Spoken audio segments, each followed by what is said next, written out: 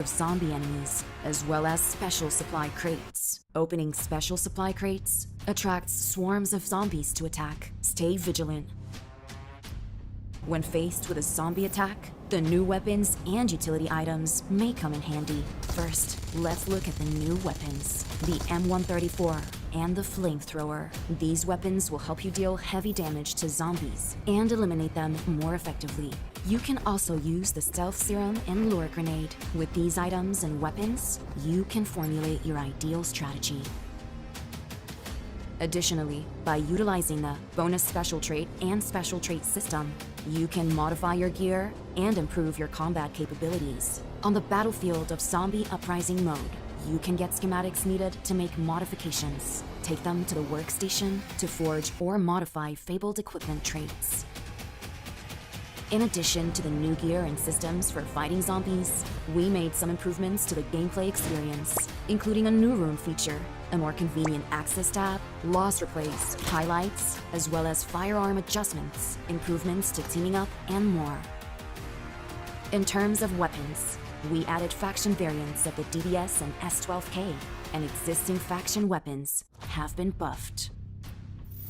Additionally, starting from this season, you can use the room feature in Metro Royale to organize a match and fight alongside friends. Also, team-up functionality has been improved. When teaming up, teammates won't be able to change their loadout settings once they've readied up.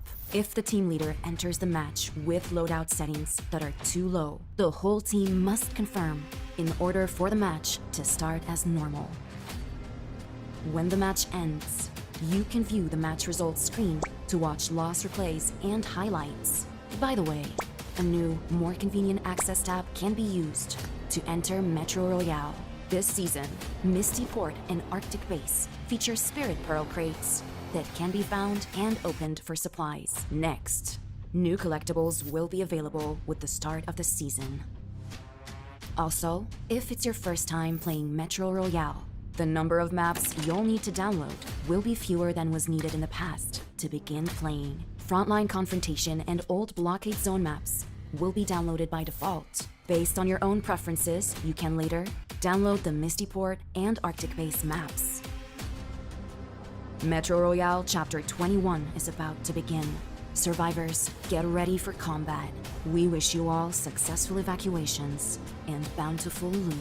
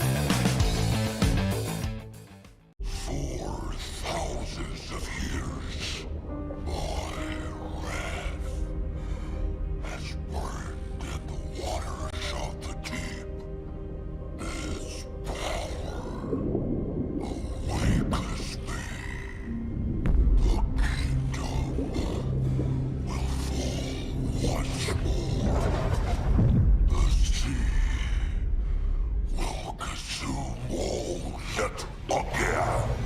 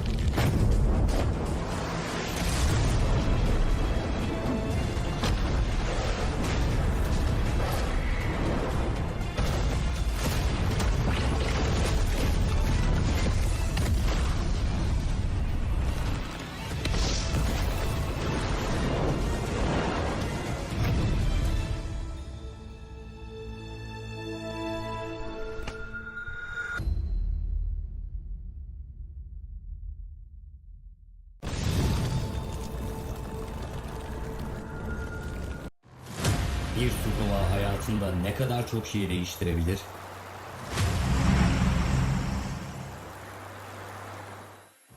Bir hayali kaç kişi aynı anda paylaşabilir? Peki kaç kişi yükselen yıldızlarda savaşmaya cesaret edebilir?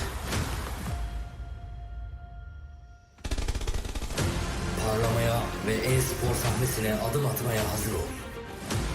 Senin sıran geldi. Şimdi sen de takım arkadaşlarını bul. Turnuva adresine git ve kaydını tamamla. Bu heyecana ortak ol.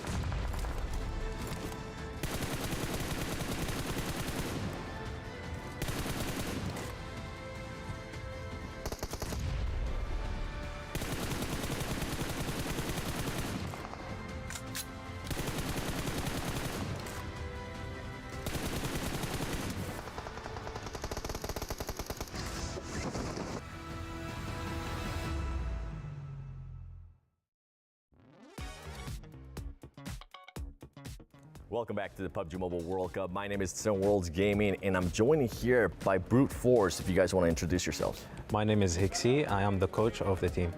My name is News. I'm a supporter in the team. My name is Pripot, and I am IGL of Brute Force. Prepod, this is the second time I see you here in Saudi Arabia. How are you feeling this time around? I like this place. It's a very amazing. Organization is on a high level. I like Riyadh. It's a very good tournament. It's amazing tournament for me, and I like to be here. It is a lot of great experience for you guys, right? Because last year was your guys' first big major tournament. Is that correct? It was PMGC in Malaysia. Was it in Malaysia? Yeah. Was that your first one? First one big world. Yes. Okay. So now that you're starting to get more international events under your belt, what is your confidence feeling like coming into this event? On PMGC we do a lot of mistakes, and after PMGC we start improving, understand what we need to do about our mistakes, and already on PMSL we fix a lot of mistakes and make more new one. So now we are preparing better in PMSL. And this time you guys actually have a new player, right? Yeah. And that player is going to be Freezer. That's his first time at a big global event. Last PMSL was his first ever competitive tournament. And he handled that great. Yeah, How do you yeah. guys think he's going to be able to handle the PMWC? He will be perform good because he is very confident in his moves. Only one problem that he have, it's no experience. But he never nervous. He every time smile, every time want to play. If we lose, he tell guys, go play every time. So it's our power, you know. Yeah. Trust me, he will be young star. Yeah. He will. Yeah. Out of all the teams that are here, which one are you guys the one that are looking forward to fight the most during the match? Alpha 7, yeah. of course, Alpha 7. Okay, I mean, they do tend to be more aggressive. Do you feel like that fits your playing style better? A team that's aggressive? It's interesting fight with them because it's very aggressive team. I never meet more aggressive team than them. So it's very interesting and I like to fight with them. You know, every time something new and you need to think what they will do to beat them. So it's very interesting. Yeah. And, I like it. Our game style also tend to be some on the edges and aggressive gameplay, which will be like a similar style to Alpha 7. So I think we're gonna fight with them a lot in this tournament. Ooh, I like hearing that. I like creating some rivalry, especially since you guys have now, as I was mentioning earlier, you're starting to come now more towards global events. So it would be great to have that rivalry. I mean, you already got a bit of the hair too with Alpha 7. Usually tends to do. They didn't do it this year. Maybe they're trying to break that second place curse that they currently have. Throughout all the matches, which map do you think is going to be more favorable to your playing style? Do you think it's going to be Sanhok that we play one time? Do you think it's going to be Erangel that we play 3 times, or Miramar that we play 2 times? Erangel. I think Erangel, yeah, is better. For my opinion, in every tournament, our best map is Miramar. Ooh. Every tournament. So, Okay. But on this tournament, we will fight with Alpha 7, I think, a lot. I think every map, but I'm not sure. And on the Erangels, first day we will not have fights, land fights, so it will be more stability results. What makes you think that you're going to be fighting more with Alpha 7 throughout the whole tournament? Through analysis, and we know like their game style is similar to our game style, but the guys have very good confidence and a very great mentality. And it doesn't matter if it's Alpha 7 or any team. We have to do our way, we have to do our tactic, and just focus on whoever in front of us. I like that. I like that a lot, and I like that you said it doesn't really matter which team it's going to be, because you'll have some teams that are going to be aggressive, like Alpha 7, and then you'll have some teams that are going to be a little bit more passive. They're going to maybe play it slow it down a little bit more. Do you feel like those teams that tend to play a little bit slower, do you think that benefits you, or do you think that makes you double think certain things during the fight?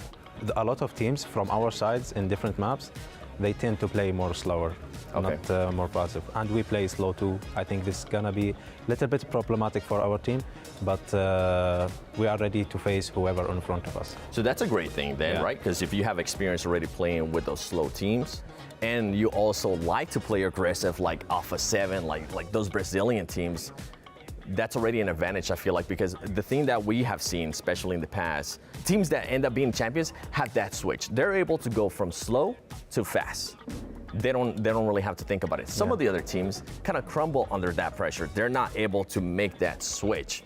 And with you guys, I feel like that's going to be a great Exactly. recipe. We have this mentality. We have good confidence. Each player has a very good gun skill, but in last PMSL, most of the team tend to play faster, and we had this advantage. I think in this tournament, a lot of teams will play slower and play more on the edge, especially from our side, like 4MV in Erangel and in Miramar Alpha 7. I'm not gonna say it's gonna be a problem for us, but we already know that they're gonna be in front of us or somewhere nearby. You already prepare for it, pretty much. Of course. Hey, man, you'll be surprised. Sometimes when people get to a major event, even though they are prepared, they let the nervous get to them. And something that I like about you guys that we have gotten a chance to talk outside of this interview is that you guys are always confident. You guys always seem ready. Whatever I might ask you, you guys have an answer for it, and I like that. Let's dial it back a little bit. Let's just have some fun here. What's your favorite gun to use right now in the game? I like M4, but more emotions give me DBS, you know? Because when I play instead someone with DBS, I die every time. Okay. If I shoot someone, he will not die, you know, every time. So I'm very angry when I play with DBS. I like AKM. Oh yeah. He's the best with AKM, I swear. Okay. All right. Any like M14 maybe? It's classic.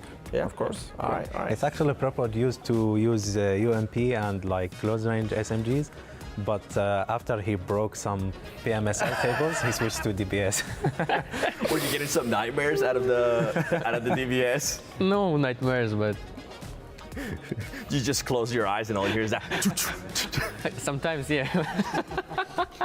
It's not just you, by the way. Of course. It's everybody. Even Yeah. us at the talent, we're like, all we hear is just that. When you close range, that's literally all you hear. That's all you hear. Will we maybe see any of you guys sniping if the opportunity arrives, especially in Miramar? No. No. We had before the player who play with sometimes with snipers, but now he's not with us. So. Okay, fair enough. And I was asking that question mostly for Hot Jukes because I know he's one of the casters for English. Yeah. He's been wanting to see somebody start using the sniper like old times. That's just not where the game currently is. And now at an offline event, what is your guys' routine throughout the day? Obviously we have all this media having to do all that, but do you guys still have enough time to maybe practice, review some extra stuff that you need to? We have time for everything. But yesterday we stay in arena 10 hours. It was a little bit hard, you know. After this we was very tired. So we skipped the meeting of yesterday is to double it today and like double prepare for the tomorrow tournament. Right on. Well, hey boys, I appreciate your time. I'm happy to see you guys back as champions of your PMSL, which is quite impressive, and I can't wait to see what you guys do in the future. Thank you. Thank you very much. Thank you much.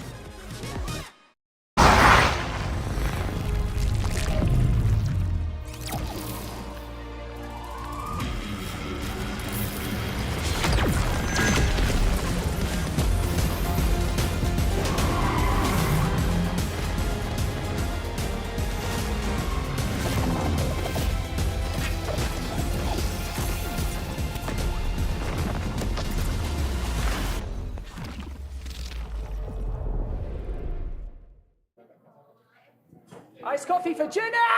That is not a matcha. But thanks, bro. Don't worry about it. Either way, let's talk about yesterday, particularly here at PMWC. Yeah, yesterday was actually quite a surprise. We had teams that had really high expectations going into day two, you know, namely Falcons and Vampire Esports, and they just didn't show up. You know, actually, the teams that did show up, Alliance and Tianba, phenomenal performances. Absolutely amazing. They racked up so many points, and Tiamba didn't even get a chicken dinner, and they absolutely destroyed the rest of the rosters. So I'm really excited about that, but you know what happens today? It's the last day of the group stage.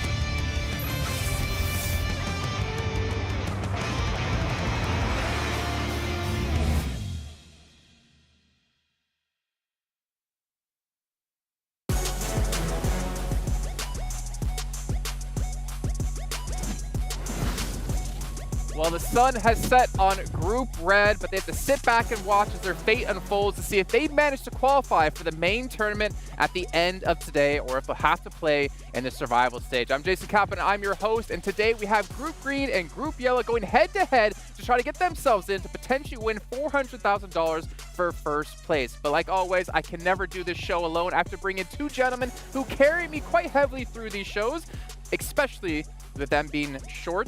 It means they have great lower leg strength. And speaking of short, Seven, how you doing, man? I'm doing great, man. Carry you. I don't think I could carry you even if we tried.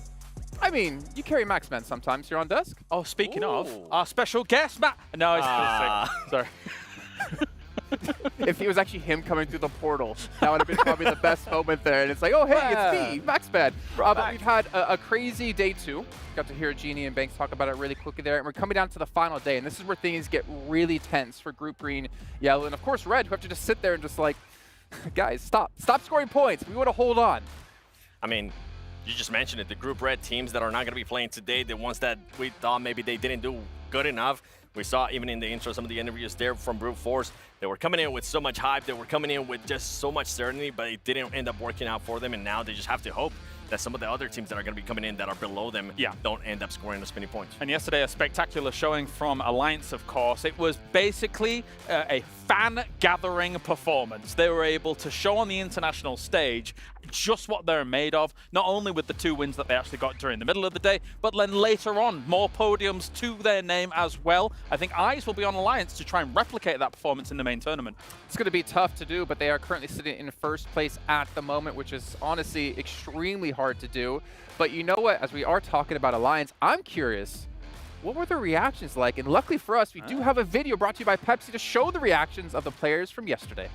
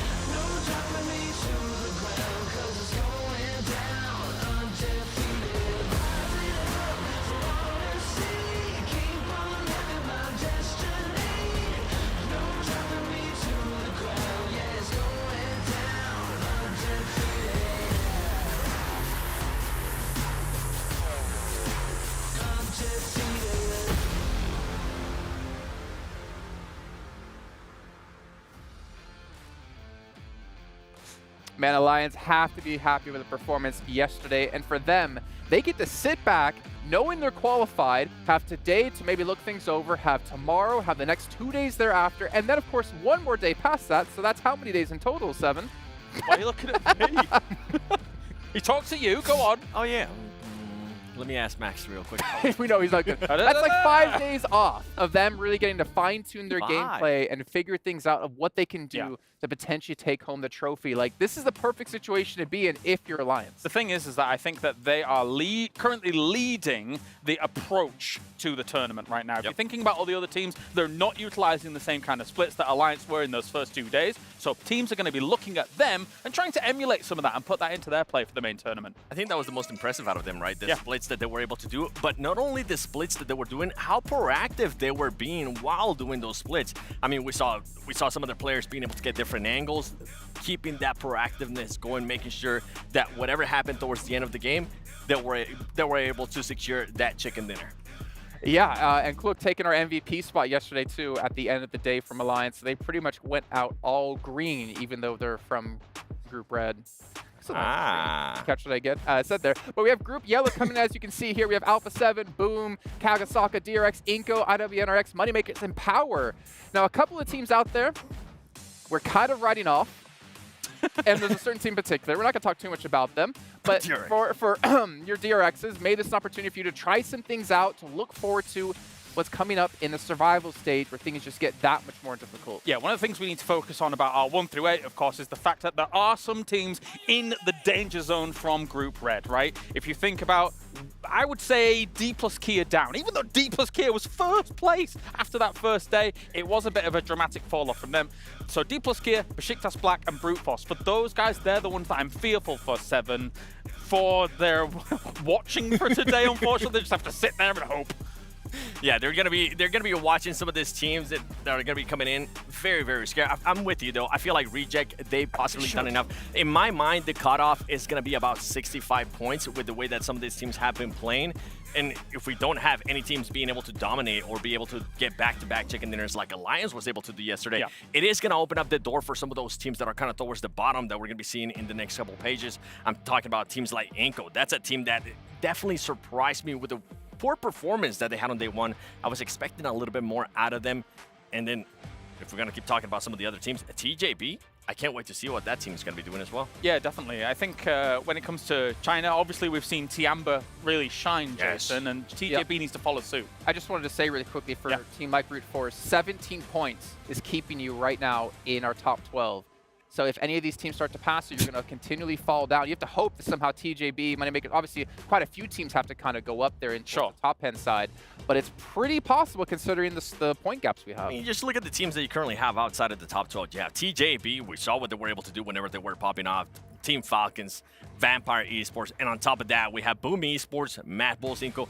These are teams that are definitely capable of getting into that top 12 and passing brute force. Yeah, you say it definitely possible, Jason. It's almost certain in a lobby like this that they are going to fall out. Like the fact that we have what are wolves at the door looking to break it down for today that didn't necessarily have the best first day, they're going to come in so hungry into the second day, right? Okay, we are elite teams here in PUBG Mobile. Our first day didn't go well. We need to show the world why we are elite. We're talking about being hungry. What about being thirsty here? Team Liquid, they start off the day strong, taking a victory for themselves, but from there on after, we didn't really see too much out of them, Seven. Yeah, and for Team Liquid, besides that Sanhok match, I mean, we were able to kind of mention it too during the first Erangel. Their rotations were just a bit off. I felt like they were playing a little bit passive, and I actually got a chance to sit down and talk with Knight, their coach, and he was telling me, especially in the first Erangel that we were critiquing a lot, what happened there, it was that the whole team was just focused on trying to third-party a fight between two teams, and then they ended up rotating absolutely blind. Zero scouting. But the thing is, I went back and watched Team Liquid, and whenever they did have an option to just dominate the center of the circle, they were still just too passive. They weren't being proactive. They weren't being the aggressiveness, the Brazilian team that we're kind of used to seeing out of Brazil. Yeah, and some of their moves kind of came back to what I was saying yesterday, which was sometimes these teams leave it too late and a bit desperate, right? We were talking about the Erangel game where they're sending it in between the Falcons split, trying to find themselves a spot, but it's just too late. You even mentioned, talking to their coach, that they weren't scouting things out and weren't even thinking about some of the wider rotates that have actually been a hallmark of some of their successes in the past. So I think Team Liquid can adjust a few knobs here and there and get themselves to a winning spot today. The thing I'll say for them is, they don't need to come first place at the end of the group stage. Right. Obviously, you can win a lot more money the higher rankings you go up, but the thing is, you don't want to play in survival, period. 4 teams coming from survival into the main event. You want to avoid that the best you possibly can. So just qualify. That should be the focus. And with the way they're playing, even with that one win and not really performing too well later on, it's going to be enough. I'm so glad you mentioned that, and it kind of sparked a little light bulb on my head, because that's exactly what Knight told me, the coach. They're looking to just aim for about 69 points, just being able to qualify. And I told them, what's going to happen if you do end up performing really well in the first 3 games? Do you maybe, if you see teams like Team Falcons, Vampire Esports, that might not be performing well, you're going to be like hunting them down? He said, no, we're going to be looking to get even more money and just keep moving up the leaderboard. You know what I'm looking for? I'm looking to see who are our casters starting off the day, and I'm hearing they're actually going to be here on stage. We got Blank and Jackie, and gentlemen, today, no holds barred. Everyone should be going for this, trying to qualify to the main event. What's your take? Man, Jason, I feel like it's been that way the whole way through. Past 2 days of competition have been intense, Blank. There's been some key beats. Run me through what you think's been the major moments. Well, I think right now we're kind of looking at Tiamba, really. Like, it's a crazy run-up from them. I don't think a lot of people were expecting them to hit this one. Leon's with the 1v everyone in his Outrageous. match. Alliance getting the back-to-back. This is some crazy teams up towards the top. And I think that, realistically, now that Red Team's out, Jackie, maybe there's a chance for some of these other squads. Oh yeah, the quality of competition has really been ramping up, and today with the group swap, I think it's going to be intense, Jason, so lock in. Well, let me get my belt buckled in. I'm actually not wearing a belt today, but yeah, obviously it should be buckled in just like all the teams. But I do kind of... Locked in? That? Nice. I was locked in. Or like locking arms. Is that what you... No, I don't know. No, we're not doing that. I don't know. But it's... I don't know how I feel as well. Saying that about Liquid, just trying to qualify, I feel like if you're rotating blind, which you did mention that Knight said, like, how can you be doing that at this stage? I mean, obviously, maybe just one match, not a big deal, but I feel like you should be kind of having an understanding of how you want to play things out, and just kind of full sending it isn't necessarily the right move to see. It doesn't give me a lot of confidence in the team if they do qualify to the main event. Yeah, that's the biggest question mark, especially after what we saw yesterday out of them. It's just how focused are they going to be? Are you going to be getting distracted by a fight happening between 2 teams and then debating, okay, are we going to third-party this or we're not going to third-party this? And this is also what I was talking about. I feel like they're just being too passive. Before, that team would have been able to either send it or focus on something else, and I'm hoping that decision-making for them is a little bit faster today. Yeah, I think Team Liquid fares best in like rolling hills scenarios, like in Erangel, as well as maybe moving into Miramar as well. Flat kind of fields where they're trying to do these kinds of things, as well as maybe compound play, doesn't fully, in my opinion, play to their play style. But we've talked a lot about Team Liquid. Luckily for them, their Miramar was good. I mean, the thing is, right, you can't say it's pressure because they've been in the situation before, known as loops back at PMGC. But one team that does have an insane amount of pressure, probably the most pressure out of any team out there, and we're going to find out if they can become Diamonds or Coal, it's going to be Vampire. They are out of the bubble at the moment. And they're, I think, a little bit worried from what I saw from Sertani. Well, you can't reverse the process. You can't, well, I mean, you can. But anyway, we've got ourselves, a situation where yesterday looked kind of rough for them. They didn't really find themselves in a lot of situations where they can really hold on to their own. Tony K, of course, did have himself 5 limbs in one of those games, being able to push them a little bit further. But if you think about it, I mean, they got themselves only 1 elim on some of these games where we're used to Vampire really being huge fraggers, not only for themselves to be able to get themselves elims on the board, but then also exerting pressure on the rest of the lobby and saying, hey, you can't come here. You cannot come into this zone. And we didn't see a lot of that from them yesterday. I need to see more of that. Their average survival time is actually not that bad. They were getting deep into some of these games, but again, not putting the influence on the battleground as much as they usually do. And I'm glad you brought up Tony K, because he did end up getting those 5 eliminations in that one match, and for the whole day, he only ended up with 7. So he was pretty much, he ghosted the whole team for the rest of the day, and I feel like we keep saying this over and over again for Vampire Esports. They definitely need to have Tony K being able to perform great, being able to frag out like we're used to seeing him. Just to put a kind of stop on that for everything as well, Jason. Again, here for this for PMWC for the mid-season, this is their toughest challenge yet, and they have to rise to the occasion because, again, in terms of invitationals, in terms of qualifications, this is the hardest task that they're ever going to have on this stage so far. Well, they were the trendsetters back at the previous mid-season events. Let's see if they can be a trendsetter today. For you guys at home or watching, you can hear our predictions, obviously, about who we expect to do well, who to potentially qualify. Want to hear what you guys have to say? You can head over to stcplay.gg and get your predictions in. But as you can see behind me, we got 8 seconds left to go. It's the final day of group stage here at the PUBG Mobile World Cup. So let's send it on the stage so we can kick some things off.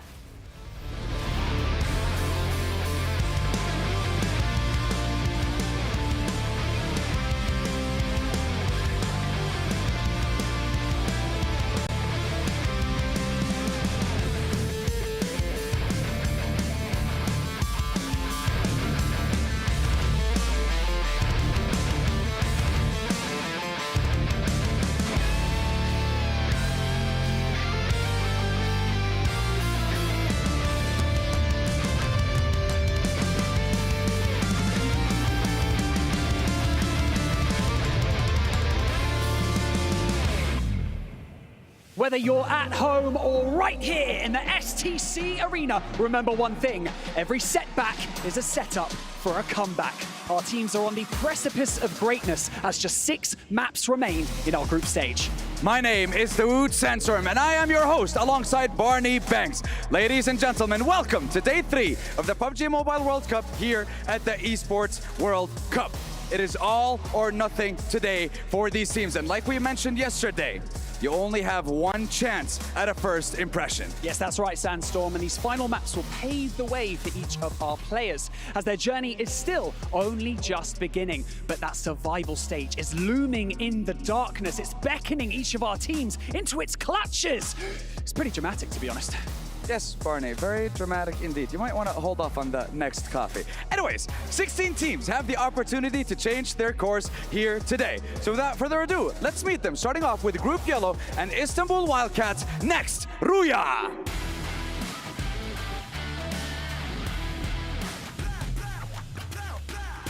Power Esports. Boom Esports. Money Makers! DRX! Alpha 7 Esports! CAG Osaka! And finally, Inco Gaming!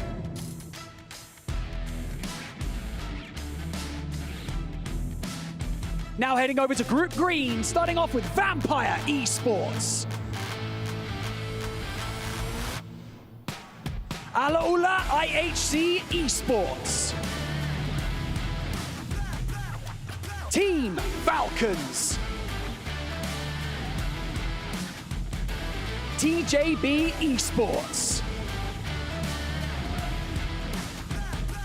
Talon Esports. Team Liquid. Mad Bulls. Harami Bro.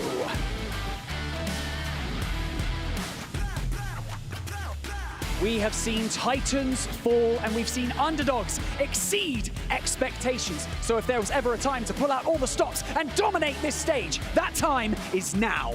These teams have the luxury of knowing how many points they need in order to pass and qualify for the main tournament.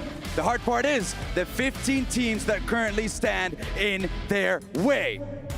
Will they be able to cross that threshold and guarantee their spot in the main tournament? I think it's time to find out who will be able to make it to that next stage of the tournament. Casters, it's your time to take it over, and it's your time to get the game started.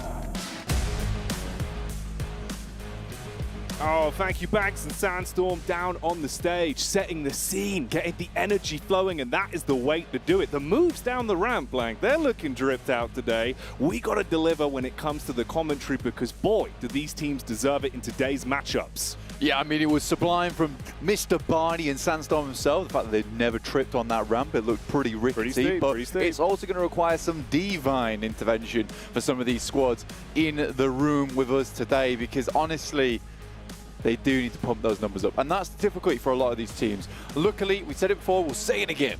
Group Red not playing today, so that's Brute Force, Tiamba, For Miracle Vibes, Reject, D plus Kia, DX Xavier, Besiktas Black, and Alliance, the big one at the end there, who are not playing. So it'll be Group Green and Group Yellow going at it, but that does remove a lot of the big dogs from the lobby, which were gnawing a lot of the ankles of these other squads. Getting in there early, sneaking up on them, having a nibble, seeing if they could climb up the ranking themselves. Oh, I like that, bro. I like that. That's a good analogy. That's kind of a fun one to start us off. We always do bring out the animal facts, and hopefully we'll see some ferocity, Blank, because here's the thing. When you get a ferocious animal backed into a corner, you know what happens? Fights back. It becomes its most deadly by far. Yeah. By far, Blank. By far. Yeah. A mile and a half. Like a yardstick minimum. Yes. Minimum. Yes. So these teams, I think, again, we've spoke about it. I think the desk has spoke about it. You going down top 12 through to the main tournament and top 12 going through to the survival stage. You're working so hard, but the bar is also quite low here. Okay. 12th place to get into the main tournament. So I'm thinking there's going to be some absolute nutty plays just to try and get over that bar just slightly to get in towards that top 12, which sees you safe into that main tournament. That's what a lot of the teams here have played for to make it this far at the end of the day. So I'm excited to see what they can do here. If they do go to the survival stage, it's rough and tumble. Yeah, it don't get any easier, but like it's really going to be a bit of a spin cycle, I suppose, on maximum velocity, and you got to contend with that. It is like taking a brick, throwing it into the tumble dryer, and watching the whole thing just detonate, because that's the quality of competition you got to bring out. The stage deserves it. It's looking so damn beautiful today. You can see the team's keys in front of them as well. Constant reminder of what you're playing for. Your brand staring you in the face. All of the hours that you put into PUBG Mobile now culminating to try and get your hands on that trophy.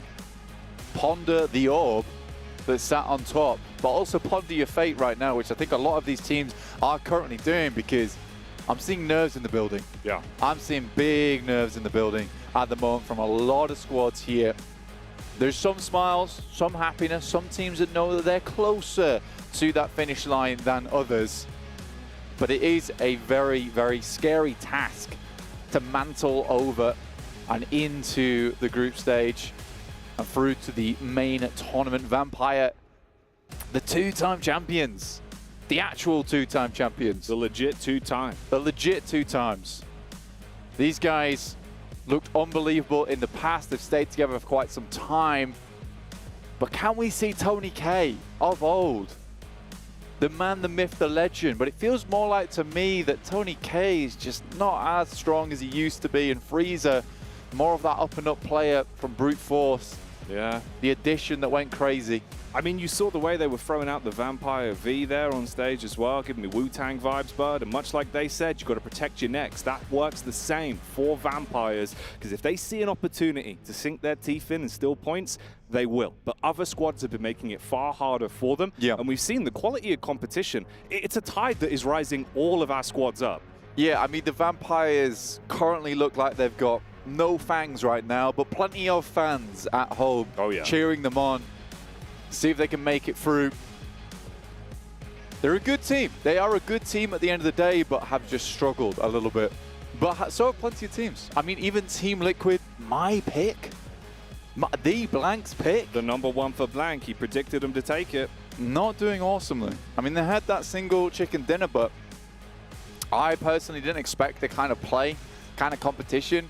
I suppose I sort of should have done, seeing a lot of the different regions playing. Like the overall play, the overall competition in PUBG Mobile has been unbelievable. And you can only thank the PUBG Mobile team for this, because the new format has been a big reset for a lot of these teams. They only want the best on the stage, and overall it has just raised that tide in terms of skill for a lot of these teams so far.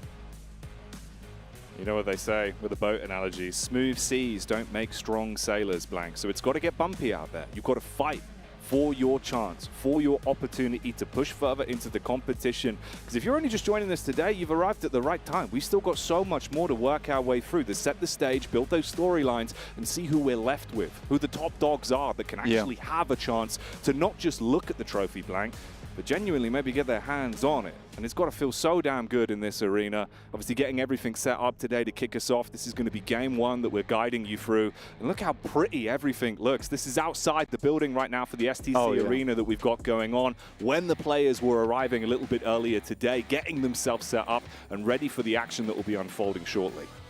Yeah, it's just an awesome arena overall. The sights are beautiful. We've shown you a lot of the stage, and even the stage is just awesome, but the outside is just as impressive. We'll be heading into the game very, very shortly. There's been a great tournament so far. There's been ups and downs, emotions galore. For U2 Alliance, it's been a little bit more happiness, I would say, in that camp. I mean, the thing is, it was turbulent. You know, if you missed it yesterday, guys, you did yourself a disservice. Leon's the lion, incredible bro. play, right? Like, he was literally going ballistic. This guy was literally the animal in the lobby. Oh, yeah. He literally was the lion of the lobby. Unbelievable plays coming through from this dude over and over as well, even towards the end of the day yesterday. But we've had astonishing plays so far. Again, I will say that Leon's victory over on that Erangel might just be the chicken dinner of the entire tournament. Right now, as things stand, from what we've seen, I would give it to him, because it's just been so impressive. And it was also the bumpy nature of the flow of that game, where you saw them go down. You're thinking, Alliance's chance on this one, it's wiped out. I think at one point, Blank, you know, going into the solo position, they had 7 elims. They ended that game where single-handedly he was able to dismantle his way through 4 or 5 other players, obviously winning it out in the 1v1v1 towards the end, and playing it positionally smart, but hitting some disgusting shots. And you remember, at one point, off the back of the clip you just saw there, he takes a hit behind the rock, 1 point of health, man gets the heal in, still clutches it out. Still clutches it out. It was unbelievable. Really, really nicely done. And I think, you know, when you're looking at a lot of these teams, specifically Alliance as well, Malaysia has produced some incredible talent throughout the entirety of the years, but hasn't got super close towards that title. And I think this year, with Alliance, Malaysia might just have on their hands a bit of a firecracker of a team. Oh, yeah. Mate, the Malaysian Massive have got to be going crazy on the socials for that one. Make sure you're getting your support out for them, because they've been looking damn good. They're doing you justice. And They I deserve hope we it. see more of it, bud. I really do. I hope we see more of it deep into the competition. So sort of nice for us as well, because we get a change of pace today. Not doing the late shift as usual, but we'll be here early guiding you through. No, it hasn't been John Allen and Jukes guiding you through this one for the start, but they'll be on later, so you can be excited to listen to them as they take you through the finale at the end of the day. But we get to watch Sanhok, Which is nice. Favorite map. Yeah, bro. We've been starved of Sanhok. You know, we've been coming in a little bit late. We started early. I'm living for it. Yeah, man, I like Sanhok, very chaotic. I understand that it is a difficult map to play, though, and I feel for the players. but it's also sort of nice for him to get it out of the way. First match, right? Would have been cool for having it like in the middle of the day, but I think in terms of a tournament setting, it's good to have it at the start. You get rid of your most, let's say, statistically skewed map, right? Okay. Because it might be where you get into this one, you get unlucky, you go out, you lose your points. But you don't want that to be happening at the end of the day. You'd rather be that the first match, and then you can just reset off the back of that one. So I think most teams happy with the way this one's playing out. Into double Erangel after that. And then we'll see you flying into Erangel and the dusty dunes of Miramar to finish this one out for the day. But I'm excited. I'm excited for this one, specifically because Group Red's not in. It's going to be a whole different lobby, essentially, to close today. Let's queue them up then, back at home, whilst we've got a few seconds blank. Big changes to look out for, notable squads that are coming in off the back of the group swap once we get into the playing path. So obviously yesterday we had Group Green in, but today we'll have Group Yellow rejoining us. So that's Boom, Kagasaka, DRX, IW, NRX, Alpha 7, which is the big one. That is the big one. It'll be the Brazilian boys versus one another in Team Liquid and Alpha 7, trying to challenge for who's on top on that side. And currently Alpha 7's looking fairly nice in terms of their point scoring off yesterday. Team Liquid not too far behind, but not quite as impressive at 37 points. Moneymakers back in.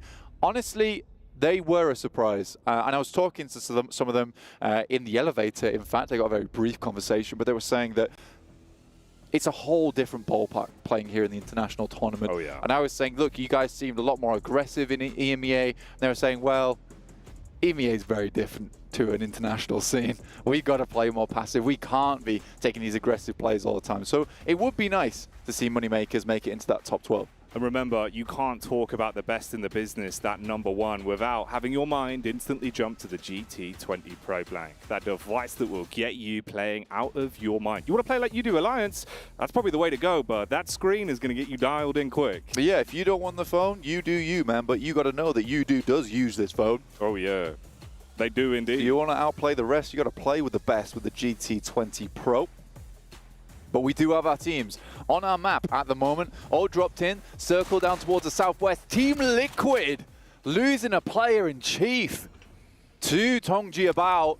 Only we'll take him out there. What an unfortunate start. Again, it feels like Team Liquid's constantly playing with 3 players. Man, it's been happening time and time again. I think you really have cursed them with that #1 spot prediction, but it's unfortunate. You know, Team Liquid liquidated. They've been put into the TJB banded blender and turned to a pulp to start that one off. So down to a 3 immediately. Same side of the coin for either one of them, though. That's 3 players alive for either squad there. And dropping in with 3, potentially. I'm not sure, because I don't see another elimination on the board. Curious start to the day.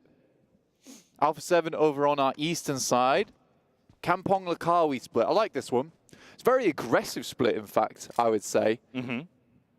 Because usually you would have a team in Kampong that might switch up over towards the Kawi. You look over that ridge side, you get an easy pick off of the players. But I do think that if anyone can do it, it would be Alpha 7 for me, that would be able to make that hold in that position. Every single one of those players is fairly confident with how each other players can respond to those threats. But we do have Inko on our screen, creeping up over towards the Mad Bulls, hoping to shake the boat for them a little bit with this nade.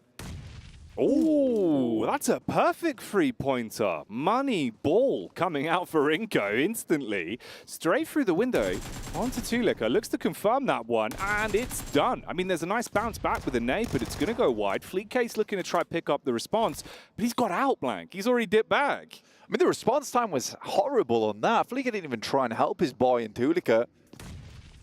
I understand the rest of his team's not there, but it seems like it was just one assailant. Vehicle comes through, though, will flatten him.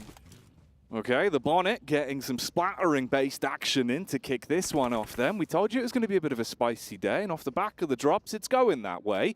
Elevated angle going to be utilized. You've got a nice spread here between the 2 sides that are locked into this encounter. Inko looking to play with the elevation. Balls clear around towards the wayside. Few bullets coming in downrange. Trying to cut him off the angle there on the rock.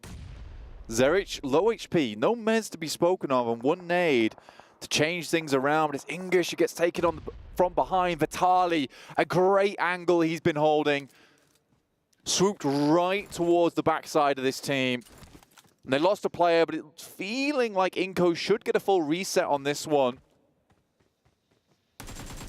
Here's your elevated peak. Up on top of the roof. He's putting bullets down, keeping him guessing. So you plant the seeds of doubt in his mind, allowing the rest of Inco to start to close the gap. But you've got to be thinking about going for that pickup as well. Bit of a bleed out occurring. So time is going to usher them slightly further forward. But they don't want to overcommit on the fight to Flique. Throw any of the edge that they've got away here. You take a few pot shots. No one over engages yet. But time's getting pretty close on this. Yeah, Nunez desperately wants to get in here. That's a nice nade sent over the top, actually.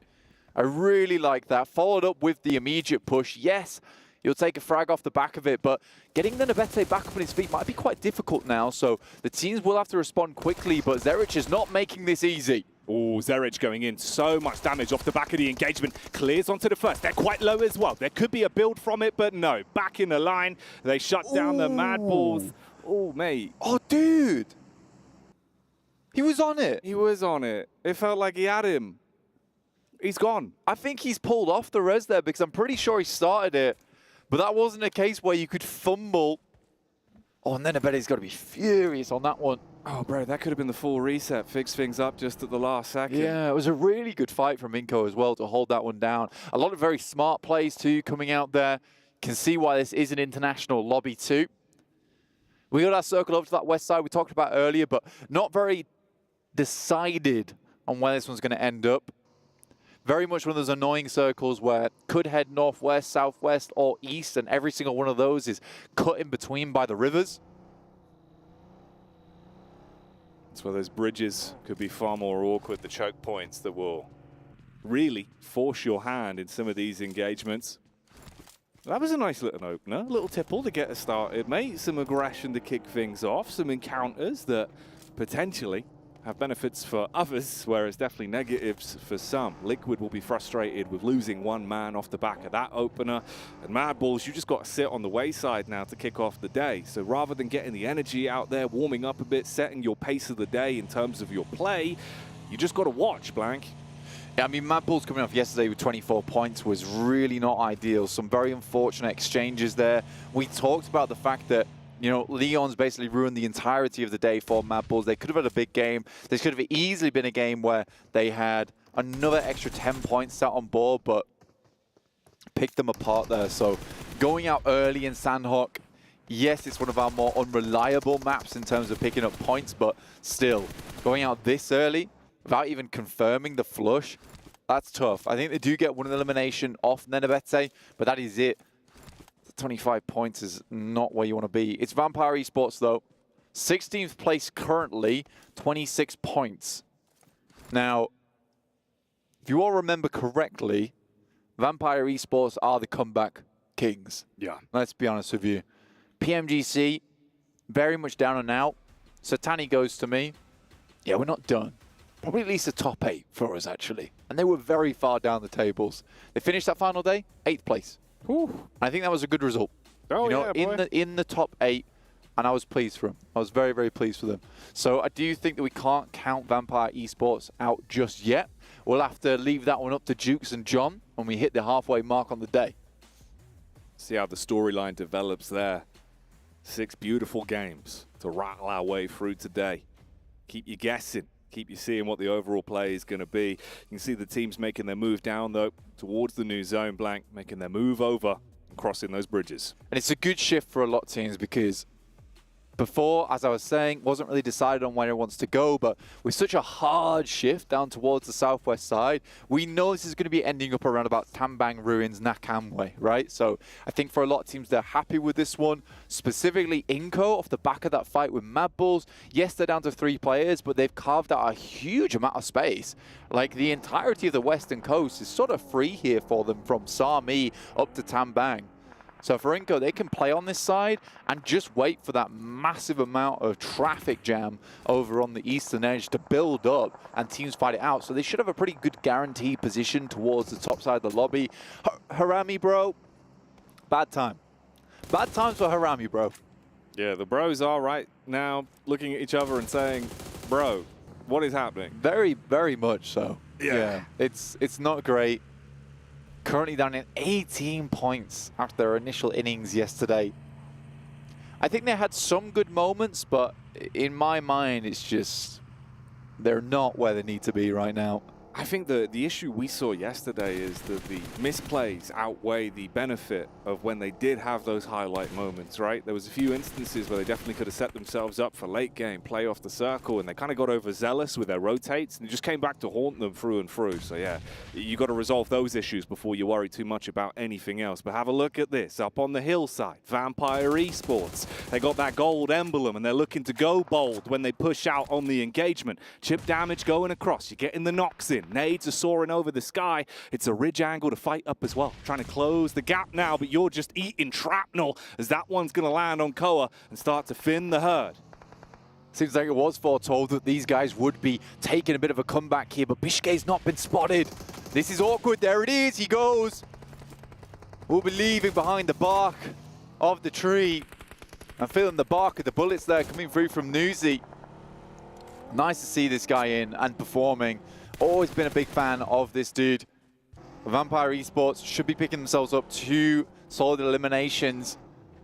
And the Moneymakers, who are a big fan of this map as well, will be heading on with just 2 here. This is very far on the eastern side of the map, not quite out the blue just yet. No, you got a whole drive ahead of you to get back into that safety net. An unfortunate way to start things off for them. We got the look back onto what occurred with Bro as well when TJB played it perfect with the cover. The old pop-up surprise, hit him with the Jackbox play. Yeah, it really was, but they weren't looking like clowns when they jumped out that box. They were looking like absolute eliminators, so very nice to see from Tong Jiabao. Not a bad team by any stretch of the word. I mean, 39 points right now. They're doing well. They are doing very, very well. So our PEL representatives came to this one, heard a lot of the banter about China not being as strong anymore, and have just annihilated this lobby. Tiamba definitely up towards that top side. QZ with his nose in his phone. I don't know how he sees anything, but he seems to see everything when he's playing the game. Hey man, you can't deny he's been getting results from it, so fair enough. Works out well. Oh. Cheeky rotate on a move there, Moneymakers, as they were forced to just bail out. They know their main focus is just getting somewhere safe to try and take care of themselves and reset. Limited time to scavenge much loot to work with as well. So you're going from bad to worse and consistently under a lot of pressure here, close towards Liquid's location. Yeah, because Painan becomes a real focal point here. Now, Moneymakers actually have played a lot in Painan in the past. It's one of their drop spots that they head over to quite early in the game. Falcons, though, dropping out the vehicle, losing 1. This is the Kogasaka, a team that just really hasn't impressed overall, but we expect more from the Falcons, dude. Don't lose this fight, man. Oh dear. I mean, there is room for the trade and maybe a bit of a bigger play off the back of it as well, as Top turns the tides when they come running back in. It looked like they had set themselves up for that. That was the Osaka gut punch. Now you're just taking hits from all over the shop. Other teams getting involved in, well, keeping the issues going. How do you even build back from this? Man's got a DBS. Whole squad's gone down. You felt like you had control of the compound. Falcons have reset from it, and they've got the nades to play off. I don't know about this one, bro. That should be a nice nade. Doesn't go far enough. Kogasaka looking for the DBS through the window. Oh, gets top on the jump shot, but will be shut down pretty instantaneously. So Falcons live on with the 3. Top takes 2 of those eliminations. Icy on the lookout, though. Playing overlook for the rest of the team, ensuring there's no rotations coming through. But yeah, this is quite a pleasant part of the map. If you're a team like DRX currently holding some of these compounds on the outside, Inco as well, these are the type of positions that can win you games. If you can live in Painan, though, if you can hold out in Painan, you know, there's a lot to be said about that spot. It just gives you so much protection. The issue is that it can field a lot of teams. So yes, a little bit of a squeeze in that spot of the map. If you're okay with that, if you like to go on the underground in London, you'll be fine. Mind the gap, because there isn't many of them. You've got to squeeze yourself in like sardines. And I suppose here's the benefit, right? You know, I feel like Falcons might have gone down in that engagement if Maxman was in the building. But there's no Max in the building, so there's no curses floating There's no around. curse. There's That's no what curse. I mean, bro. Maybe this is how they do find a bit of a way back into it. You can slow it down. He's on his way, though. Is he? Yeah. Well, I hope they better win this game quick then. IWNRX. Now, there was a curious thing just in the terms of the body language. Talk about the circle in a sec. Hey, nice shot from Top shot. there. Yeah, I mean, Top was one of the sickest players in the game for a long, long time. Looked like he could take on the whole lobby on his lonesome, but since PMGC, I think it's really hurt them in terms of not winning twice in a row where it felt like it should have been theirs. We predicted them every single time as well. Like, look, man, this should be your fight to win. But that's just what happens if you lose enough, where there's so much pressure on you that people are saying, I don't know how you lost, you should have won. Is getting a second place and a fourth place, which is not bad. Yeah. In a tournament with prestige like PMGC, it's just rough. It is very, very rough. But hopefully the hunger is still there. Anyway, as I was saying, over on the wet eastern side, we do get a Painan finish. This does become a huge point of contention. IWNRX, Swain hits one, doesn't win the second trade though. Oh, bro, this is going to get a bit rough now. Okay, so Falcons, they went for the two-player peak, trying to make him make a snap decision on which player to prioritize. They barely lived their way through it, but Icy, cold in the veins, able to keep himself composed, can get the rest of Falcons back on their feet and try and see if they can build from it. But pressure will continue to mount with the squads that are close by. Boomer on the move as well. You got Alpha 7s rotate up on screens. Meanwhile, TJB getting stuck into the fight with Inco and putting the pressure back there. Yeah, Alpha 7 were very close to Inco for quite some time, and they sort of just let each other be at bay, essentially. And Alpha 7 rotates bound towards that south side, picks himself up a compound. I don't mind it. Boom, though, up close and personal of IWNRX. There's still a player down, knocked. This is a tough fight. Zedwolf close, though. Oh, boom. They want to bring the punch straight to him. The DBS is pulled back out, the clap on response though, and issues are being found. The bonnet action in response, clean crew action with the shotty as they make that one look relatively easy. They can still fix the issues of the damage done. Moving forward back into the zone now. Oh dear me, Alpha 7. This is classic behavior from this team. You rock up, the team's gone before you see it, flashes before your eyes. The Alphas back in action. Started on day one, but they're here to clean things out in day 3. Team Liquid, though, still holding on, and they have the outside track here. They're on the south side of Painan. They hold the crossing. They just need to hold strong. But again, so much more difficult without the sightlines. And you need those sightlines in Painan. Losing a player early might just be the thing that hurts them the most here. And this is a rough one for Talon. They saw Boom coming down the hill. They take the fight towards them. They try and dip back in for the hill, but Al Haji from Power had an angle to confirm onto that one. So Talon are now gone in their defensive maneuver. In the back line, it's IHC starting to move on up as well. They've spotted a way to peek round this rock. You've got a throw of nades coming back to try and blow away their pathway. Meanwhile, Alpha 7 still getting stuck into the fight as well from the side and keeping the pressure applied from all angles. There's no easy way out for them. Hey, this is becoming hellish. I mean, DRX getting rinsed like dirty dishes here from IHC. Quick switch back to the side. They spot Boom out in the distance. Tough rotation for a lot of teams on the northwest edge. I think Frenzy's just about done here. Yeah, Razy does go down. And IHC will remove Boom from the equation. Power, Falcons did make their rotate in towards this location. A 2-3-man team defending off against the world right now. Falcons, can they soar in this engagement? They're taking the initial shots. They're trying to keep that pressure on. Don't allow Power to peak and feel like they're comfortable. But look at this man, Al Haji, moving through the building, trying to lay low, see if he can crouch in and make the right play when he goes for the pounce. You got the shots round the corner from Nurzed. Icy with a follow-up nade as well. Top comes in on the DBS and starts to cause issues up close and personal. Power, they've been switched off. Cut the cable on that one. Falcons up to a staggering 8 eliminations on the match. Fielding Nurzed as well, which I like to see. Bringing the boy back in. He's an incredible player. And he's proving it right now with the rest of the squad. Saw them in some pretty heated discussions backstage talking out their strategy. Looks like that's paid off now for the Falcons. Survival of the fittest, and they're looking strong at the minute, racking up some points and still keeping themselves in good standing with the overall split in the battle of attrition. But it's not about numbers, it's about the circle, Blank. Look at the shift we've got. That is a nasty shift for a lot of squads to play around with. Moving away from Painan, where that was basically the safety net for so many teams, they'll have to push out into fairly open ground. Now, most squads will want to try and pick up as many points from Painan before they leave because they know that crossing is going to be tough. Yes, they'll be moving out into forested zone, which might give them some cover. Nice shots from Mythic, but what is the movement? Oh. He's got the movement. Oh, mate, he's slipping all over the shop. Got the slippers on and really won't stop for anyone. Doesn't give a damn. Banana peel under the feet. He's easy with it. And that throws Liquid off, makes it uncomfortable in the fight. You get a few shots back into him. Take one down.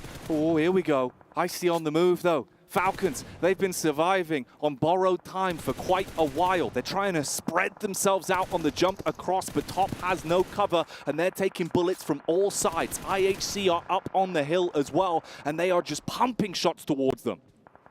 Your Vampires as well chiming in, but there is some shot backs from Team Liquid. They've managed to bring this one back together as Cardozin hits the shot over towards Falcons, who are currently being harassed by IHC up the hill, and now they make their move out.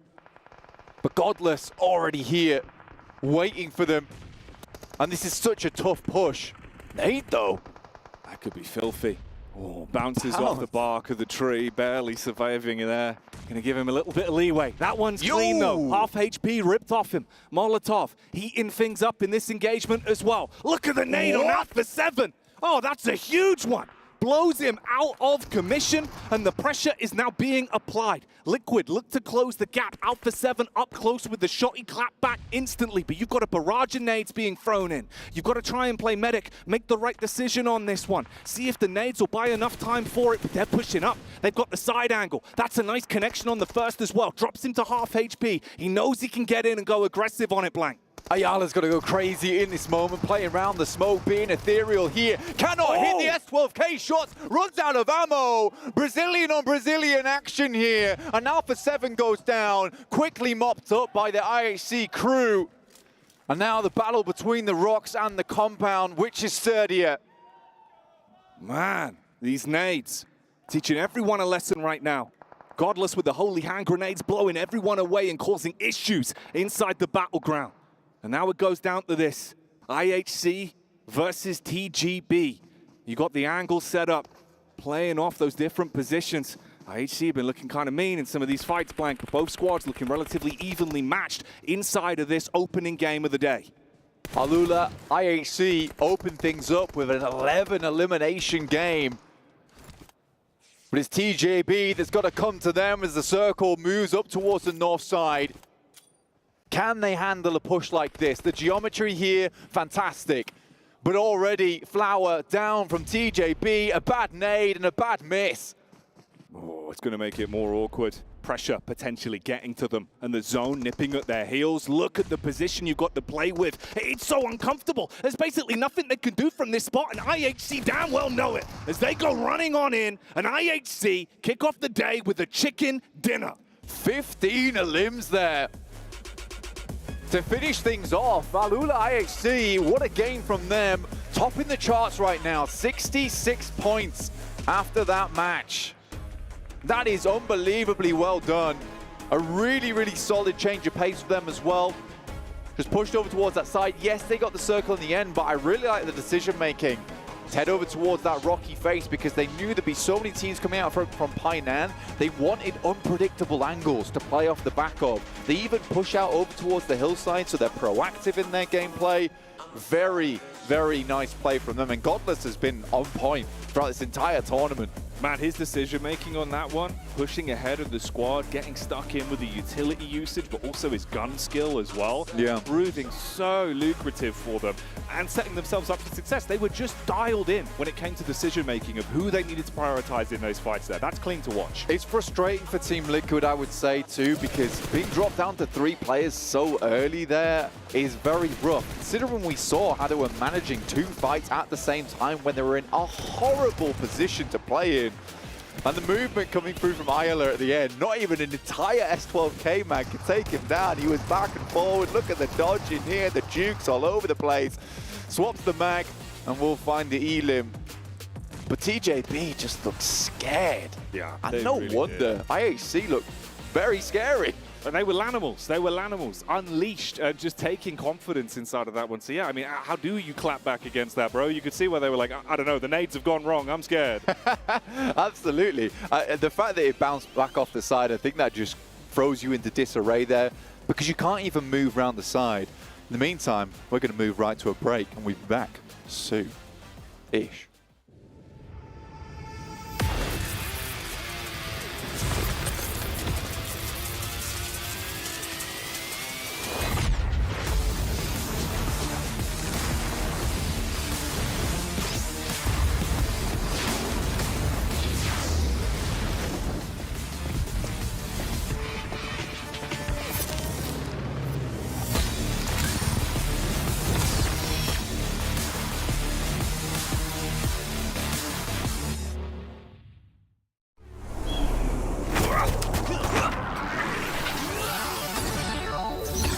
Ready, set, go.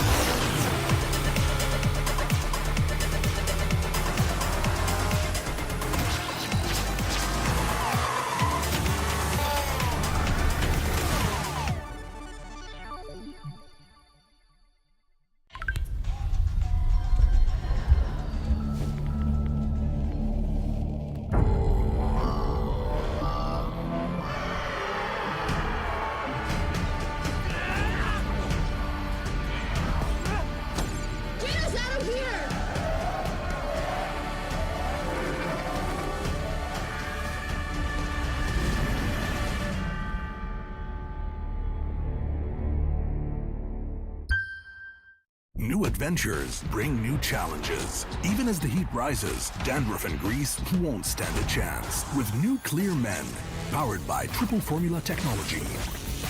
To eliminate dandruff, itch, and grease, gives you 8 hours of freshness and 100% dandruff-free hair. New Clear Men, 0% dandruff, 100% confidence.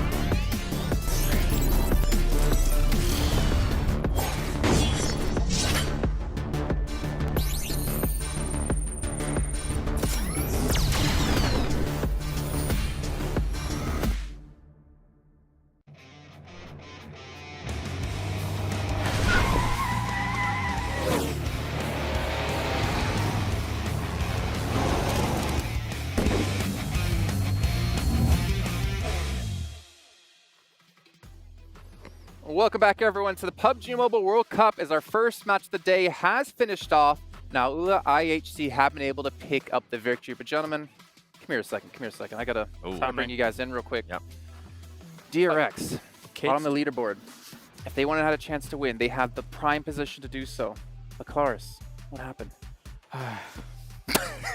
The side's perfect. The side's perfect. Me, Clarix. Hold on. Yes, keep it there, please. All right, Claris, let's channel Evil Laris to go in on this play. Okay, when did I call it DRX had the best position? Zone 3, Zone 4. Yeah. That spot is so good, especially if you're getting kind of like a focus on a Pioneer circle. And yet, Unfortunately, they're not able to win out what is effectively a game-winning fight against Alula IHC as they came up and absolutely rinsed them. It's great in every single angle to be able to take a fight. You see those 3 rocks that they used to cover Alula IHC afterwards, but DRX just can't hold it down. It's really unfortunate because they needed to make a huge thing happen right now, did DRX, and they flubbed it, unfortunately. You guys can't see this at home, but right now, Chloris is frothing at the mouth a little bit, and the veins on his biceps are just pumping. But 22 points for Alula IHC. A fantastic game for them to pretty much almost solidify their place into the main event. TJB as well picked themselves up 11 points in total. And Alpha 7 getting some points on the board, but more importantly, Team Falcons having a pretty decent game.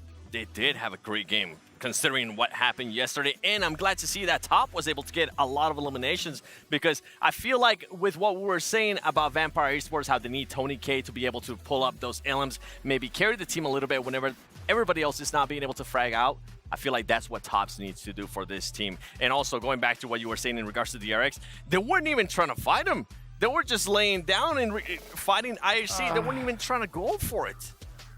Tough. Also, Inko did have an early fight, but we're not going to talk about Inko right now because we're taking a look at Falcons yesterday versus today, and they've already pretty much got up there in terms of their damage. If you look at averages, they would pretty much be way ahead. And this is what we want to see out of this guarantee team. One of the match. favorites. Max isn't here to curse them. Maybe that's why.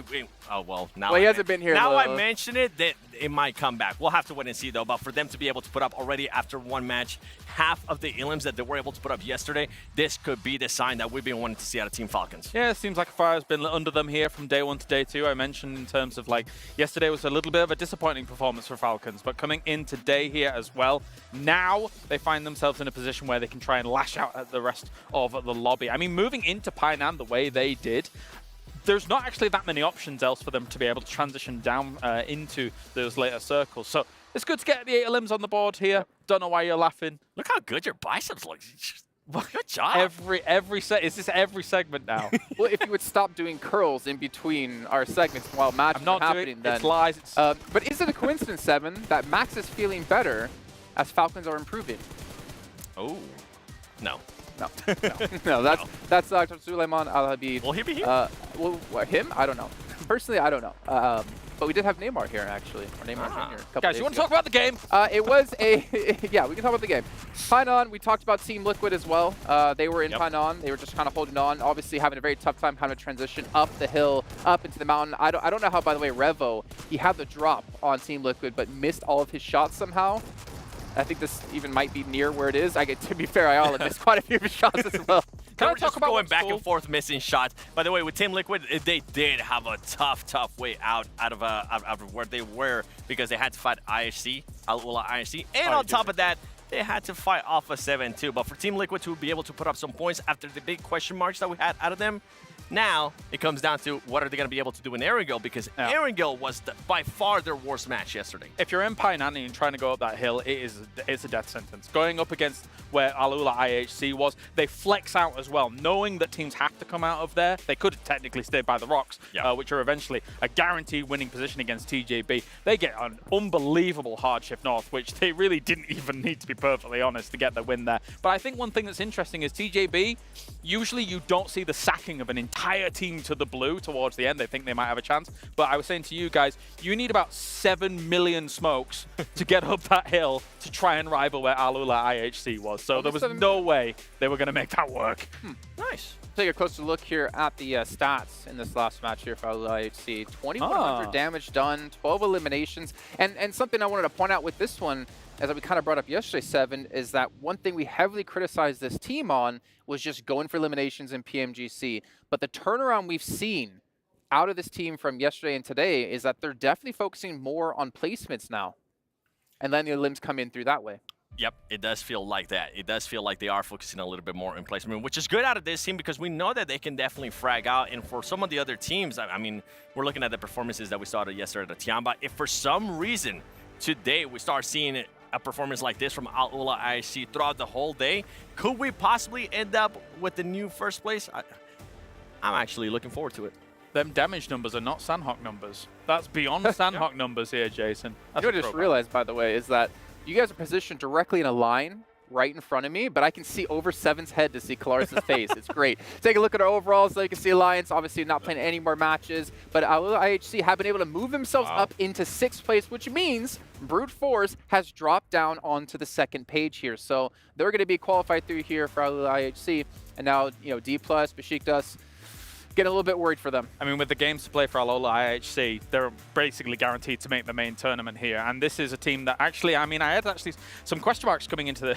I said that they weren't going to make the main tournament, which was my hot take, but they, sure as anything, shut me up. And that's great to see, because you want the world champion to be able to represent. You want the world champion to continue on kind of looking strong at these big tournaments. And that's what they've done, especially in this last game. It looked really, really good about when they were taking fights, how they were taking fights, and their knowledge of the terrain.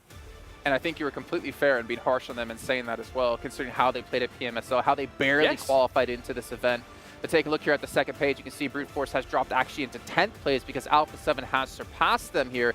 Team Liquid right on the bubble as well, with TJB right ahead of them. And it's just a matter of time, unfortunately, I think, 7, for Brute Force to fall out of this top 12. Yeah, Brute Force is definitely not going to end up making it with the way some of the other teams are performing. And on top of that, you mentioned it too, Besiktas Black, on top of that, D+, after having such an amazing day 1, it's going to be such a shame when they end up getting past, because, boy, they had a horrible day yesterday. And right here, a team that I mentioned earlier that I kind of wanted to see what was going to happen in the first Sanhok, Inco Gaming, continuing on the performance that we saw out of day 1. And they ended up losing the fight to Alpha 7.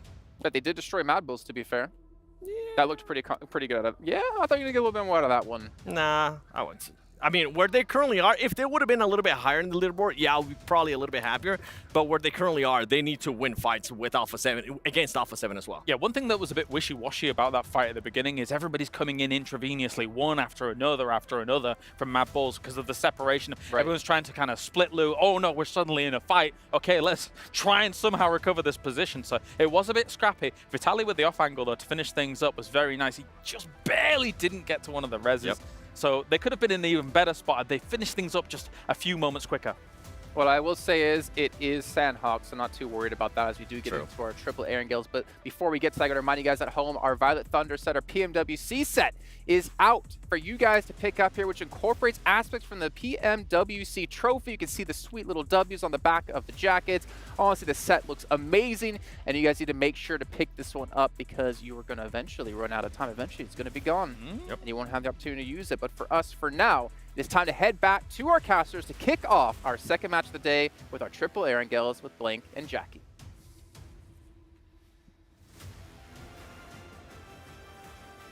They're flexing, and the players certainly will be on the battleground as well, Blank, because you've got to. You've got to get in there, get aggressive, play defense, use those big arms for both of the things, really, inside of the game. Yeah, just don't grip the phone too hard. No, don't break it. Don't break it. That would be silly. We know you're all super strong at the end of the day. The whole scene is. The whole scene is.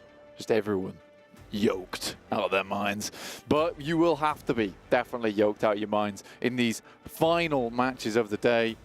Like I was saying from before, IHC looking really good to make it through to the main tournament here. If they continue that, I mean, they've got 5 more matches, just put up a couple more points to feel themselves in a very strong position. They've got that benchmark to play around with as well to get towards that 12th place. But this starts them off very strongly with the 14 elims, I believe it was, that they got on that last game.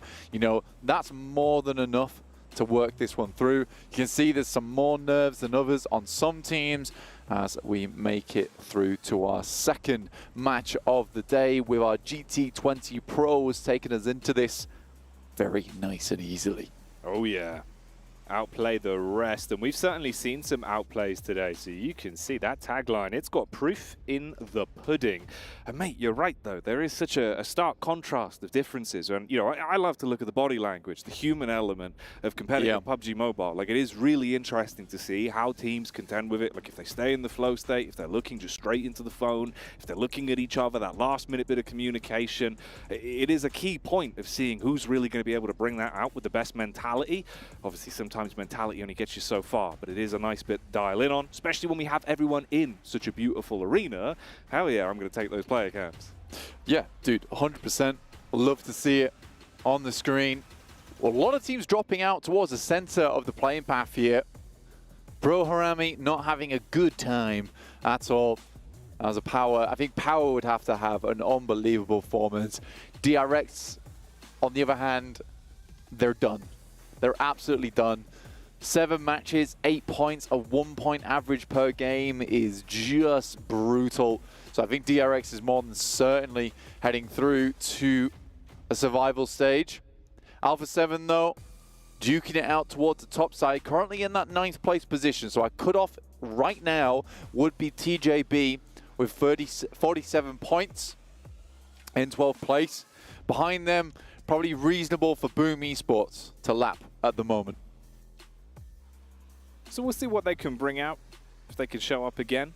I like what we saw from Boom, at least in the opening game of the day, man. I feel like there is definitely some innings that they can get some momentum going and be able to build back into it, bud. So, you know, it'd be cool to see as well. Like, they were playing with some Boom in that one.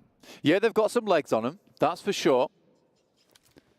Power currently fielding without Satan in the games, who was their IGL, so curious change. We'll see how it pays off in their matches today. I think that last game, in terms of just decision-making, though, it looked kind of nice. Yeah. It just felt like, again, just some of those gunfights were a little bit difficult for them. Very hard shift on the circle over towards the western side. And the first shift as well, that's big. A lot of water in this one, cutting around about 40% of the circle out in terms of landmass. And there's not a huge amount of good areas to play in this side of the map. There is. It's just more a case of we headed over towards the eastern side around Mansion, Shelter. You have some very key positions. Here it's a lot of times a case of where can you get to that might see you safe enough the longest. You did that quite quickly, the 40%. And it looks pretty accurate. Thanks, obviously. Bro. Did you do cartography? Have you looked at maps before? Top down? You know the lay of the land? Well, you're easily able to figure it out? I think I have been looking at maps for the last 4 years on PUBG Mobile. Yeah, you've basically learned cartography from that. Yeah, pretty much. I could map out a region. Yeah, it's funny, at Blank's house, you walk in, he literally just has all of the map screen layouts just all over his house. Yeah. It's like that meme, you know, where they're just pointing. Where is they? Where are they? Where are they? You know the one, I can't remember who it is, but you know what I mean. That meme, you know the meme. I know the meme. Yeah, I know that's what your house, saying. bro. That's you with a conspiracy board of just PUBG Oh, maps. yeah, where he's like this. Yeah. Charlie Day. Yeah, there you go. There you go, perfect. Pepe Salvia. He's trying to find it, but that's Blank for PUBG Mobile Chicken Dinners. I've just got drop spots galore in the household. The wallpaper is just Erangel. It actually is. It's very pretty, honestly. thank you. It suits your style. You've got nice little trees as well, foliage in the house. Yeah. I live outside. Yeah, it feels that way. Right now, some of these teams do feel like they're living outside in the cold in terms of the point scoring, at least, down towards the bottom of the tables. And it is a little bit sparse right now. I mean, you go down from 16th place, and the drop-off's pretty big, where a lot of other teams have soaked up these points, and it feels sort of fair where we're going to be placing a lot of our survival teams. Kag Osaka losing a player early on here. First elimination going to Havlik from the Moneymakers. This is down towards the southwest side of the map with Kag playing in Primorsk.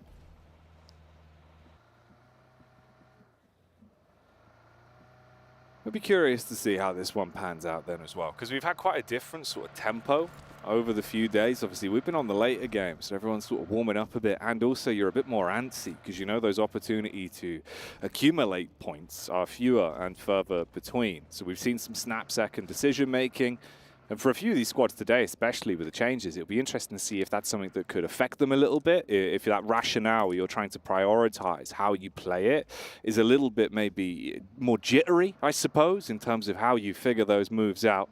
So we'll see. Like you say, though, but I was actually kind of okay with how Power played that one. Like, Al Hadji was hitting some blinders, but the problem was you were just swamped with other squads around you. They felt a little bit out of position through potentially no fault of their own. But, yeah, always rooting for a bit of power action. It was a tough spot on the map, honestly. I think that you had to take up some strong positions early on. I think IHC as well as TJB both make a correct decision to head towards the west side. And just pick up those spots rather than trying to fight for Painan. Because it did look like it was going to be a Painan finish. And we got that hard shift over to the west side.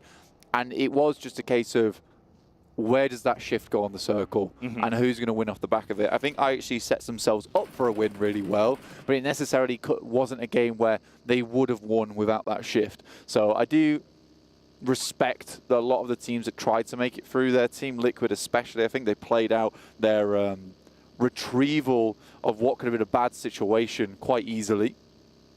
Yeah, from that opening, like, what, you know, minute and a half, it looked rough, where you're just thinking, all right, you're down to a 3 immediately. For him to have the legs on it to actually withstand for that long. And potentially, mate, a couple shots of difference. Maybe if the circle goes their way a little bit, could have been better for him. Could have been even better. So hopefully that is just a start to the day, and they can start getting some points going. Or your prediction for Team Liquid in that #1 spot come the end of the event might not look so good. Oh, dude, I know. Right now, they're right on the cusp, though. 13th place. Anything can happen over 3 days, I think. But right now, they're certainly not displaying as the best team in the lobby. I think that's pretty clear right now. And I'm not afraid to say that. No, that's okay. You'd be a liar. I would be a straight liar. I'd be a straight liar. And I think there are just better teams currently in the lobby who are playing much more consistently than them. I guess like it's a case of, look, they've lost a player early quite a few times, but it's still a mistake that you're making. I think they're doing some pretty aggressive scouting, and losing players off the back of that is never ideal. Vampire's playing this weird playstyle where they will be out in the blue for a long, long time too, so they're not being as aggressive as we've seen them in the past, just taking names in the circle. Talon have been a bit of a surpriser, 53 points currently. Still 5 more matches to play for them too, so again, another team that could do fairly well here. Yeah, they've looked pretty good, actually. And I've noticed the camaraderie amongst them, like the way they're operating even outside of the games when we get towards the end of the day. The vibe in the team looks good. It feels like they bounce off each other really well, so there's clearly some good energy there. And it always helps, man. You know, keeping yourself dialed in, picking each other up, give it some gas when someone's playing well. That mentality can be so huge for us. Yeah, Talon, if they can maintain that, it would be sick. You'd like to see it. They've been picking their fights well. Next circle. Zone 2, after our initial encircling, let's say. Alpha 7 currently up towards North George, but very central circle, I would say, on this one. Heads towards a lot of teams have already made their way in. I think this is fairly forgiving for quite a few squads. There's still some water in this one, but not enough that it would make players complain. I do like when Moneymakers are playing, setting themselves up on that ridge on the west side. It's a decent spot to play. I think what we're looking at the moment is DRX trying to set up in that compound that is towards that south side that we saw 4MV playing just yesterday, I believe it was. You got Liquid on the move on screen as well. I've been touching on hoping for a bit of a better one here today. Going into game 2. Still feels kind of crazy we're on game 2, but early shift for this. And it's been delivering with the early momentum. It's cool to see everyone getting sort of dialed in immediately as they came into the SDC arena as well and got themselves sat down. And that's Talon that we were talking about that are coming down all the way top side. Slowly making their way in towards the zone now. You've got Alpha 7 ahead of you. Alula IHC as well down there. And man, every time I look over to that map screen, I just see Tulika staring out at me. It's like a beacon that draws my eyes in. And he did deliver yesterday. But again, bro, like it's just one of those where you want Tulika to have that extra support from the rest of the squad. And sometimes it feels like it isn't there as much as you'd expect it to be. I think there's a team that gets in their own head very easily as well, just with some of the mentalities on that team, the personalities themselves. And I think for Mad Bulls, that game really crushed their confidence because I think it was a well-played game, a good innings in terms of making a bad situation into a good one, only to get backstabbed twice and lose both players on the high ground to just one dude. Pretty painful, pretty unreasonable, and I think that that has really cut their gameplay quite a bit. 25 points is a struggle position to be in. This is where you'd need a big chicken dinner towards the beginning of the day, and I would say that's one of these 2 Erangels that we'll be doing. You'd need to see them pop off in those for them to have that like good chance where you don't feel too nervous going into that 6th game. And Inco, they hopped out and were looking to edge guard somewhat on the rotate. They caught whiff of Vampire, but they go wide and look like they have been able to bypass them at least, make their move round. Meanwhile, Alula IHC do take a first connection off the back of Talon. Ooh, that's isolated as well. You can crash straight into the building. Make sure you confirm that one. Grab the elim off the back of it. Hell, even the Overwatch was making that one look easy. Yeah, bro, 100%. For the Talon, that was an easy pickup. Alpha 7 off in the distance. This is a good position to be playing out the rest of the game. IHC, though, losing a player, not ideal. They can try and gatekeep. They have this warehouse to play around with, but they still are on the northern side. And the next circle's coming in too, which again, very reasonable. Not a lot has changed in terms of the space that teams are playing. It's just, again, pushing everyone slowly but surely closer to one another. But we are moving away from that compound that sits on that south side. Just more of these compounds, I would say, that's on this road that snakes through the map in the center, which is going to be pretty big to move around with. And Mad Bull's already got a pretty strong one to play around with here. I like this position. Yes, they have the overlook coming through from DRX above them, but still, strong spot to play. A lot of good sight lines that look out towards this north and south side.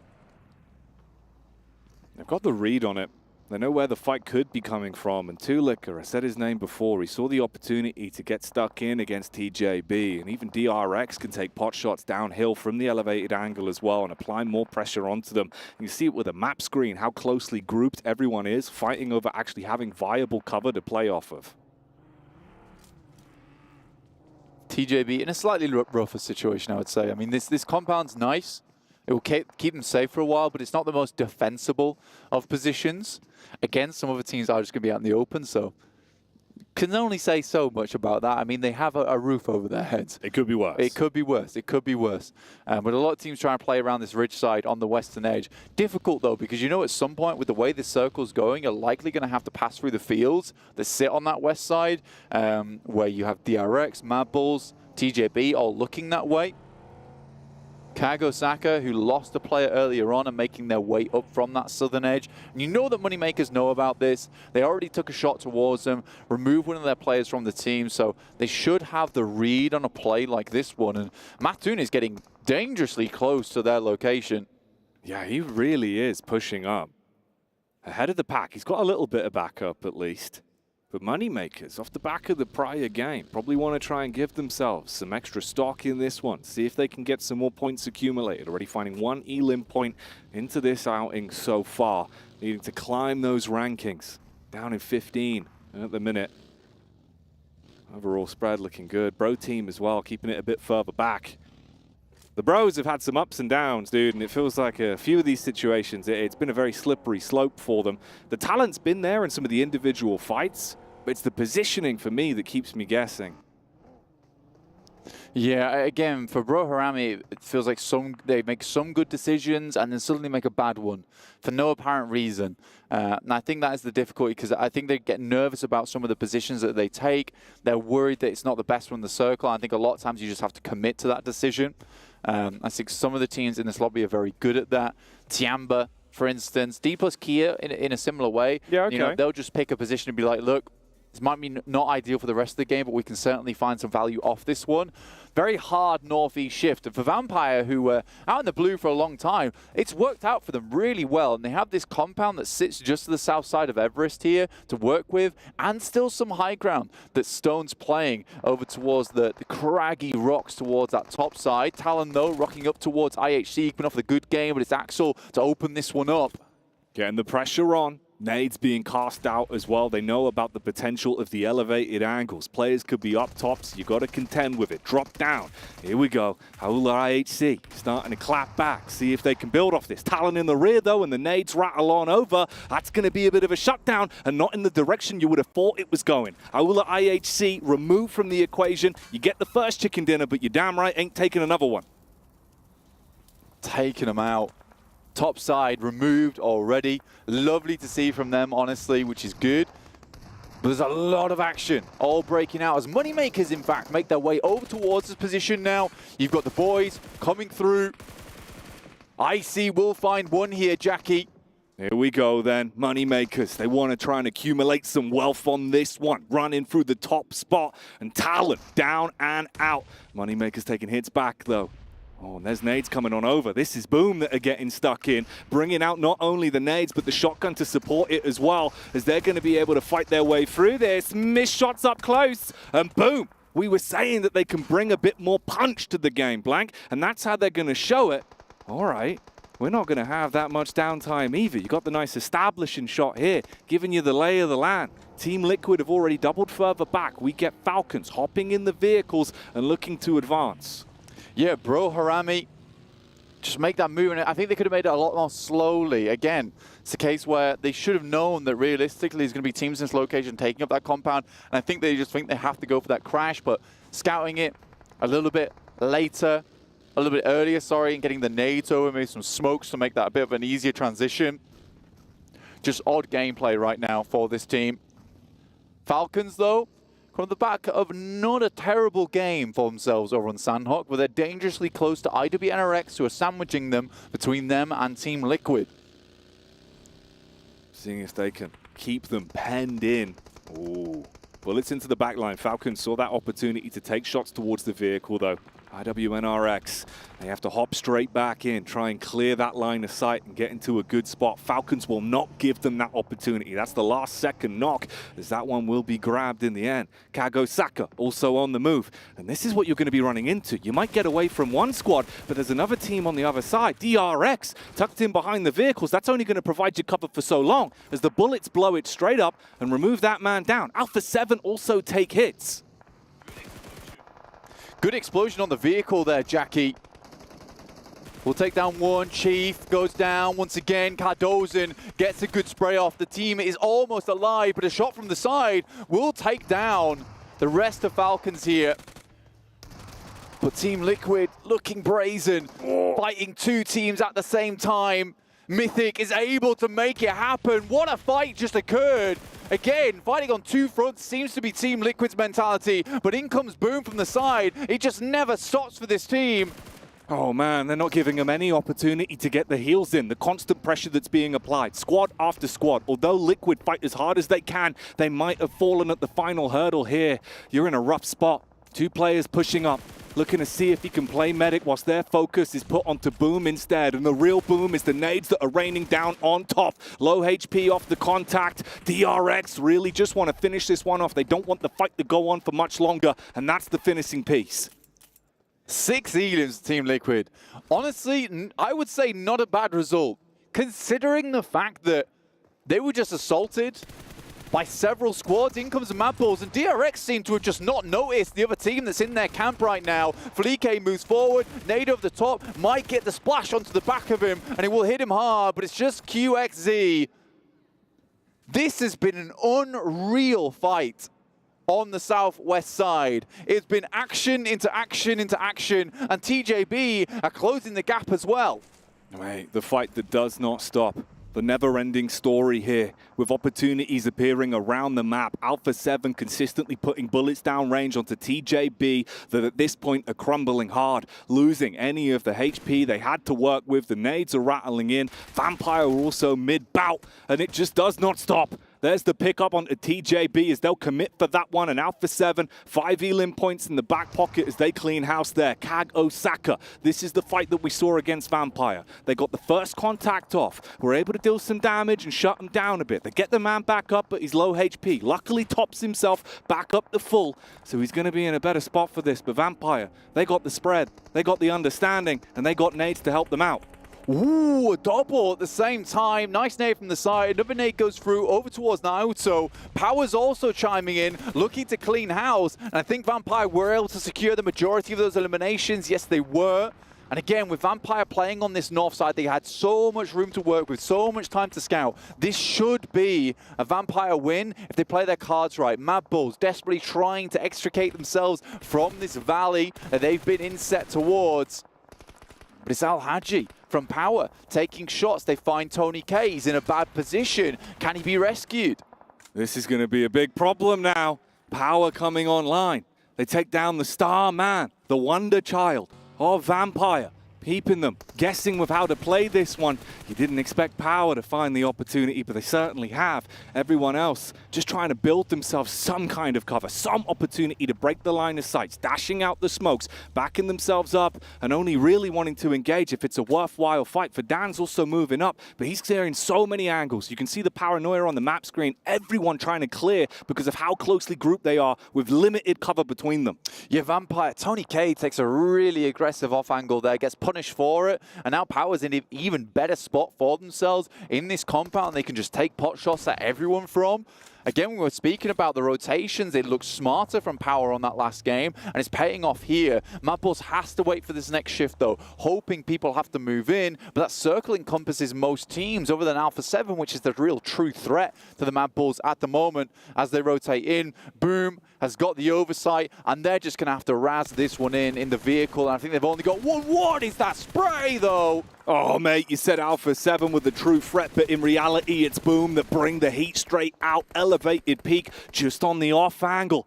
Firing off those shots, dealing so much damage onto him, consistently spamming into the smokes with such little health pool to work with between them. Barely a thin shroud of the plumage of the smoke, giving them some kind of lifeline. One that's probably going to tick out very soon.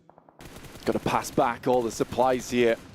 But I highly doubt English is getting out of this situation alive. The sprays look pretty on point. Yumi's got a good idea, just spraying across here, trying to catch a bullet onto the Rogue member still left in, and will get it just as we look away. Mad Bulls go out with 2 elims from what started out to be a pretty decent game. Alpha 7, 4 players alive on this northwest edge, taking shots over towards Power, looking to potentially move on in. They softened them up. Will that be enough? That's the big question. They've got nades to arc on out, and they seem to have expected the push-up from Vampire as well. They're looking to bring down the wall, stop them from getting close. From smoke to smoke, they start to sliver their way further forward, looking for a better angle from the backside where there's limited cover, where they would be exposed to take those hits. You got the move up on the vehicle as well. There's a man from Inco lying in the wings as well, and the rest of the squad is still alive and kicking. Problems could arise on this one as everyone is being moved further forward. Revo's got a good idea on the location. Trying to toss them further in towards the backside of that smoke. Knocks the car out the way. But McGrellin taken down on the rotate. That's from Boom once again. You're having an absolute powerhouse of a game here. Just constantly finding these pickoffs. Going to the market, and they're bringing back points. They're taking everything they want.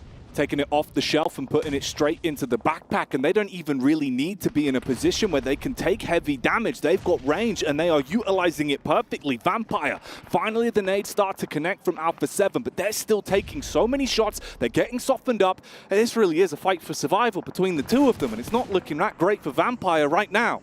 I respect that from Power as well, because they see that Alpha 7's taking some shots towards them. Suddenly they're popped up, engaged with another fight there, and Power is not going to let them get away with it for free. So as soon as they see McGrellin start to make that rotate, they're not going to play scared inside the building. They're going to start taking some pot shots towards them. Another nade comes through, not quite on McGrellin to flush him out. He's just trying to stay safe behind this rock, but Vampire back up to quite a few. They have a read on the location of Alpha 7, getting in the back of the buggy, attempting to get some information over the top, but Inco, Power, 2 teams that just constantly are rattling off shots. Every time you peak, your confidence is wiped away because you realize you're exposing yourself to so many other angles. And being forced to move eventually for Alpha 7, it could be a real detriment to their health. You would be exposed to Power, exposed to Boom. Inco realize they can just keep themselves sitting pretty right now and not get stuck into fights. Don't make yourself a target if you don't need to. And for Vampire, man, they really do need a vampiric burst in this one. Some kind of lifeline to get them back in. They've got to take fate by their own hands. Exactly, Jackie. I mean, the same could be said for Power. For Alpha 7, they're looking fairly happy up towards the top with 60 points right now, but it's Power who understand that this game means an awful lot to them. Same to Vampire, 37 points, getting some more points on this game. Pumping those numbers up would see them in a much better position towards the end of the day, but Power, on the other hand, 21st place currently. A game like this, a fair few eliminations would be huge. Alhaji, once again, is the main man himself, catches a hook as the vehicle comes through, and Boom's bruised. Heavy is the hand of Alhaji. Turns, and does damage on entry. Boom thought they had everything in their basket, staying back for so long and only taking opportune engagements. You can't do that when the zone moves against you. As they usher forward, they take heavy casualties and are now in a real rough spot for this one, just down to a solo to look to try and make issues arise. Alpha 7, 3 players in the squad. They find opportunities to take elims here and there, but it's been this elongated bout with no one really wanting to over-engage and make the mistake versus Vampire. Starting to run low on nades on a few of them as well because the constant cast out from either one of them. Molly's close. Stone feels the burn close to his face, singes the hair a little bit, but he'll get away. Another nade goes through. Both of them too short, too long. As Revo just sits on the cusp of this one. Vampire trying to stay alive here. Power, the Saudi Arabian representatives, just sitting pretty in their shack. It's going back and forth now. Here we go then, the fight's starting to kick off. Power stances pulled out from every one of them. Vampire finally sink the teeth in as they go aggro. Shots back on target from Alpha 7, causing problems, starting to get them down. Vampire realize they got to play medic, but they've been able to at least clean up on the real core of the issue. Alpha 7 down and out. We rattle off another squad and leave us with 4 remaining. We're going to test the fortitude here of Power now as they're assaulted on both sides with the solo from Boom behind. And Inko now coming in to claim a piece of the land here that Power has been having an overpowering presence over. So you get up towards the ridge side. How do they play out this game? They've got an awesome compound to work with, but can they have an awesome finish? Inko, they have the split. They've been so far back for so long, but now the tables turn. The shotgun lying in wait by the doorway for an opportunity. If Power reveal themselves, overcommit onto a fight, if Vampire draw their attention, the backstab, the burst from Inko could cause problems. Al-Haji switched on to it. Boom, down and out. The last man finished off. There's the peak again as they start to strike in. You're causing problems. Power, they're bringing the energy up. Inko lose another man. They're starting to switch on him, Blank. Power sees everything in this lobby right now. They've got the divining rods here on the player's location. Inko's running away, but Power's not going to let them get away so easily, chasing them down into the smoke. Shrouded they might be, but Power's going to blow a hole. They jump in the vehicle, they go for the push. The first man loses out on contact though, but there's an instantaneous clap back. Inko all on one, and the vital signs are plummeting. Power in a better position to close it, and that's what they're gonna do. Al-Haji with the final piece and a chicken dinner for Power. Looks so different from this team coming into the day. Straight onto a chicken dinner, great rotations, great calls. Amazing control of that final circle from the compound. So many places they could have been assaulted from as well on that ridge side. And unafraid at the end as well, Jackie. That's the big thing I like about that one. Inko starts to dash away, realizes they've made a grave mistake. And instead, Power shows them directly to their grave. It's mad. You thought maybe there was an opportunity there. They're sneaking up. The second you're like, right, they've got to deal with Vampire. What do? They deal with them. Instant turnaround, bullets on target, and they were not playing scared. They were playing with the utmost confidence, and the showmanship on the stage already comes out. Al-Haji waving to the fans, and that is a huge win for them. Yeah, Al-Hafi's back, definitely. That's a big game, one they desperately needed. That pumps them up to around about a 40-point average. Well, not a 40-point average, but a 40-point total, which is what they needed, right? Again, I said that for Vampire as well as Power, it needs to be something that happens early in the day to give them that chance of heading towards the top side of the table. I'm really happy for them, man. I'm a big fan of Power. Yeah, they do play with such an electric style of PUBG Mobile. And when it works so well. But the positioning was on point this time around. The circle works in their favor. And they knew they didn't have to overcommit, you know? So many fights that went on for minutes, Blank. Minutes, where they sat there biding their time, thinking about the big picture, the chicken dinner. That is the big picture at the end of the day. That's what you want to see. And even you saw there in that final moment, some great smokes coming through. It's not all just that aggression, some good smokes to cover Al-Haji off, but don't go anywhere. So we've got a break coming up, and that's going to cover you for around about 2 minutes. 4,000 of years, my wrath has burned in the waters of the deep.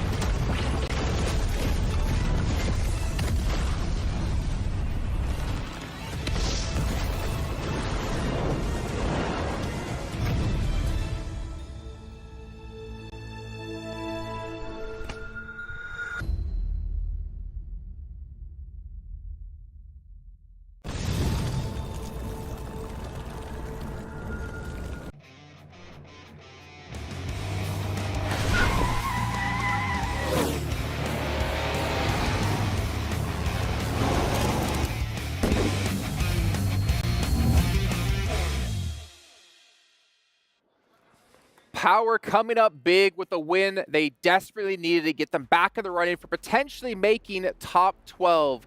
And in a way that was quite surprising. Honestly, we were kind of praising them. I know you in particular, Kalaris, talking about the dip that they took with Hidan, who was kind of the one to sit in alone, was very smart play. Yeah, very early on they took this trench line north of that road, and it is one of the power positions of a circle like that for quite a long time. See what he did there? That was actually not even intentional, but it just is. That's just the fact of it. And the fact that it was 3-1 is very important. The reason being is if you take that trench line as a full team, you are going to get naded. So having 3 in the compound across the way as well, very smart by them. A good split and good reactions to all the teams moving in around them. You don't have to be super aggressive on it. I feel like Inco a little bit threw that away towards the end. I mean, we can get to that later though.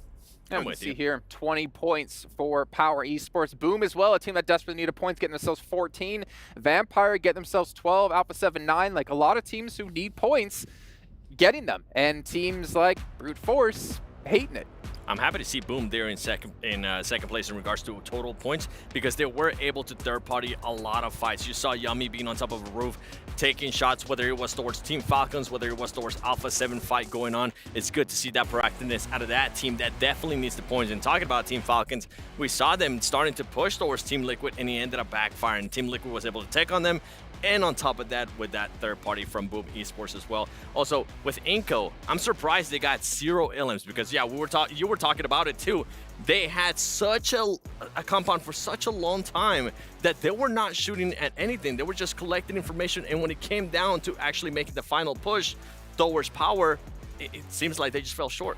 Yeah, I really like the push-up that eventually that they did on towards the compound that was there. But yeah, as you see, they're in Gatka for a long time. They're holding that down. They know that they have the circle, so that's fine. They don't have to move out too early. But I love that they did push up onto Power's compound to take the line towards the center of the circle. What I did not like was Inco moving up as close to the compound as they did of Powers and trying to go for nades, but really delaying when they were using the nades to then allow Power enough time to react to them pushing up so close. If you push up that close, you need to do it fast and swift and make sure you know exactly where Power is and take them out, and at least put in a bit of a knock or two whilst doing that.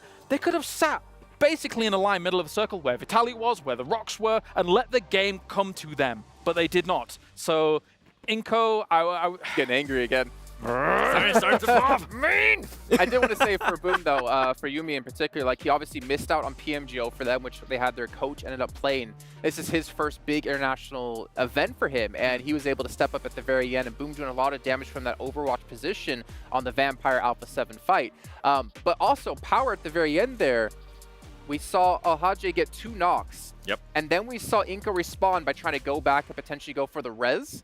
And then we were watching Power immediately get in that car, chase it down, and prevent them from getting the other player up. It's the perfect way to do it, right? If Inco allows them that opportunity to be able to just to exert themselves on it, things like that, then why on earth not? But a stalemate that kind of occurs up in the North 7, Alpha 7 and Vampire, that was a lot of util.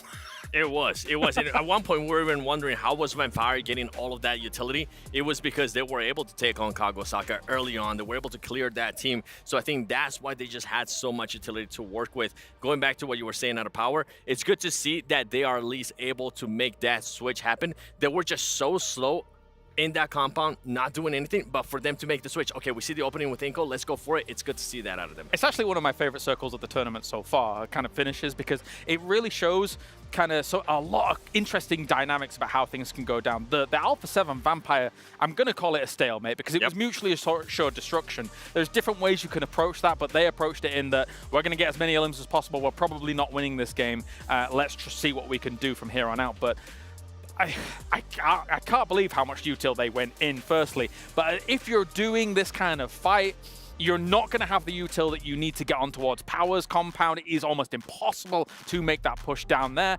So it was fascinating to watch. Well, on top of that, you had the Vampire Esports whenever they were making that push across the street. I don't think they were expecting another player, which was the last player standing from Boom, to be there and stopping that kind of push out of them. I think it caught them by a surprise that you could see them kind of freak out a little bit more. And with that utility, they didn't have any smokes. They just there's no way they were going to be making that push successfully. So what if we put our imagination caps on here for a second? Because as we were watching the match, of course, you did point out the position Hidan had, the Power, that dip, that trench was very strong. And you were saying if you're one of these teams like Vampire, like Alpha 7, you would crash that, take that position away because it's so strong. What if we imagine that Vampire Alpha 7 did do that? Do you think Power still would have won in the end with having 3 people in that compound, or do you think it was very realistic for the whole match to change completely? Oh, it's tough, right? Because if you are Vampire or Alpha 7, you take that trench and you're all there, you're getting naded down. Like, it's way too predictable for the other team, be it Vampire or Alpha 7, to just nade that down and then be able to roll on from there. Maybe then you have enough utility to actually make the push across eventually, but you know that you're going to lose if you take that too quick. I think if Alpha 7 or Vampire Esports, if they would have won the fight towards where Power was, I feel like they would have been a lot more proactive. They would have been proactive in just shooting at people, trying to engage on that fight. Like, Power wasn't even trying to engage on the fight happening between Alpha 7 and Vampire. You could see one of the players kind of scout it a little bit, but I don't even think they had an angle for it. In a perfect world scenario where everybody's playing the very highest level PUBG Mobile, if you're Alpha 7 and Vampire, you realize, okay, the only way we can possibly win this game is if both of us crash that compound at the same time. This is perfect world scenarios, though, Jason, where then in the chaos, maybe you can come out on top in that game. But it's not to be here. It's very difficult at this level to be saying, okay, are they going to do it? Are we going to do it? It's a real odd standoff. Sure. And especially with the situation we're in at the moment of just trying to get top 12 so you can make sure to qualify for the main event, which at the moment, Alpha 7 looking like they might be able to pull off here. 7, I believe you put the cutoff around 65 points. You're thinking Reject looking relatively safe. So Alula IHC and Alpha 7 should be, in theory, looking pretty comfortable, especially with 4 matches left to go. But I think for us, it's all about that second page and where the teams currently stand with 63 points for number 8, 59 for 9th place. And the cutoff at the moment is 52 points with Vampire, TJB, Boom, all knocking on that door, and Brute Force now, unfortunately, falling down to 11th place. And now even Besiktas going to be on the second page. And on top of that, I mean, D+ is just moving down more and more and more. Talent Esports, we really haven't seen much out of them today, but I'm sure at some point we're going to be talking about it, and they're pretty much just within points of being able to secure their spot. TJB, it's one of the teams that we were talking on earlier in the day. We kind of want to see a little bit more out of that team. We know they definitely have that fragging power, and I felt like with TJB, something that we ended up seeing is, especially yesterday when they ended up playing, is they couldn't really control a certain area. And I think, I can't remember if it was this match where you saw them in a compound and we're like, okay, what are they going to be able to do? Yeah. I was a little bit afraid for them, how they were going to be able to control that area. So we'll have to wait and see what happens with TJB. We'll have to wait and see what happens with Vampire Esports too. The good thing with Vampire is that they're winning those fights. We just saw them win that fight against Alpha 7. And we don't have to wait too much longer, but before we can head into our next match, we're going to remind you guys at home to make sure to be voting for PUBG Mobile as the mobile esports game of the year. You can scan that QR code down below and make sure to get your vote in. And while you're voting for that, you can also vote for 7. For what, 7? For Esports Analyst Desk of the Year. There you go. Make sure you get a vote in for him as well. In the meantime, we're going to head down to the stage really quickly to go to Sandstorm, actually, who has an interview with our winning team of Power. And we are here in the STC Arena with Kante from Power Esports after they managed to get their first winner chicken dinner in the group stage. And of course, we're going to be jumping right into the questions. Kante, first of all, congratulations. You got yourself the first winner chicken dinner. How does it feel? حصلت أول chicken dinner في مرحلة المجموعات. كيف شعورك بعد ما حصلت الفوز؟ جميل صراحة، وكنا نحتاج الchicken dinner ذا عشان نرجع ننافس وإن شاء الله نتأهل إن شاء الله. Very happy with getting themselves the very first chicken dinner, and of course it gives them some very much needed points and makes it easier for them to get to the next step, which is top 12 and guaranteeing themselves in the next stage, of course, the main tournament. طيب, when it comes to points, how many points do you think you need to get yourself to top 12? كم نقطة بتحس انك حتحتاج عشان تقدر توصل لحاجز التوب 12؟ اتوقع بين 40 42 42 بالايام الجاية. يعني كمان 42 نقطة زيادة. Okay, so he's talking about maybe another 40, 42 points on top of what they have right now. So you're talking about maybe 70, 75 points at the end. Last question for you, Kante. How does it feel having a crowd supporting you in the arena? Does it add more pressure or does it boost your confidence? هل في تواجد جمهور معنا بالارينا بيزيد ثقتكم بنفسكم ولا هل بيزيد الضغط عليكم؟ لا والله بيزيد الثقة ويحمسك كذا تشوف العائلة الكريمة كلها حاضرة من 500 كيلو كذا تمتعهم وتجيب أرقام حلوة. No, of course, it definitely boosts their confidence, you know, having their viewers basically standing or sitting right in front of them in the arena, and definitely helps them out in a very stressful environment when you're talking about the group stage for the PMWC. That's it. Shukran. Thank you very much, Kante, for joining us, and we're going to head on over back to the studio and continue our journey for the group stage.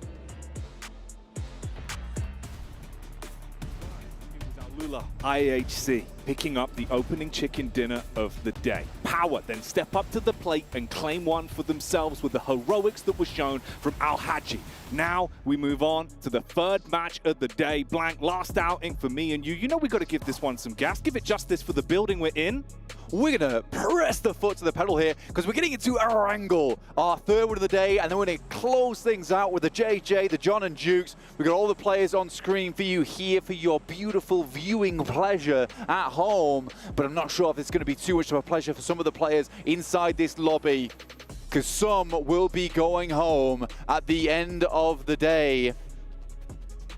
Survival stage, rough. Only 4 will make it through. They will indeed, Blank, and they'll be making it through on those GT20 Pros, those bad boy phones that are getting them dialed in and playing the best they absolutely can.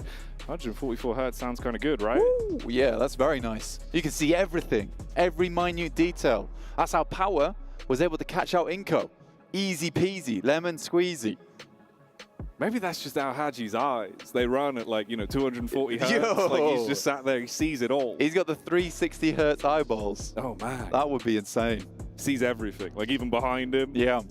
Got the 360 degree angle and it looked like it. That's how they knew about Inco. That's how they knew, dude. It was damn. easy peasy. I mean, to be honest with you, for Al Haji, he has played well, but we have to give credit to the rest of the team. Oh yeah. Bringing Satan out, having a bit of a reshuffle for themselves, it's honestly a decision within the team that you had to make. Like, it's worked out well for them. That's actually a massive caveat to factor in as well. You think about the fact they get that chicken dinner with the changes. That's huge for them, but you think that's going to dial you in as well with this. It's like it's still working. Yeah, it's still working, and we can make this work going into the end of the day. Really loving it for them. If you see right now where they are, they jumped up quite a bit. You got to remember they were in 19 points down towards the bottom of the lobby. 18th place. This is more manageable. And with the fact that going up to 12th, it's 39 points to 52, right? It's not that much of a jump for them. It's not that much of a jump. Another good game, and that's what we want to see out of Power. It's what Vampire want to achieve as well with their 46, and if Team Liquid keep losing that fourth player, man, ooh, they might be opening up the gates. Man, it's terrifying that this keeps happening in and out. You know, you got to feel for them in some of these drops that they've been running into. Problems arising, keeping you guessing. We'll see how it goes. Ooh. Right now, though, we're thrown into a fight. Kago Saka, they're going to get struck down. Kago Saka just not having the best of the games. Man's going to have to leap off the top of the building like an assassin with the blade in hand. With the VSS silence, he's creeping around. I think he's been spotted. Garnet about to be carved. Beautiful Ruby, but will be leaving the game. Oh, he had the Ramsey in his hands, but can't use it to chop anyone up. No butcher blade actions here. No fresh meat on the chopping block. As you got Bro moving on up to confirm those and wipe out the stragglers. Kago Saka at this point, losing this early in the match. 2 players, more than likely, without a miracle, we'll be seeing Kago Saka heading into the survival stage. We can start to clean out some of our teams. I think Inko is right on the edge with 31 points. Tough to get back in, doable, but you got to factor in your boys up on top. Talent, Team Liquid, still pumping those points. Obviously, there is teams in between them that we haven't talked about. There's going to be teams in between them there that will be holding on after they finish their day of play. That's flying. Oh, man. And he gets him. Yo. Hey, he's pulled it back around, Blank. You're thinking Nerzed's got the angle, he's got the timing. But no, the bunny hopping bounces out of the vehicle and claps straight back, and it's all gone south.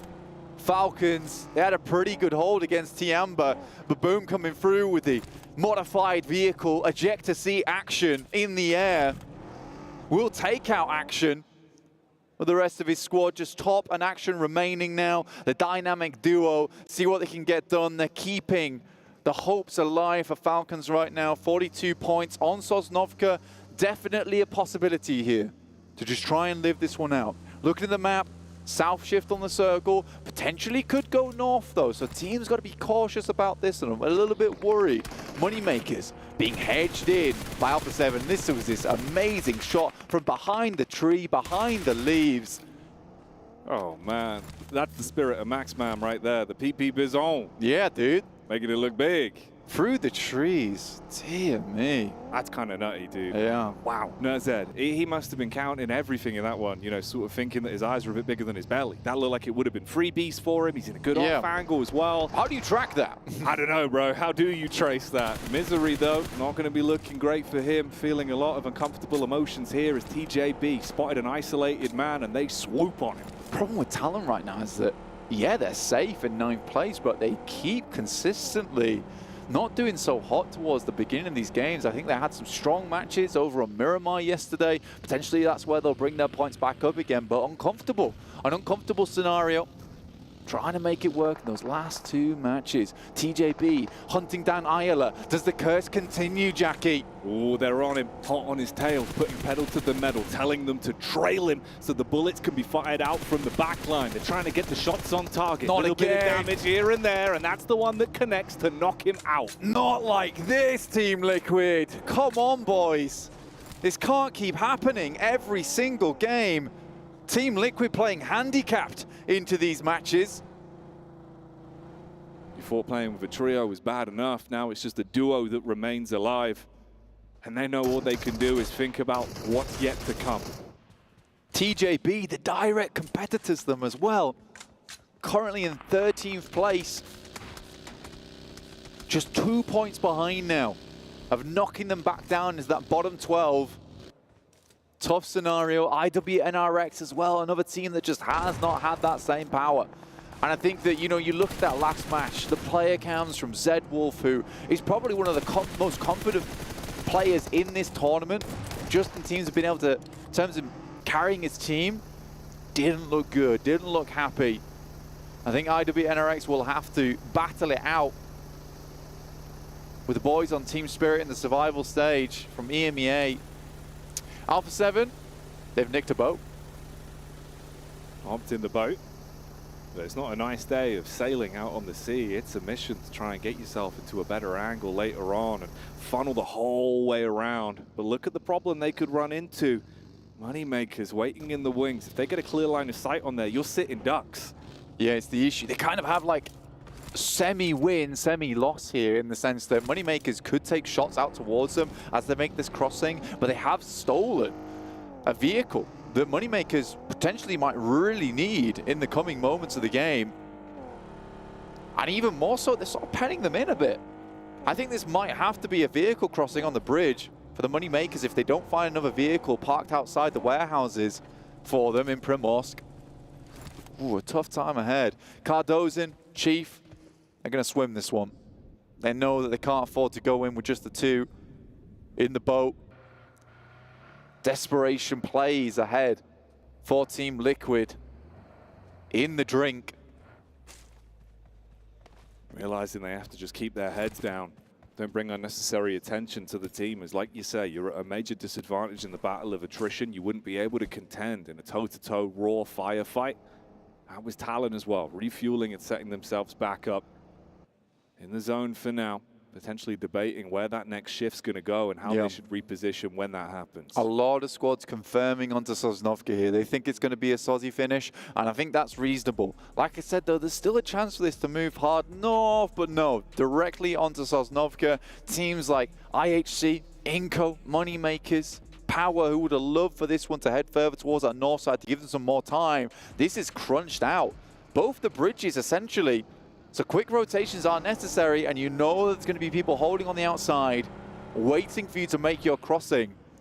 And you're hoping for the boom special, really. Jumping out of the vehicle and defending against a hold like that. But how often does that happen? Those aren't repeatable. Those aren't sustainable plays. And they made it look good, and it was impressive in the engagement they were thrown into. But relying on that isn't something you can really expect. There's close grouping here. TJB, they were the sore thumb that was sticking out in the rotation pathway for Power. They don't need the bailout of the cars. They try and take shots on the move. Bit of a drive-by. Al-Haji going down. They want to deny a second back-to-back potential chicken dinner here for Power, and they instantly put all of the punish into it. Kante on the off angle. He loves playing this one. Has a good read, but Al-Haji more than definitely donezo here. Maybe they're able to get a couple of points in terms of the eliminations versus TJB, and Kante's got a nice read onto them. Oh, he jumps out the vehicle too quick. Uh-oh, this he was quite low. Wrong. Oh, mate, hang on a minute. Then actually Kante might be able to, like you just said, steal away a few points. You've broken your own legs. You've got to recover, see what you can do from it. Fidan and Kante playing hand in hand here. Do they know, though? You got Only coming over the top side. Good shot. What a spray down. Pops him out the side of the vehicle, opens the door. And another as well. This could be all over for the boys on TJB in a blink of an eye. In comes Fidan as well up the hill. He has a bleed onto them. Both players are up, but extremely low here. And that info goes both ways. Smoke's down to give themselves cover, sure, but this is going to give them the inkling of where their position is. The zone's moving in to make it even more uncomfortable. Shallow nade on the first. Kante gets a better angle from the elevated peak. He's got this opening. He sees the opportunity to try and get those shots in. He doesn't want to muck it up, though. Fidan makes the first move, strikes onto one. TJB, they thought they had this in the bag, but the longer it's gone on, the worse it's got by far. And I don't think you're in a great spot here. Just a vehicle blocking bullets. That's barely all they've got to work with. Fidan sends a nade. Beautiful air burst on that one. And we'll pop TJB out, and Power is alive to see another day here in this match. Down to 2 players, but not out in terms of mentality. That's what Power do. They fight back. It looked like it was dire straits for them. They withstand their first test, but more are surely coming. Inco are on the rotate down. You've got Ulula IHC as well on the cross over the bridge. Kago Saka have been biding their time, looking to guard the edge for so long. They've just got 2 players to do it, though. Have to be an incredible hold versus Ulula IHC. Depends if they can make it through. Inco also in Milta, getting looted up as much as possible. They know they need the meds here. Here's the initial roll in. Great shots out of the vehicle, honestly, from TJP over the top side. Almost the hold from Power. It all goes wrong in a matter of an instant. Fidan, though, brings it all back together, and that was the crucial mistake. You get the Power POV as well. They took that extra time to reassess, reloot, offer the crates, and grab themselves a boat. Going for the wide rotate the whole way around the back, setting up with the circle in the forefront of their minds. Meanwhile, DRX, it always feels like every time we see them, they're in such a rough spot. They had a glimpse of potential to start off today, but that was quickly taken away. Taking stock of the circle right now. You got Falcons playing up towards Observatory, staying out of too much trouble for themselves. IDB and RX set themselves up on a wide split on that north-west edge. Alpha 7 playing a little bit more interesting. Inco coming around on that north side, could be backstabbing onto IHC. They don't want to go for the Milta bridge push, and I think that's reasonable considering where the circle is. You know there's going to be a lot of teams in that area. Might just be safer to go for this one. But do they know IHC's here? IHC were taking so long to go for this. They felt comfortable. They had the meds. They had the supplies. Now they start to make their moves. There is a bit of space in the timing between both of these squads that are slowly making their late rotate in. Everyone else very tightly grouped. Moneymakers and Power, though, similar sort of situation for them coming in from the coastal side. Moneymakers have really taken their time on this as well. Remember, they were in Primorsk for quite some time. They wait for the guys in Alpha 7 to already make their crossing before they decide to go for theirs. Primorsk, huge city as well, so you can get a lot of loot in that area, a lot of meds to make this journey easier. There's a loot crate out in the water as well. Maybe Moneymakers pick that one up, but you got to admit, there must be eyes on that one. They do pop out. I think shots might have gone their way. Currently still up as 4 to make landfall. Power might be spotted though. Oh, they're swimming in. This is dangerous. Power might actually be able to hold them out. Power went for the quick move, favoring the speed to get themselves onto the beach and at least set up and have that angle to work with. And yeah, they are taking shots. Bullets downrange. Bit of peppering going on. Meanwhile, we join Aula IHC that have gotten themselves into a better position, but Inco could crash in the backline and they're forced to fight out with Alpha 7. A bit of an exchange. Trades going either way. Alpha 7 debating what they can even really do from this. You know, you got to leave the man that's now down and get a bit further back. An over-aggressive play, honestly, from Carrillo. Out off that western side, dies to the play zone. And again, they had the inside track on this circle. They could have held them out quite easily. And I think you've got to anticipate the teams coming in from Milta most likely would want to go for that long crossing over the north side of the map through to the western bridge. So I think Alpha 7 has just bit off a little bit more than they can chew. They do take down Zyol, but losing a player in a strong position where they were is not feeling good. But look at this, Moneymakers opting to get rid of the vehicle, the boat, and instead just swim it in. Power takes a bit more of a strongman's mentality. They just send it. Yeah, they go straight in. Don't want to give the opportunity for another team to take snipe shots down at them and pepper them with bullets. But Tulika, he loves these long-range firefights, and it plays into his book. Hits the first as he's able to take out one on the cross, and now he's a bit suspicious. He's clearing towards the coast, so Power might have given the game away a little bit here. We got the move up from Vampire as well with a very fragmented Team Liquid. They went down early in terms of the numbers, and you're basically trapped, penned in whilst the push comes up. The saving grace at least is the boom engage from the sideline and get a bit of damage back on the Vampire. Tony K though, this man can be lethal. How good is he in terms of getting the nade in through the window? Goes far, wide in fact. Chief opting to hold on to the pin. Doesn't want to waste grenades. And Tony K from the side is Bro Harami, who've come up on top and have taken too long on this engagement. Out comes Chief with the nade. Could be huge in fact. Finds the second knock on them. will look to clean up as well. And that's 2 eliminations that, honestly, Team Liquid desperately needed. Remember, this is the 2-man squad. Confirms 1, looks for another. It would be Bro Harami to steal that one away, but fantastic job from Team Liquid to lift this one out. And I think the Vampire just thought they had way more space. There's no space between these two now. They finally push up, realizing they have to cut their losses and at least grab that 1 elim point off the back of the fight they started with Chief in Team Liquid. Falcons were up on the top side. They were locked in. Horn smashing against each other with Boom, and they commit to the bout on that one, leaving it down to just a solo. Nice nade to kick off the engagement at least, but it's the backstab that's causing problems for him. He's taking shots towards the rear. Got to push further forward. There's 2 Falcons members ahead of him, and they're going to be able to get that one on target. Falcons, bit of revenge onto Boom from earlier. House of leaves there for Yumi, but like a house of cards, it comes crumbling down in the face of the dynamic duo themselves, Action and Top, playing together for so long. Kante over the top here, does find Havlik in fact, and Fidan's onto Bro Harami. What is happening here for this duo? If the question is, can Kante? Well, he certainly can in that fight. Hits the first, Aulula IHC going down for good as well as they're taken out of the overall equation. And look at the map screen, bud. Everyone's so closely grouped in terms of these overall fights. This game's going to start reaching a fever pitch soon. We're starting to bring it up, Lang. We're getting that energy going for the third game. I mean, IWNRX just passing over the top side of the airstrip, getting the propeller going, and are about to take off, in fact, as they start to clear down on this south side. DRX, for the first time in a long time, have themselves a central position in the zone. But is it too little too late for this team? Only 4 matches remain for the boys in a 0 elimination game so far, despite the amount of presence and space that they have been given in this match. Here's the push up round the side. Bring in the vehicle, reset things.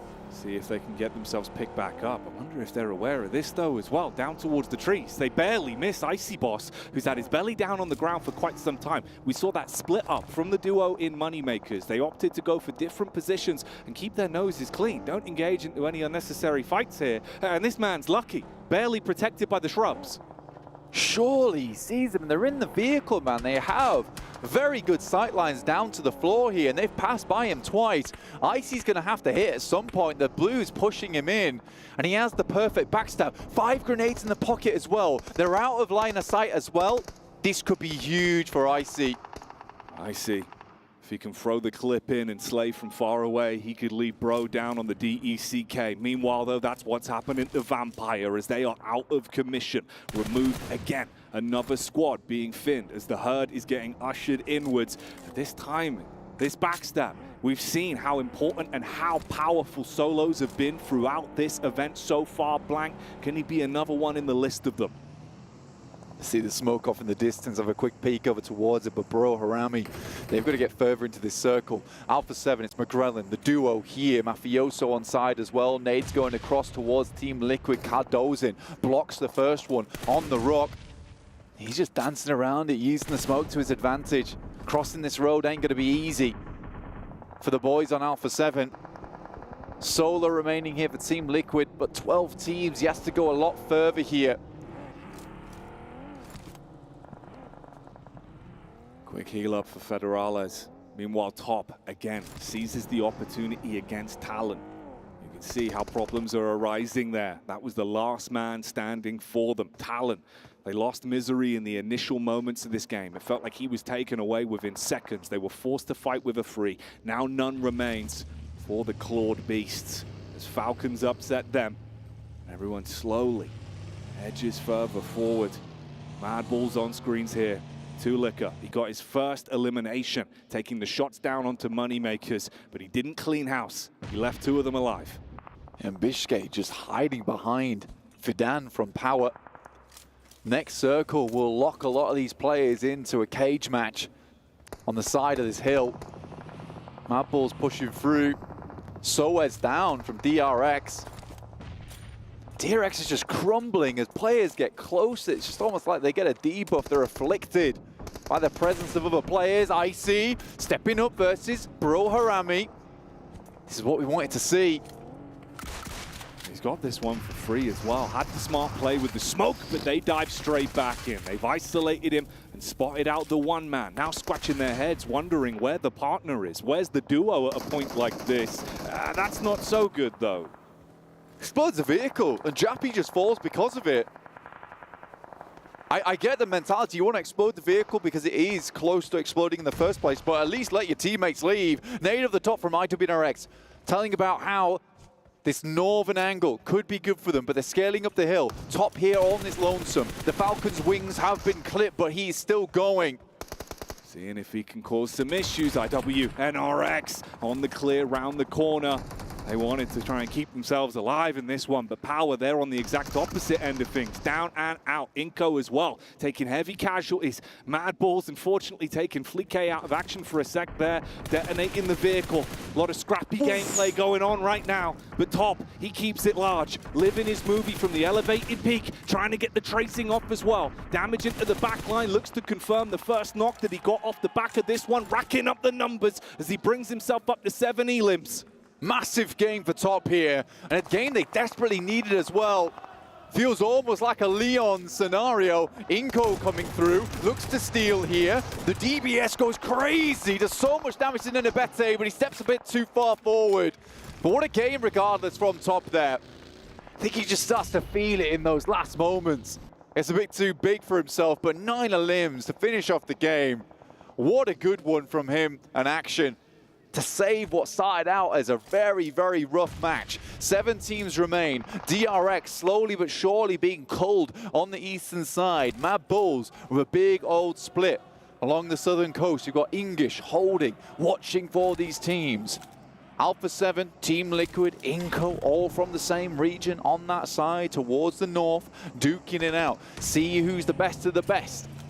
Here we go then. Let's see if this is going to be the best engagement they can possibly take here. Zerich lucky to be alive off the back of the damage established there. Cardozen finally down as Alpha 7 spot the last man for Liquid and lop the head off the horse. No chance for that to carry on as Liquid are out. Rami Bro though, pushing up. They got the meds to work with. The paranoia's kicking in. Mad Bulls, they need to get grouped up here. They got the shots from the far back angle. There's the detonation on the vehicle that will shut down the first. Sideline swipe again. Trades back onto Zerich.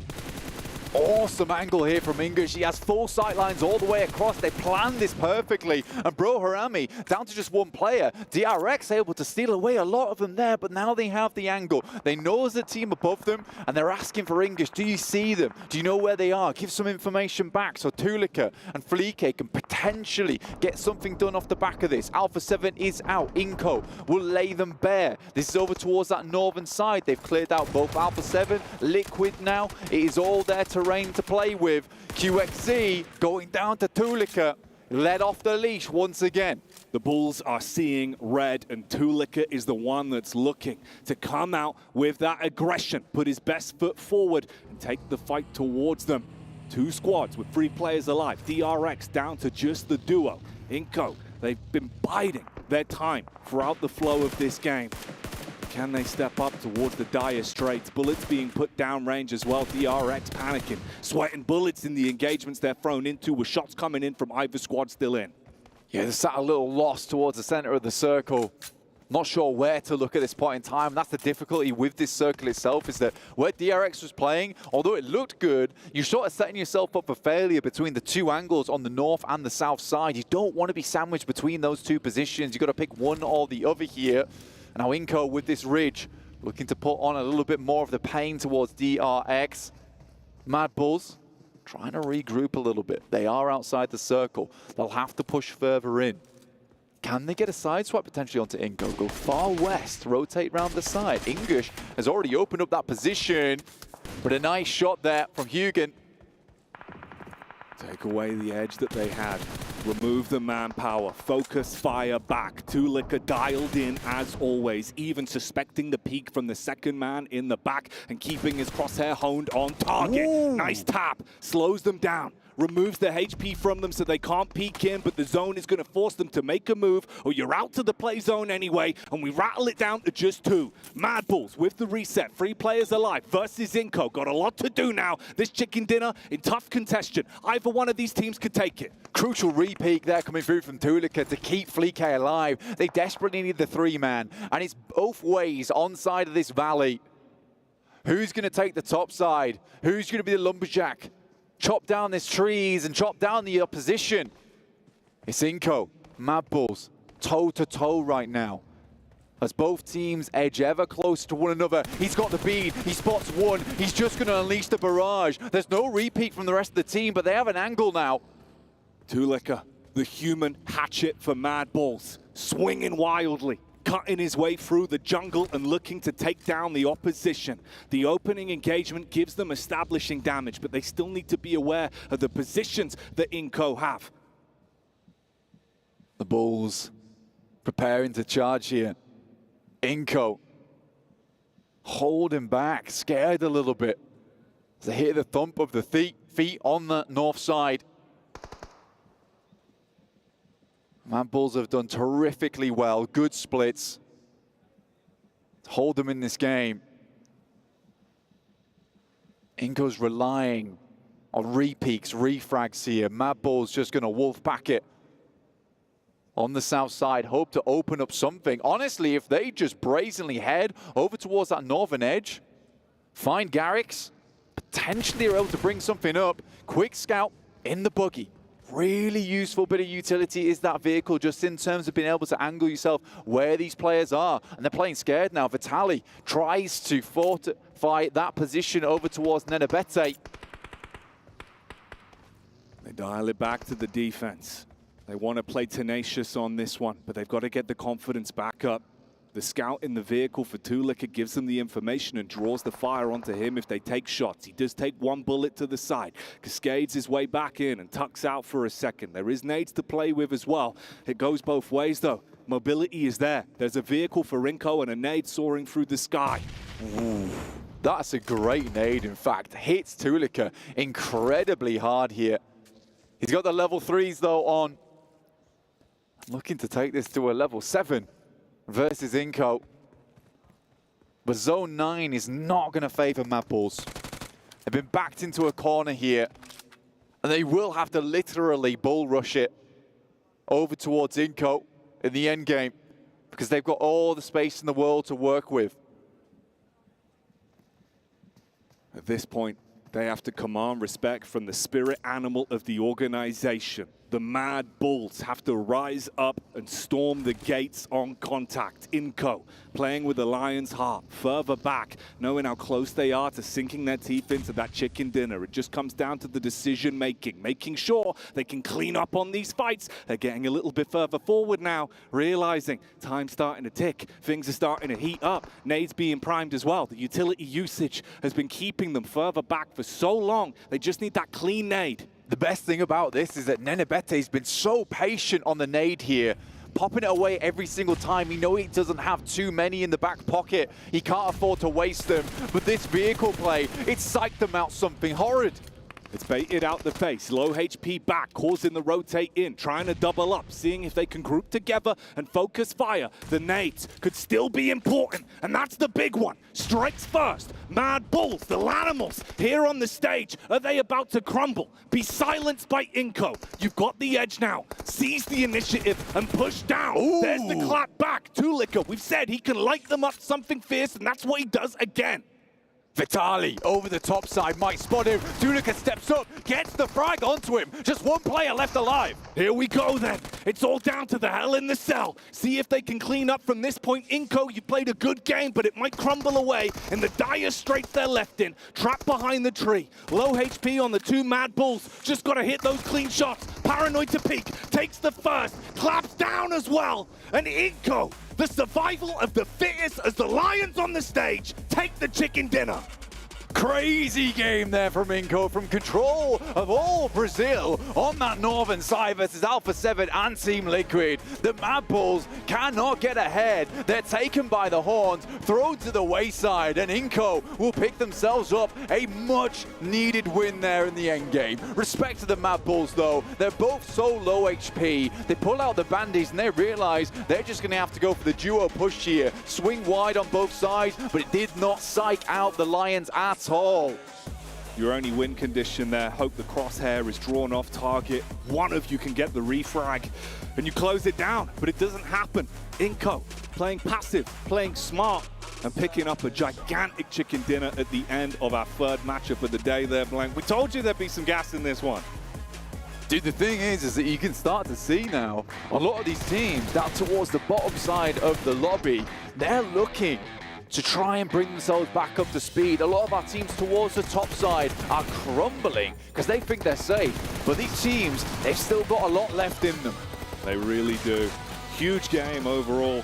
Man, that was a tasty one to kick us off. And Mad Bulls, again, so many times it feels like they get close. They're right at the finish line, and it's always ripped away.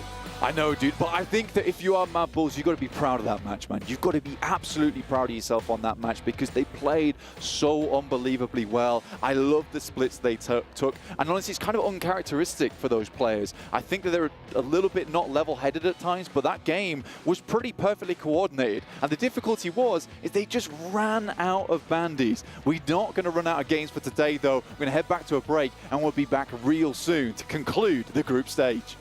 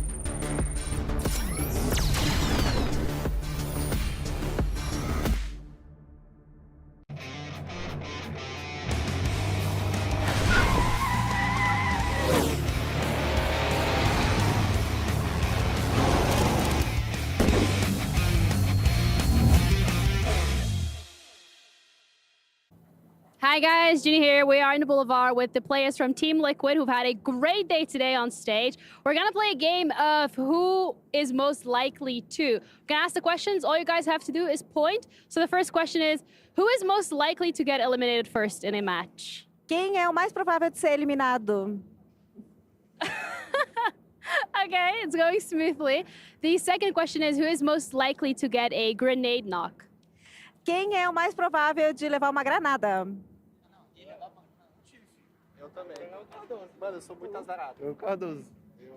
Okay, so you guys don't want to agree on this one. No point.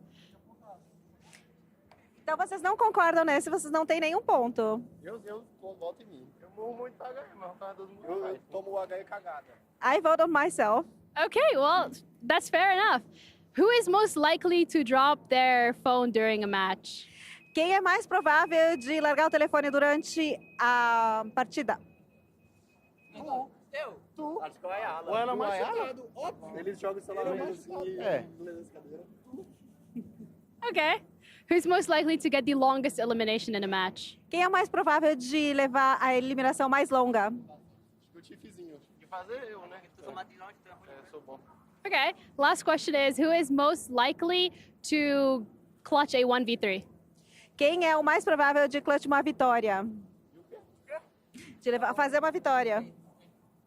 O Miticão. É, eu acho que o Ai é os dois. Both? Who are we saying? The four of them? All four. It has to be one player. Tem que ser um só. Tem que ser um só. Aw. Mythic. Okay, well, thank you Mythical. guys so much for your time. I appreciate it. You know what? I like that game. Why don't we play a little bit of this? Seven Okay. and Polaris. Who's more likely to nade the other on accident? Wait a minute, what? Where's Him, Max? for sure him. No. Okay, who's more likely to carry a match? Not you. It's not between me. It's you two, bro. I'm the host. I mean, me, obviously. Humble brag. Who's more likely to pick up the PMWC Violet Thunder set Nestoke? Because it's currently out for you guys at home to pick up for yourself. You guys can check it out in-game based off the design of Ailu and the PDPX Esports Outfit Design Contest. And Claris did say he'd be more likely to get it. Yeah. Let's just. I know if Maxman was here, he would fight you for that and say no, it'd definitely be him. Yeah. Hey guys, Yeah, he has if a he's lot healthy of UFC. enough to fight. No, he's not. Anyways, let's move on from here because obviously Inco did close out the match, and honestly, considering how the last match went, if they didn't clutch this one out, not even clutch this one out, they didn't confirm this one, I'd be quite disappointed in their performance. Yeah, and I mean, for a team that was towards the bottom of the leaderboard, a team that definitely needs those points, if they even want to be able to be in the top 12 and not go to the survival stage, you can see a much better improvement today in regards to what they've been able to do. The ilms are up, the damage up, and most importantly, the average survival time is up. But the big question mark was, are they going to throw this win? Or they're not going to be able to close it out? And Kyle, luckily for us, luckily for Inco, they were able to actually close out the win. Yeah, I had my concerns after the previous game and how things went down against Power, but this time around not to be the case. Able to take out Mad Balls here with the opening on from the nade from Nenebete to get things rolling. But Mad Balls are kind of like put themselves in a very cordoned, close position to one another. So it makes it very easy for Inco to spread out a little bit, have good angles on them, and then from there take them out. To be fair, though, I'm actually even surprised that Inco, it came down to just one player of Inco with the positioning that they had. They allowed Mad Balls to get so close to them, but hey, if it works out for you, go for it. Well, at least for Inco's side, right, they had to actually fight their way in towards a position where Mad Balls were set up quite early on this match with it going over towards the military zone. But we can see again, Falcons top. I think he had 6 eliminations for himself, gets them up to 10 points in this match. Mad Bulls, 15 points. And this is one of the teams that honestly I've been very disappointed in so far in this event because they were so impactful in PMSL CSA. It's nice to see them get 15 points, but they still have a lot of points to go if they want to build a break top 12. Something to mention too, even though they're more than likely not gonna and are gonna end up going to survival stage, Harami Bro and DRX in the past 2 matches, they have been able to put up good performances, taking away points from those teams that are trying to get there in the top 12. And when we're talking about top, I mean top has been popping off. being able to get those 8 elims. Once again, being the last player alive for his team. But luckily for him, he was able to get more elims. But the frustration, you can see the frustration. As soon as he died, he slammed the table. Yeah, he's an all-star player. He's a star-studded player for sure. When it comes to PUBG Mobile esports and how he's able to play things out. What's wrong, Jason? If I got 8 elims at this level of play, I wouldn't be slamming the desk unless it was in happiness, man. Like 8 eliminations, like that's phenomenal. And considering how they performed yesterday, he should be extremely happy with that performance, but clearly wasn't happy about something. I feel like they're maybe just upset at the way that this circle played out. Once again, we get a circle in military towards the south of Military Island. It's their location, man. Yep, that's the thing. It's their location, and they keep losing. They did it yesterday. They lost 2 players early on by trying to have a bridge camp, and it absolutely backfired. It's quite an uncommon location to have a end game circle scenario occur on Military Island, though. So it does create some variance in how teams are going to approach it, where they're going to kind of move, etc. And that kind of causes some volatility in the play overall. But happy to see actually, now that I think about it, Mabels once again getting to a second place in a similar position to where they were getting to late games on other Erangels here throughout the tournament. So don't know what it is about Mabels with this kind of location, but they're not about it here.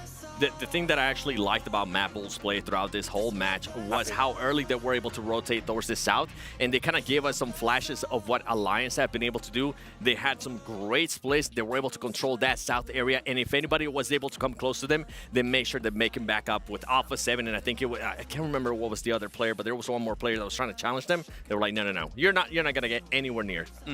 Okay, well, you know what? It is the halfway point of the day, which means we have to switch our commentators in and maybe even check in as well here. We've got Hot Jukes and Johnny Allen joining us. Gentlemen, what's your thoughts on the first half of the day?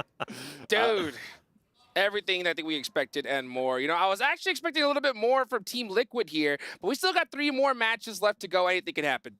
Absolutely. I think that's a good team to sort of be looking at towards the end of this one. Trying to push up over those 70s is going to be tricky.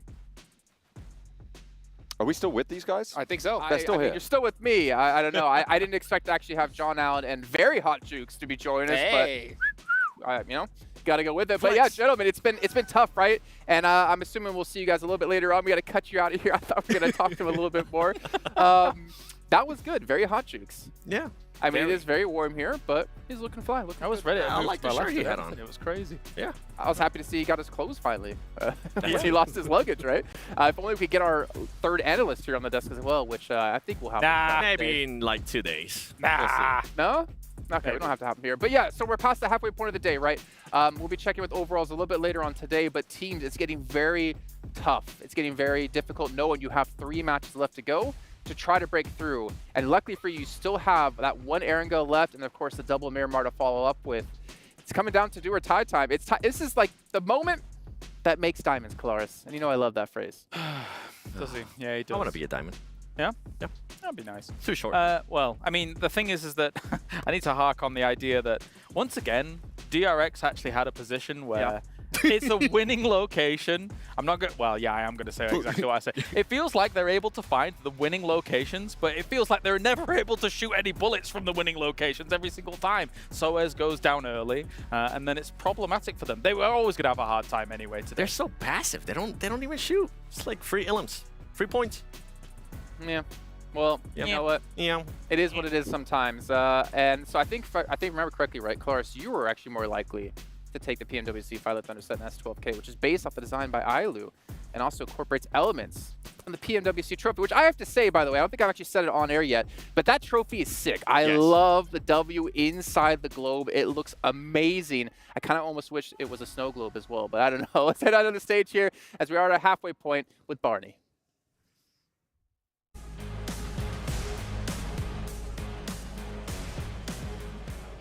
Welcome, ladies and gentlemen, to the halftime show with Sandstorm and Barney. We are halfway through our 3rd and final day of the group stage for the PUBG Mobile World Cup here at the ESPORTS World Cup. Game 1 went to the reigning world champions Al-Ula IHC, followed by Power getting their first winner chicken dinner in Game 2. And then finally, we had Inco Gaming taking game number 3. With 3 games left, we will get it closer and closer to find out who will make it to the main tournament. But with 3 games left, we have 2 more on which map? You guessed it, it's going to be Miramar.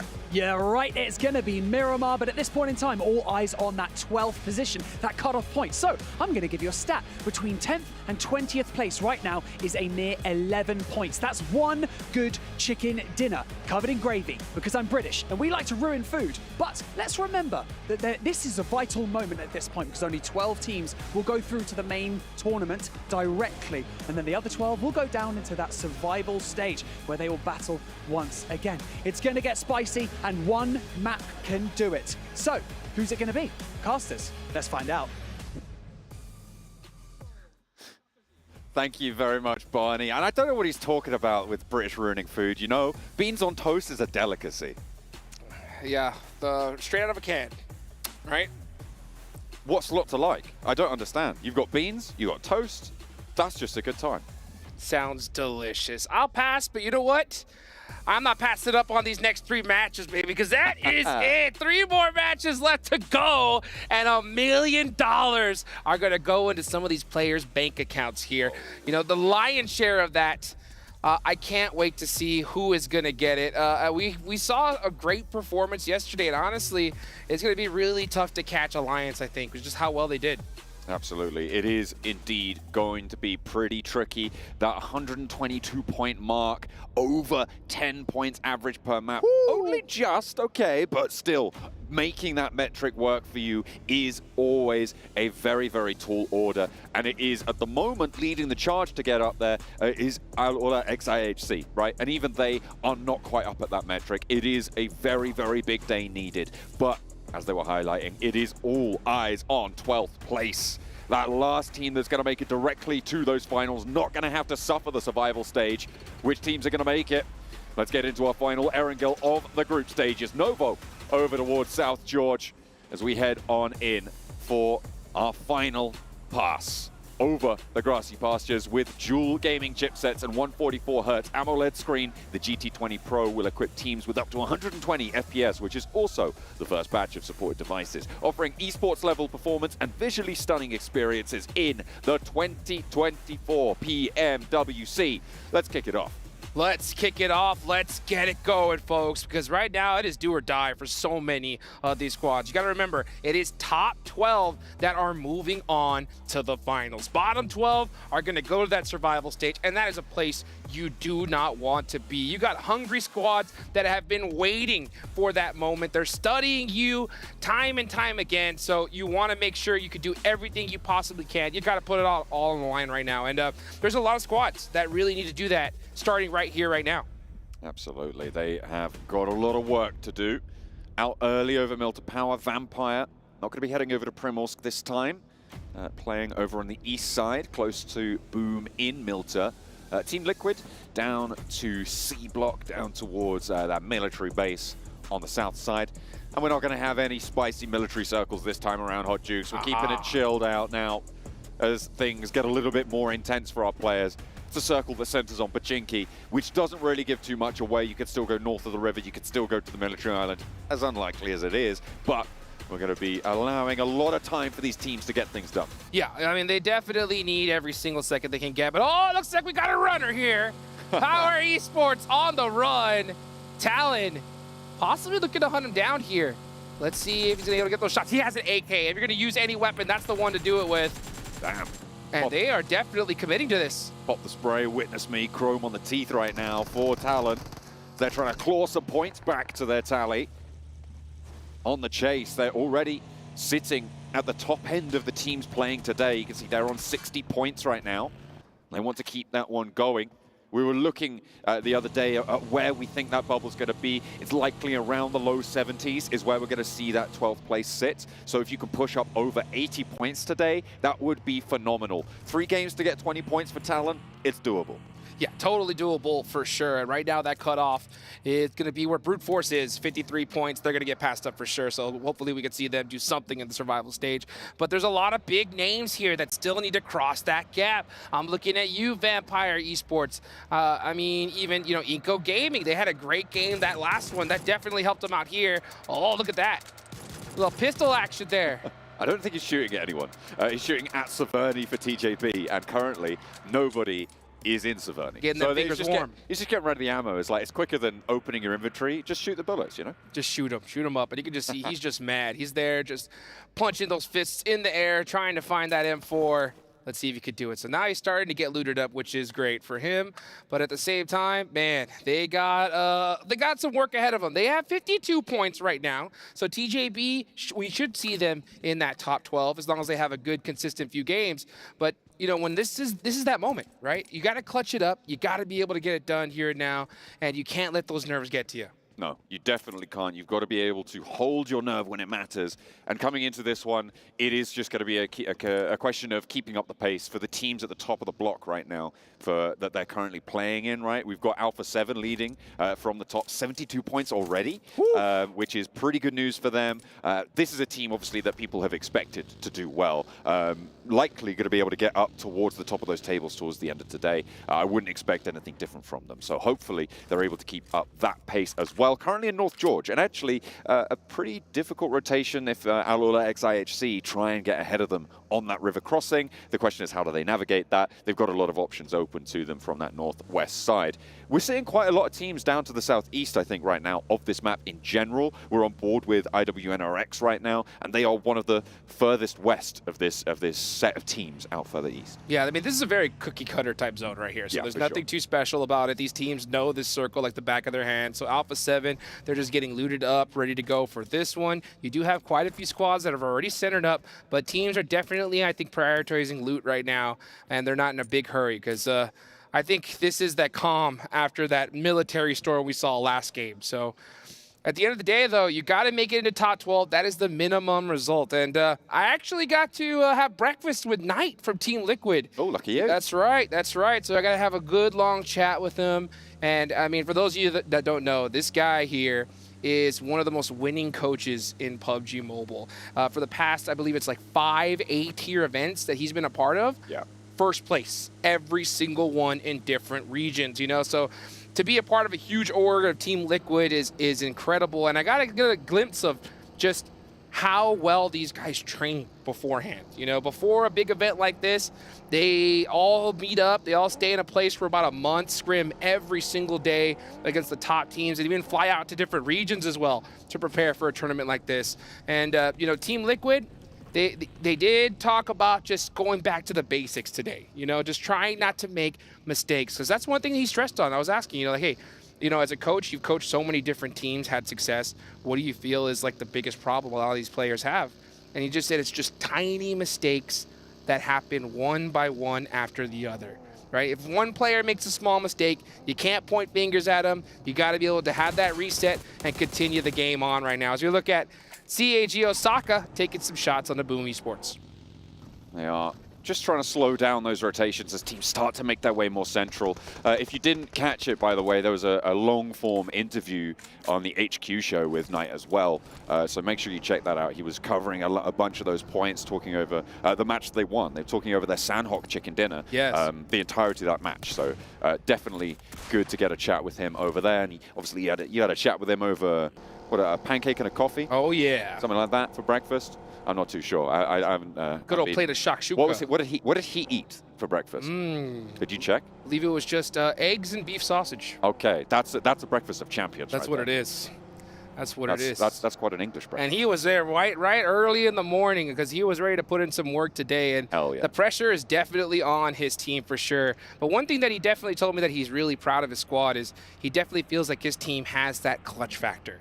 That when the going gets tough, they can still perform. And they proved it in PMSL Americas where, you know, Alpha 7, maybe those hands started to shake once again, and then they were able to, you know, finish second place. Team Liquid just surpassing them there. So we'll see what happens. Right now, there is a good solid gap between Alpha 7 and Team Liquid points-wise. But you know what? Anything can happen here. That's true. Anything can and most often does happen here in PUBG Mobile. Team Falcons moving on the south coast right now, trying to scout their way in. A couple of inroads potentially going to become available to them right now. Again, still not too much conflict. You can see top run around, grabbing a little bit more loot, not quite satisfied. Still is going to have that level 3 helmet, that level 3 vest as well. So they're pretty decked right now. I mean, I'm not too sure what more he could really be looking for there. Maybe, you know, a med kit. Yep. Seems like he's got plenty of nades, plenty of smokes. Well, these guys are set up. They're ready to go for sure. So looking at the leaderboards, you guys can see that right now as we're about to get into another zone here. This is pretty much do or die. This game right here for 4 teams in particular. Okay. I'm talking about Harami Bro, sure, CAG Osaka, excellent, DRX, True. and IWNRX. Those guys need a chicken dinner right here, right now, or they're not making it to top 12. This is the thing, right? I mean, IWNRX is particularly an interesting one, right? Coming from the EMEA region, obviously it was Brute Force who were the champions from that region, but throughout the majority of the tournament, IWNRX were the best. And that was predominantly off the performances coming through from Zedwolf. He was an incredible fragger back in the region. We thought it was going to be a breakout performance here coming into this tournament, but it just hasn't been. They have been nowhere to be seen. They've been so quiet so far over the 9 matches that they've played.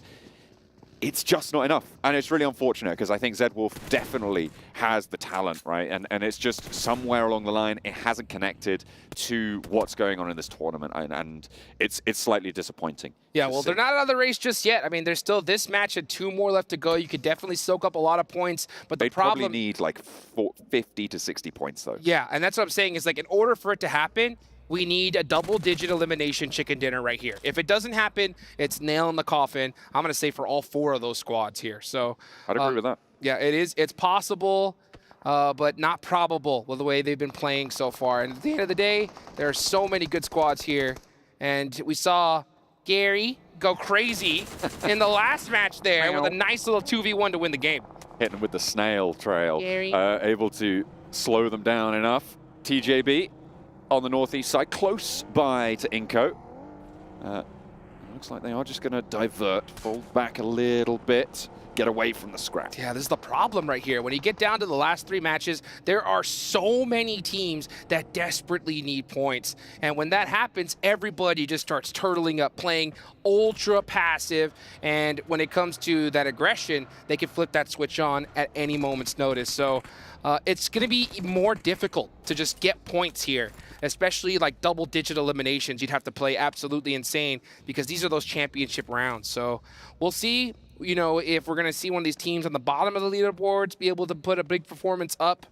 But right now, it's not looking too good. Even if you're, honestly, even if you're Mad Bulls, Power Esports, I'd try to get it done right here and now because those last 2 matches, you never know what's going to happen. What was it Barney said? Between like 10th and 20th, it's like 10 points or something like that? Or it looks like, yeah, like 11 points between Team Liquid and Mad Bulls right now, which is a huge, huge jump up in placements for what is ostensibly one good game compared to everyone else, right? You just need that profit, that breakout performance. So we'll have to see if that is in the back pocket, if they've got the rockets to strap to their shoes, blast themselves up the table.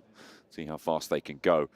Right now, major feature of the circle. Let's talk a little bit about that. Okay. Potato Hill on the east, Pachinki sandwiching it off on the west. The circle just about to pop, heads up towards Potato Hill. So the north part of that Potato Hill position going to be really, really hard fought over. CAG Osaka right now hold it. Are they going to be able to withstand the pressure? They're going to need to, that's for sure, because they're one of those teams that, like I said, need a double-digit elimination chicken dinner right here, right now, or we're going to have to see them in the survival stage and risk watching their key get crushed right in front of their own eyeballs. Owie. That's gonna stink, that's for sure. So meanwhile, you got teams like Team Liquid, Falcons. Those guys need to put up some points on the board. They're all the way on the south side right here. They're gonna have to push through quite a few squads, and with that desperation time coming right here, right now, oh man, it's gonna be very, very difficult. So let's see how it happens. You can see Team Falcons trying to make a safe rotation, already starting to get popped at by Vampire. And that's the problem. With a zone like this, pretty much every single spot, central circle, is already taken. Absolutely, and given the fact that there's no casualties right now of this match, it's going to only exacerbate that problem, right? That's right. It's just making it worse with 16 teams all trying to cram themselves in. Now is where things are going to start to heat up, where that kettle pressure is starting to whistle. And it's whistling hard. And the problem is that nobody wants to open up that can just yet, because if they're the first to engage into a fight, the chances of getting third-partied right now are like 99%. So, you know, everybody is just waiting, hoping that somebody gets a little antsy and starts, you know, maybe a crazy push happens, and then that third party will come in right after. So we'll see what happens here. That's not how you... What? Hang on a minute. Very interesting. That needs an insurance claim right there. Oh, yeah. Who's at fault? Definitely the buggy. It's classic Mythic. Oh, dear. Come on. Oh, here we go. They're on the road. Team Liquid. This is a bold send. I mean, they must know someone's up here. But TNG Osaka is too split right now. They are so severely split that they can't support each other. And he's going to get taken out right here, 3v1. I think a big misplay from CAG Osaka. You cannot try to take that much real estate in a zone like this. No, absolutely not. And that's what I was saying. It's going to be hard fought over. Can they withstand the pressure? The answer, no, right now. A point of their hold has been taken down, but they still have 3 players alive. And once they regroup those 3, Team Liquid can kind of act as that 4th player on their south edge, but it's just going to be so much more dangerous for them. Oh, man. Alola x IHC now clashing with IWNRX, who have been trying to push in for a little bit. Swain goes down, and we are finally starting to see these casualties coming through. A lot of them going to be happening over towards the west side near Pachinki. Going to see absolute chaos ring out here in the next few seconds. You can see a little IHA on the move. NRX going to have to sacrifice a player. Oh, and they're already down to 2 players.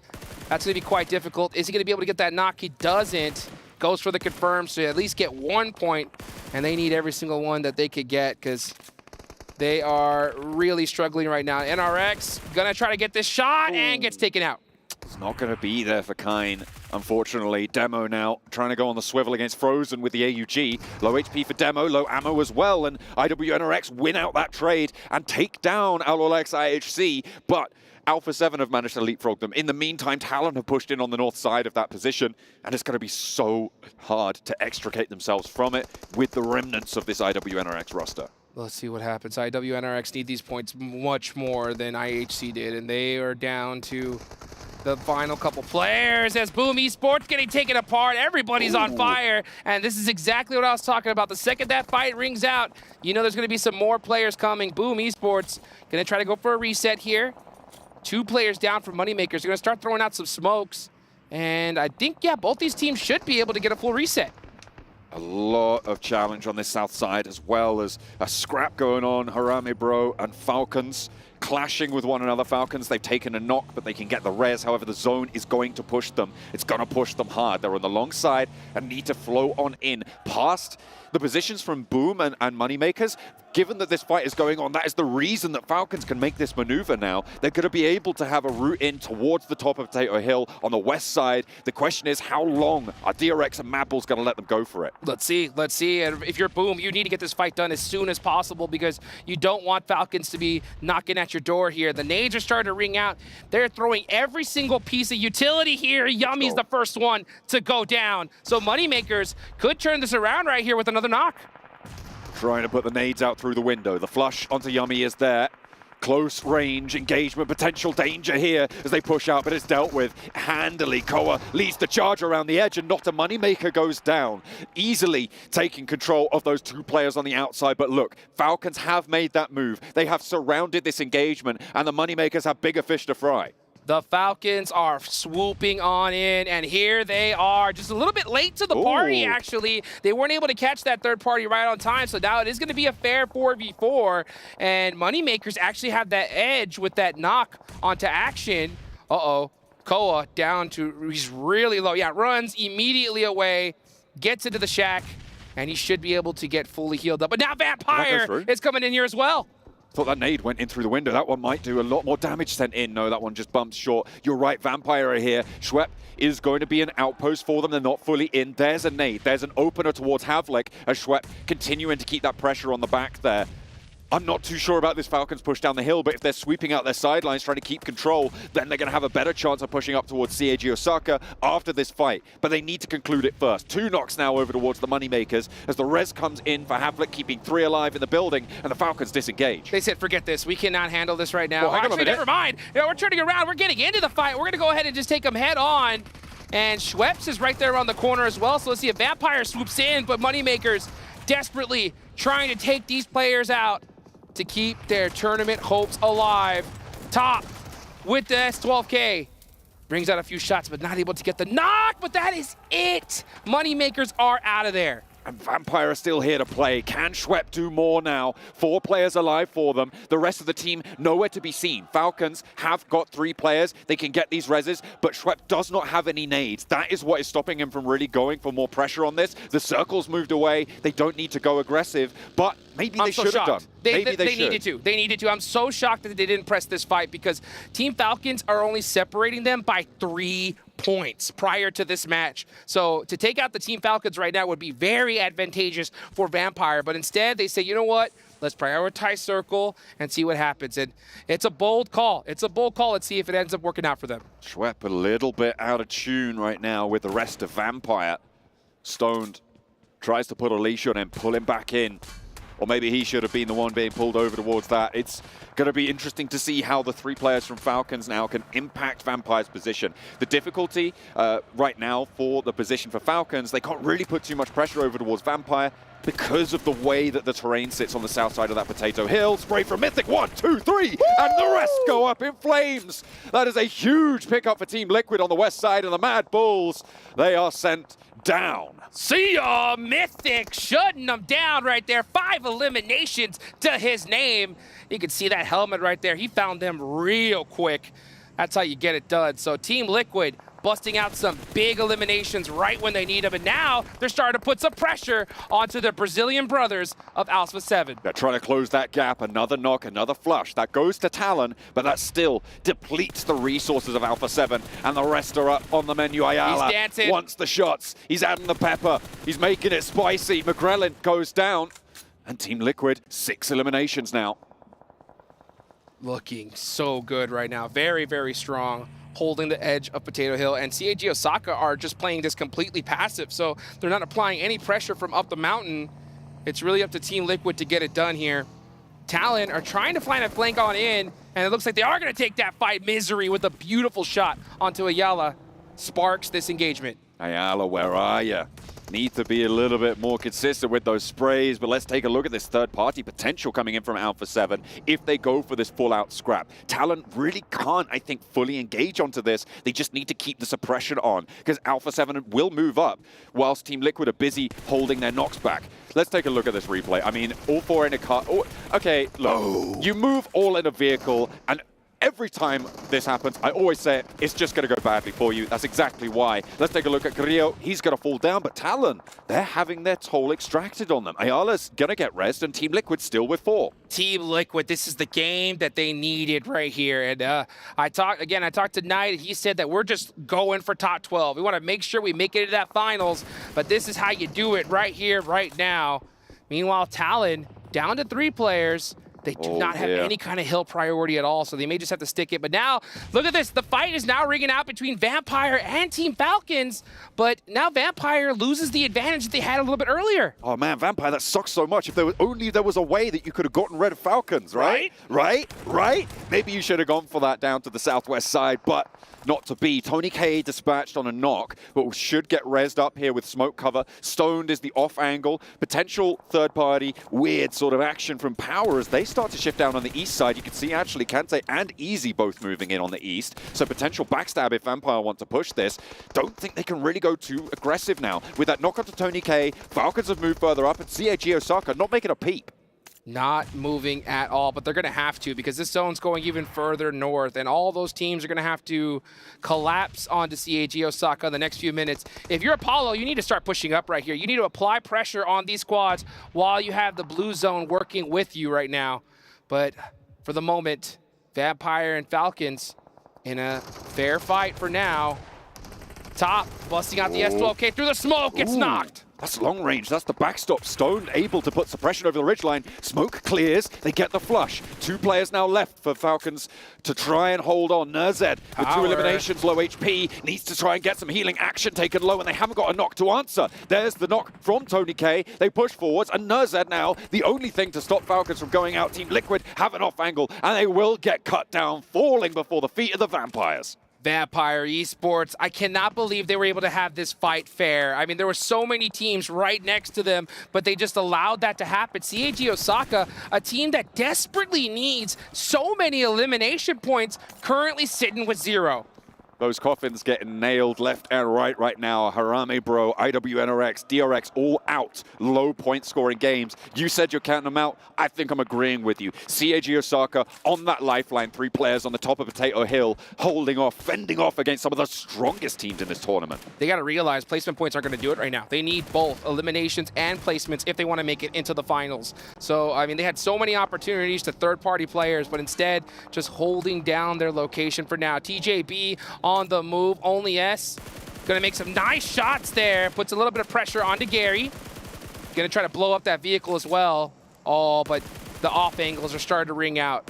Yeah. Only S is in big trouble. Inko moving out wide with Vitali to try and get the off angle, and that's exactly what you need. You just can't move on in now. There's full surround going on here. And it's going to be done and dusted for TJB on Erangel for the group stages. They've got 2 Miramars to play now. They'll have to focus on that. In the meantime, Team Liquid finally turning their attention to the remaining players on CAG Osaka. They're down to 1, and their tournament might just be dropping down to the survival stages in these next moments. But a nade keeps them alive for just a second more. Oh, but it's only just 1 player up. I mean, we have to see an absolute miracle run from Naoto. Let's see if he's going to be able to do it. But now the Molotov coming on in. He's burning. Is he going to burn down to nothing? Oh, barely survives. Wow. A big nade sent back over. And look, the Vampire with the third party. Team Liquid on the ropes now. 2 of their players are down. They only just got 1 res. And another re-knock comes through. Inko are there. And it's a third party, a 4th party as well. And Team Liquid fall. Naoto holds on the inside. CAG Osaka will finally fall, but Vampire hold the top. Vampire desperately need these points. Power Esports do as well. So let's see how they're going to be able to end up on this match here. Tony K, look at that, 6 eliminations from Vampire and a dominant position. That is a great result for them. Team Liquid getting pulled apart. That beautiful opening knock, and a lot of that was on Naoto from CAG Osaka, right? Getting that nade in, stopping Team Liquid dead in their tracks. They couldn't push up more to that building and finish the fight that they wanted to take. If they had that building, Vampire can't move in, Inko can't get third parties. But as it stands, Vampire now on the high ground. With Talon starting to falter, Power might want to sweep on through. Yeah, CAG Osaka had a big opportunity here, a dream circle, but just weren't able to take advantage of it. Just got completely outclassed by these other teams. So let's see who is going to make it into that top 12. And every single one of these teams that are in the match right now desperately need it. Talon Esports being the only one right now in 9th place. So they are sitting comfortable.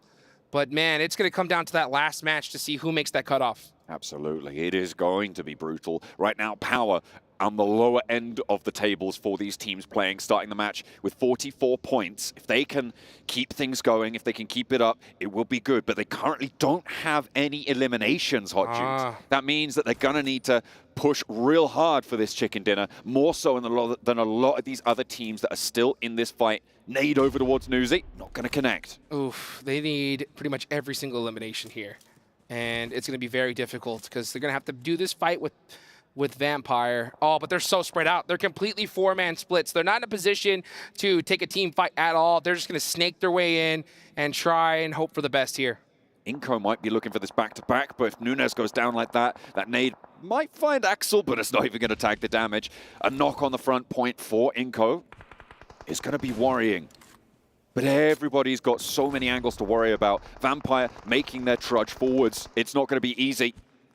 We'll see if they're able to make marks onto this circle. And they're gonna, I tell you that right now. Vampire, this is what they do best, with their back against the wall and just being able to shoot at anything that moves. So they're starting to apply that pressure. Schweppes loses helmet right there, so that's gonna be pretty interesting to see how they end up playing it out. They have the high ground. Everything should work out for them, but you can see Inko Gaming has their eyes locked on them for now. Spray from Schwepp and another knock over towards Verdan from Power on the northeast side. Nice and Vampire keeping control on this high ground. Vehicle still available for Inko, putting 2 players in it. That's dangerous, but they got to roll straight over towards Power. They want to sweep through. This is a 2-player push. There's a nade in hand. What are you doing? You're just going to get lit up. There's no answer as well. And Verdan is just going to be able to get res. They moved out, and Inko lose a really weird sort of fight. They try to push forwards in the buggy. 2 players completely exposed the high ground. I'm putting a big question mark on that. They could have just moved so slowly, but instead they just try to full send it with the vehicle and got punished. That is Talon out now, and Vampire are just watching this happen from up top. Beautiful dear. shot, though, from Nenebete. That was huge. Only one player remaining for Inco, and it is Nenebete, able to land that shot. It's going to be good news. 3 players alive for Vampire, but only 2 active. Power have been biding their time with Inco trying to make that play and it not really working out. They've been given a lot more of an opportunity here, but Tony K moves forwards into a linchpin position. Vampire have got the res now, and they're playing on the high ground.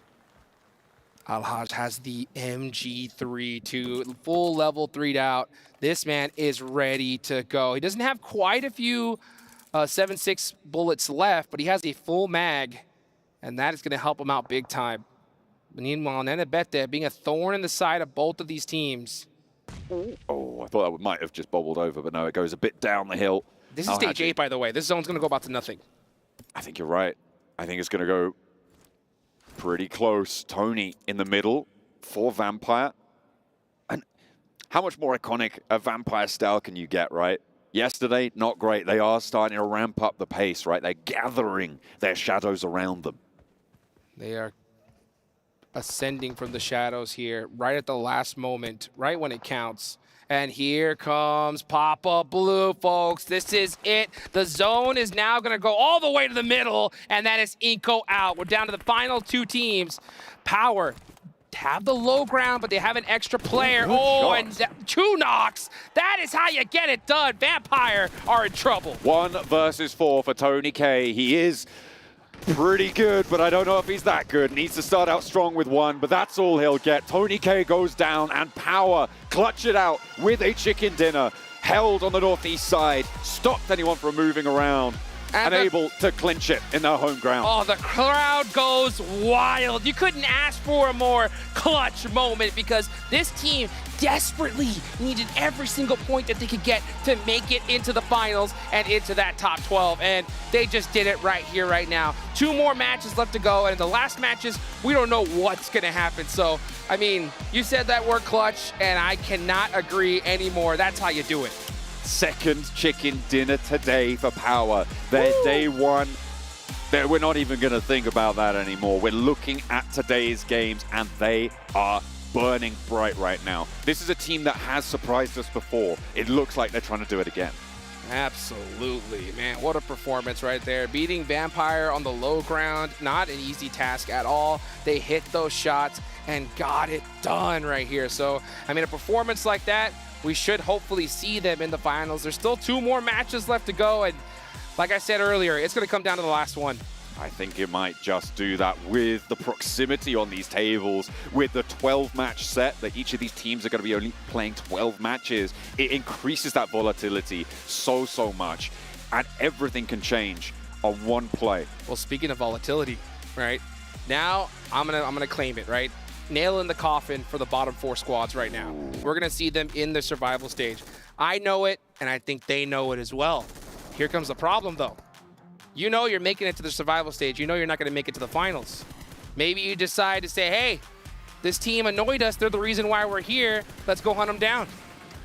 On the flip side, maybe you want to allow the teams that you think are better to qualify, right? So that in the survival stage, you're not facing off against stronger opponents. That's right? a good point. So therefore, you go against weaker teams that are around that bubble. And you try and elect which teams you want to go for, right? So there is that sort of dichotomy depending on how you want to play it, right? And even then, you don't even have to make that call. You could just play for your points, just play for as much as you can. There are still ladder up bonuses, right, for getting higher placements on the group stages. A couple of grand can be the difference between that bottom spot and a couple of points higher. So there's still a lot to play for. We're going to be heading to Miramar after the break.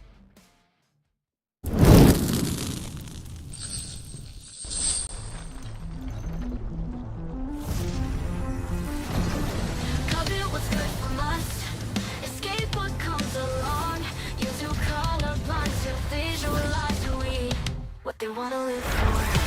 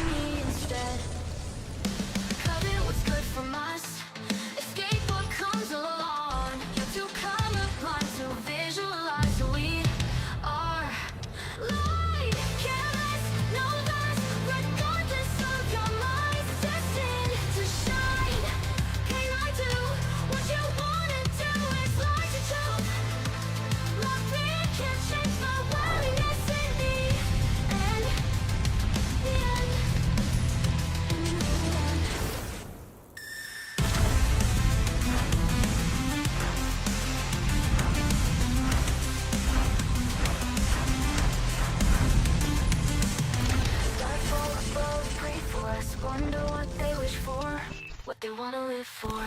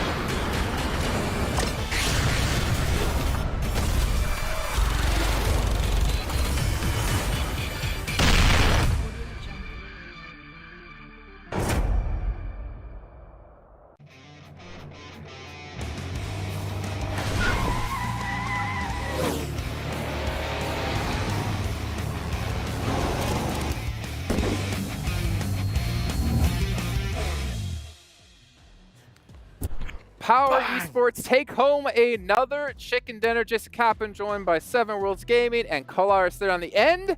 And honestly, it's looking like Power, with their 2 wins today, might be able to pull this off. They might be able to qualify.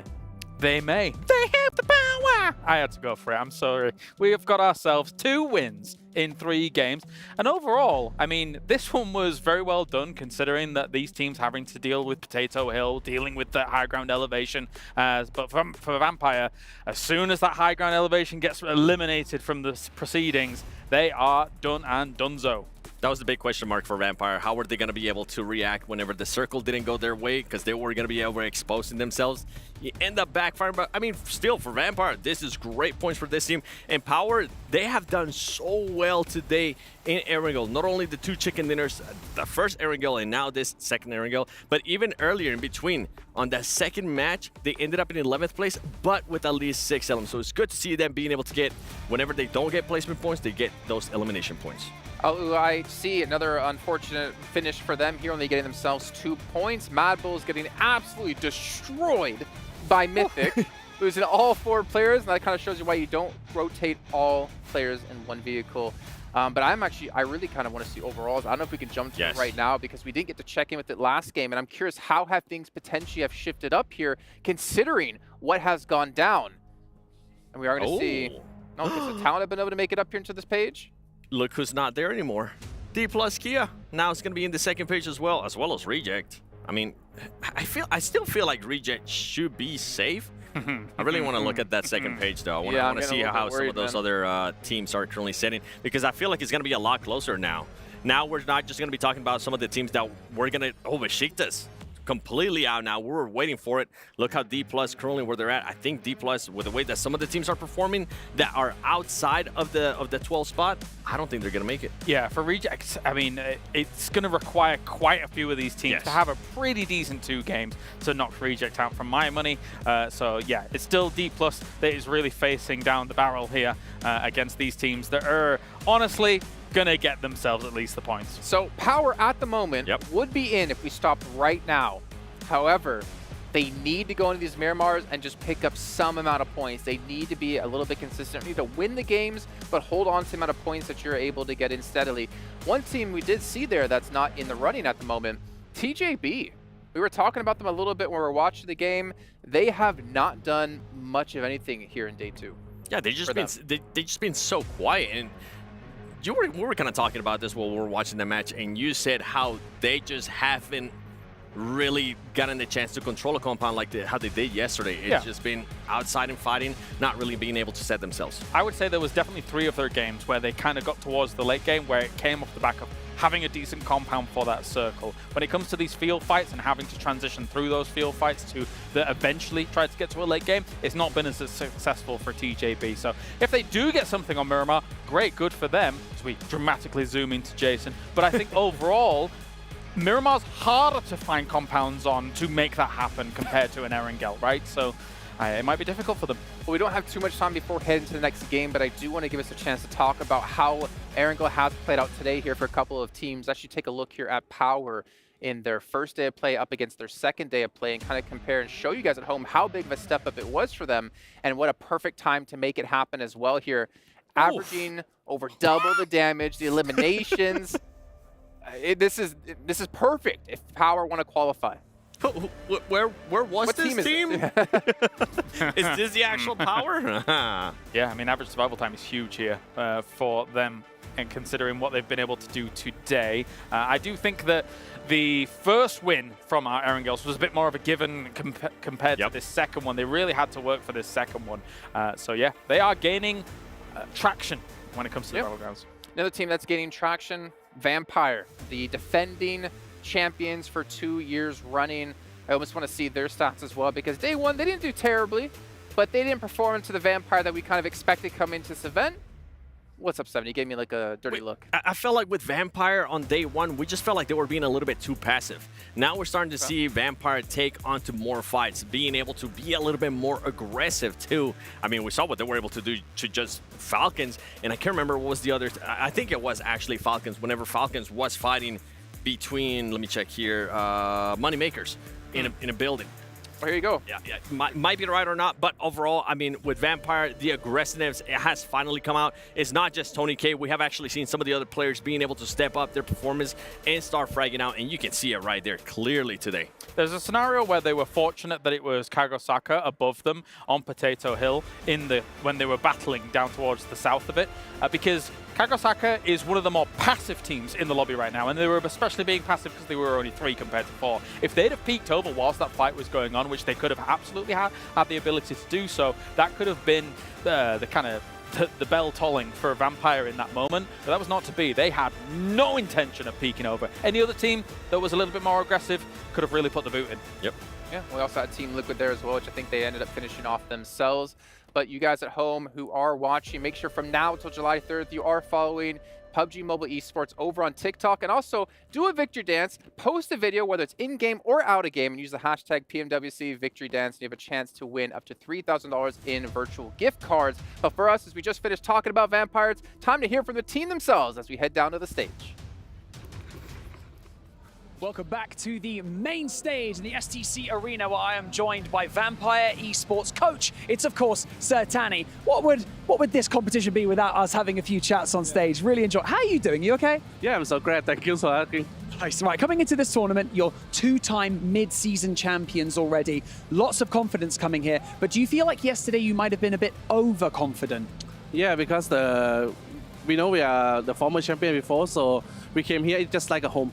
We will do our best, but yeah, yesterday is really complicated and it's really hard for us, so yeah. A bit of complications. All right, well, we spoke earlier today and you mentioned that, you guys are going to switch things up a bit, maybe even switch a few drop locations as well. Why is that? Yeah, because for us, today so many drop cash, so honestly, the first important thing is our point. So we don't want to drop cash with no reason, so yeah, we find some the good drop that available for us, so yeah, we will change it. And also some routes, how we play, the timing, everything is changed today. Okay, well, speaking of today, speaking of points, you managed to secure high points in that final Erangel map. Finally, you can rest a little bit. You're currently in 11th place with 62 points, okay? You're still not quite safe. You're only 1 point ahead of Power Esports right now. 2 more maps remain on Miramar. Do you feel like you can do it? Yeah, I feel like we can do it, but just only the maintain and the consistency, because as you say, we are not really safe much, but I expect to focus for more like a 75 point, yeah.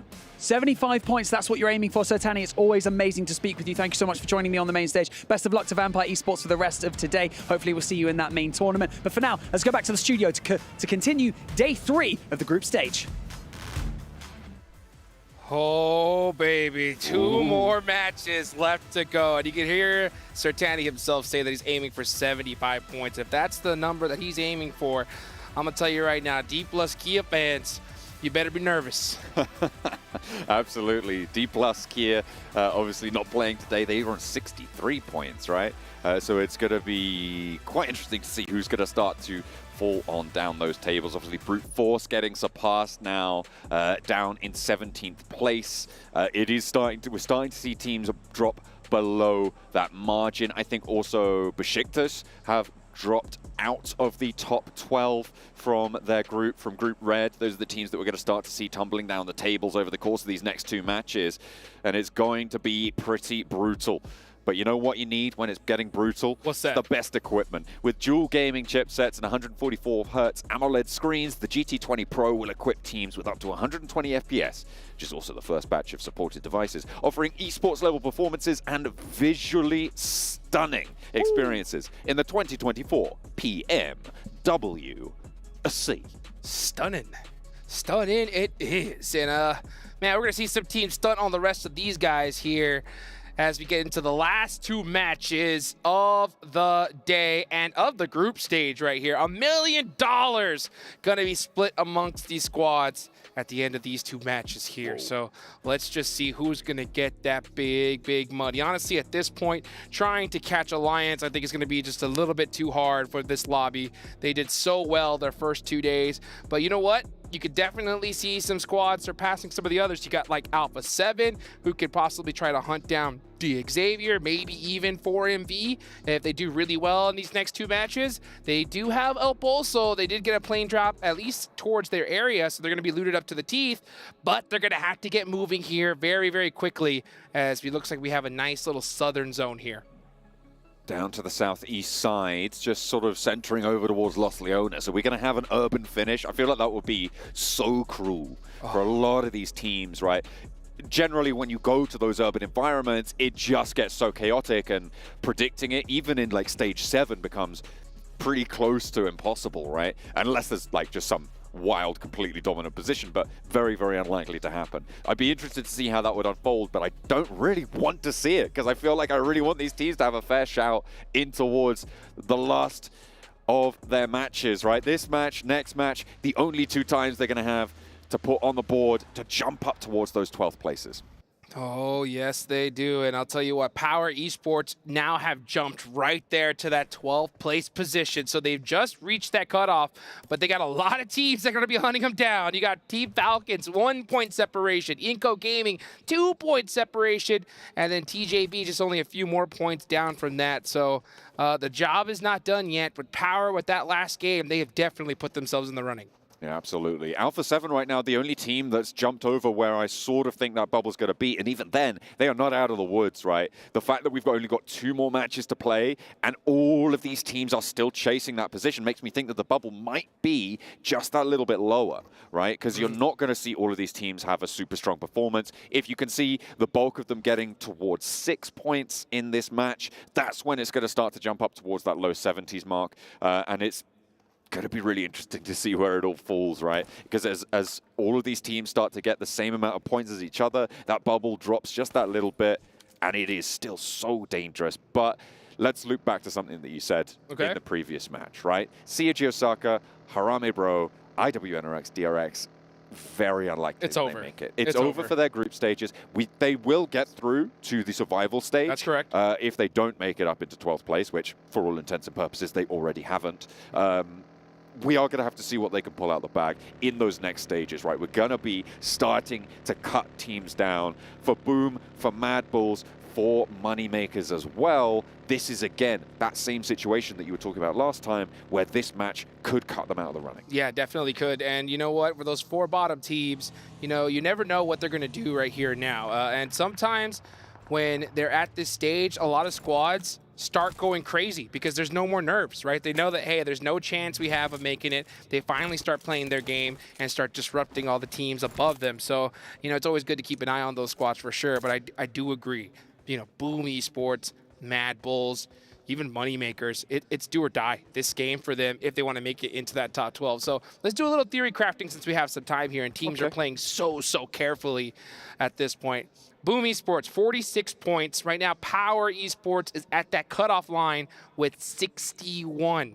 What do you feel Boom Esports needs to do right here and now? Or what do you feel needs to happen if they want to have a chance of making it into the finals? I mean, you just need at least double digits on the match, right? And I think that bubble in general, I'm still thinking it's going to be low 70s.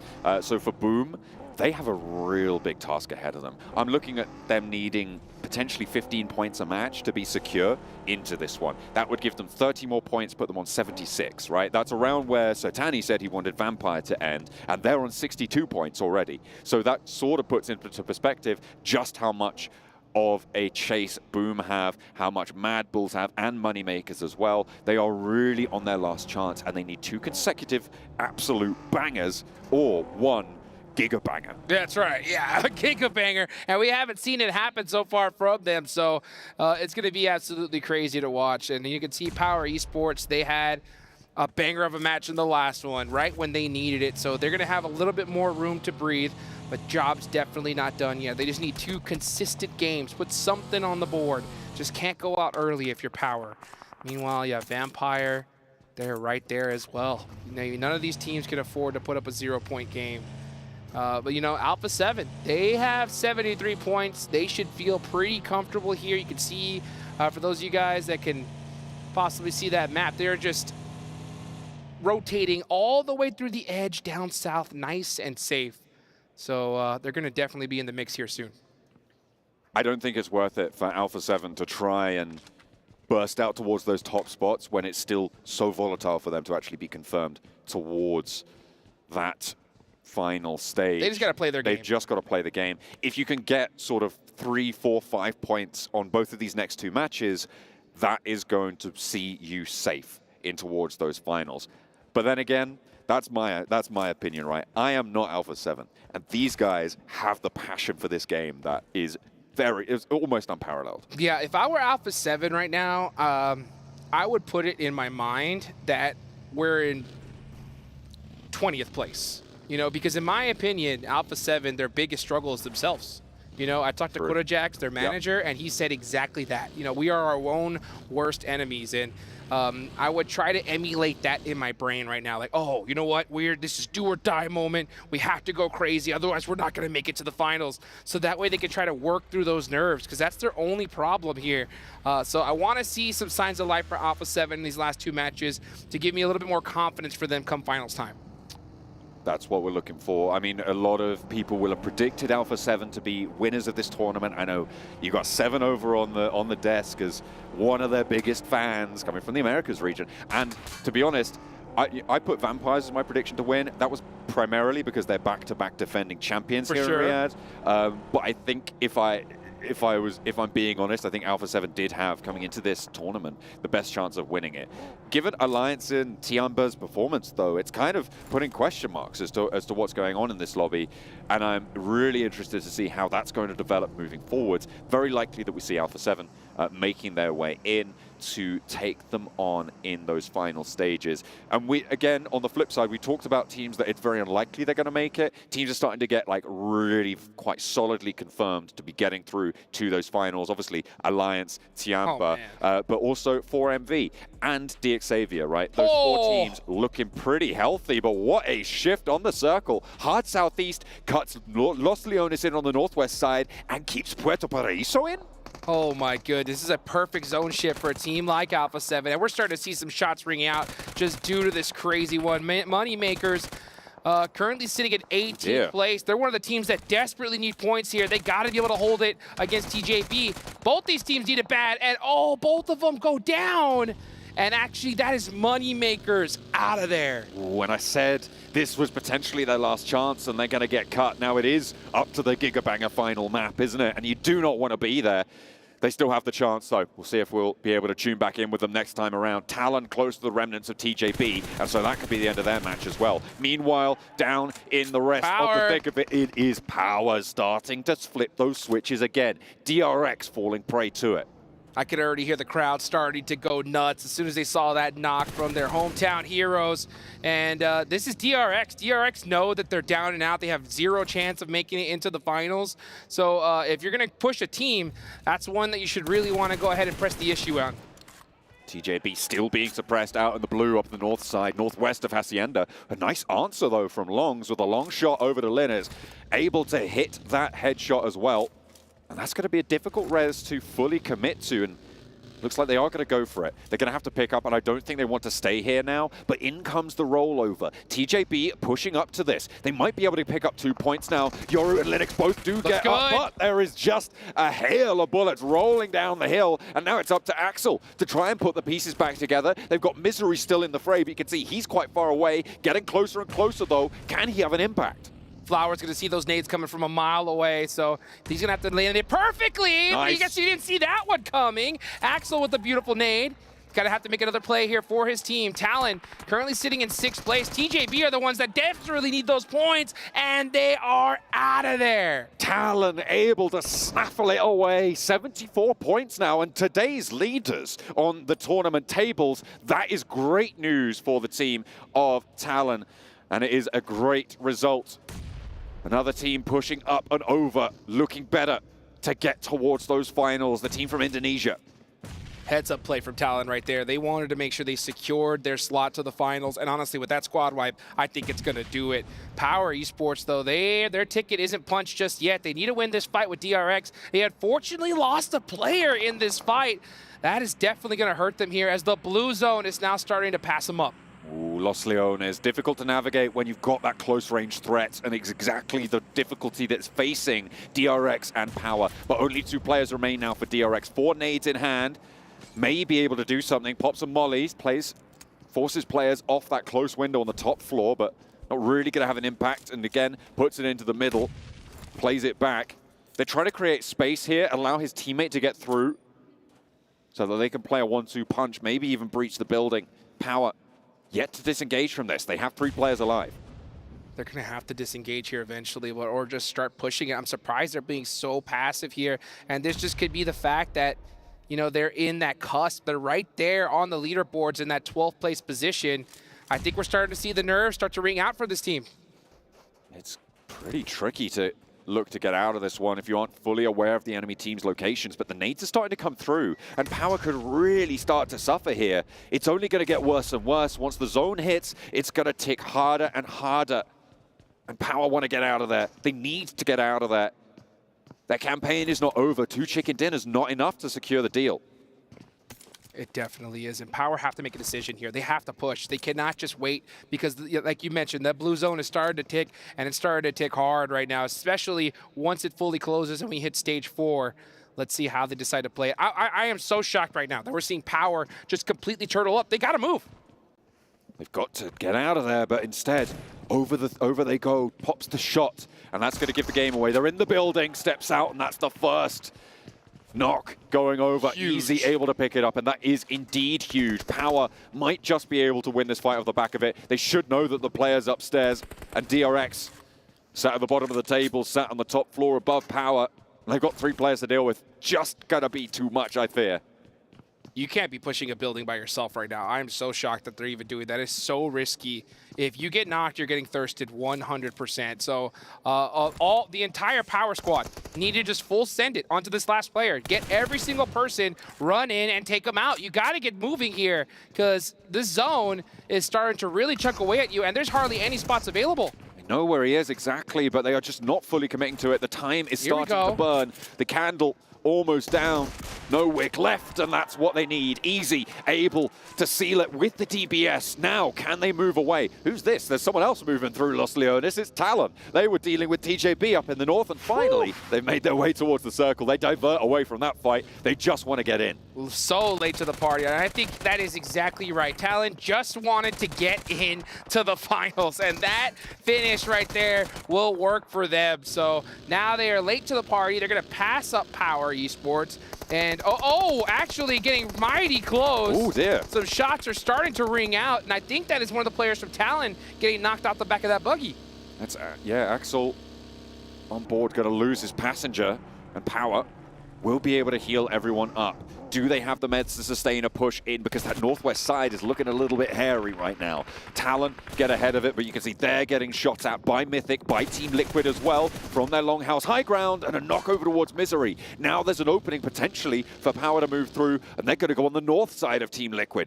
As the attention is drawn south, they shimmy on in and potentially get a good spot against Team Liquid because they're going to have to move further through. Neither team can stay where they are on the next circle. super fortunate rotation for Power, not to mention 5 eliminations. This is exactly what they needed to do to secure that top 12 position. Team Liquid right there in 10th. You know, they're looking to put some points on the board as well.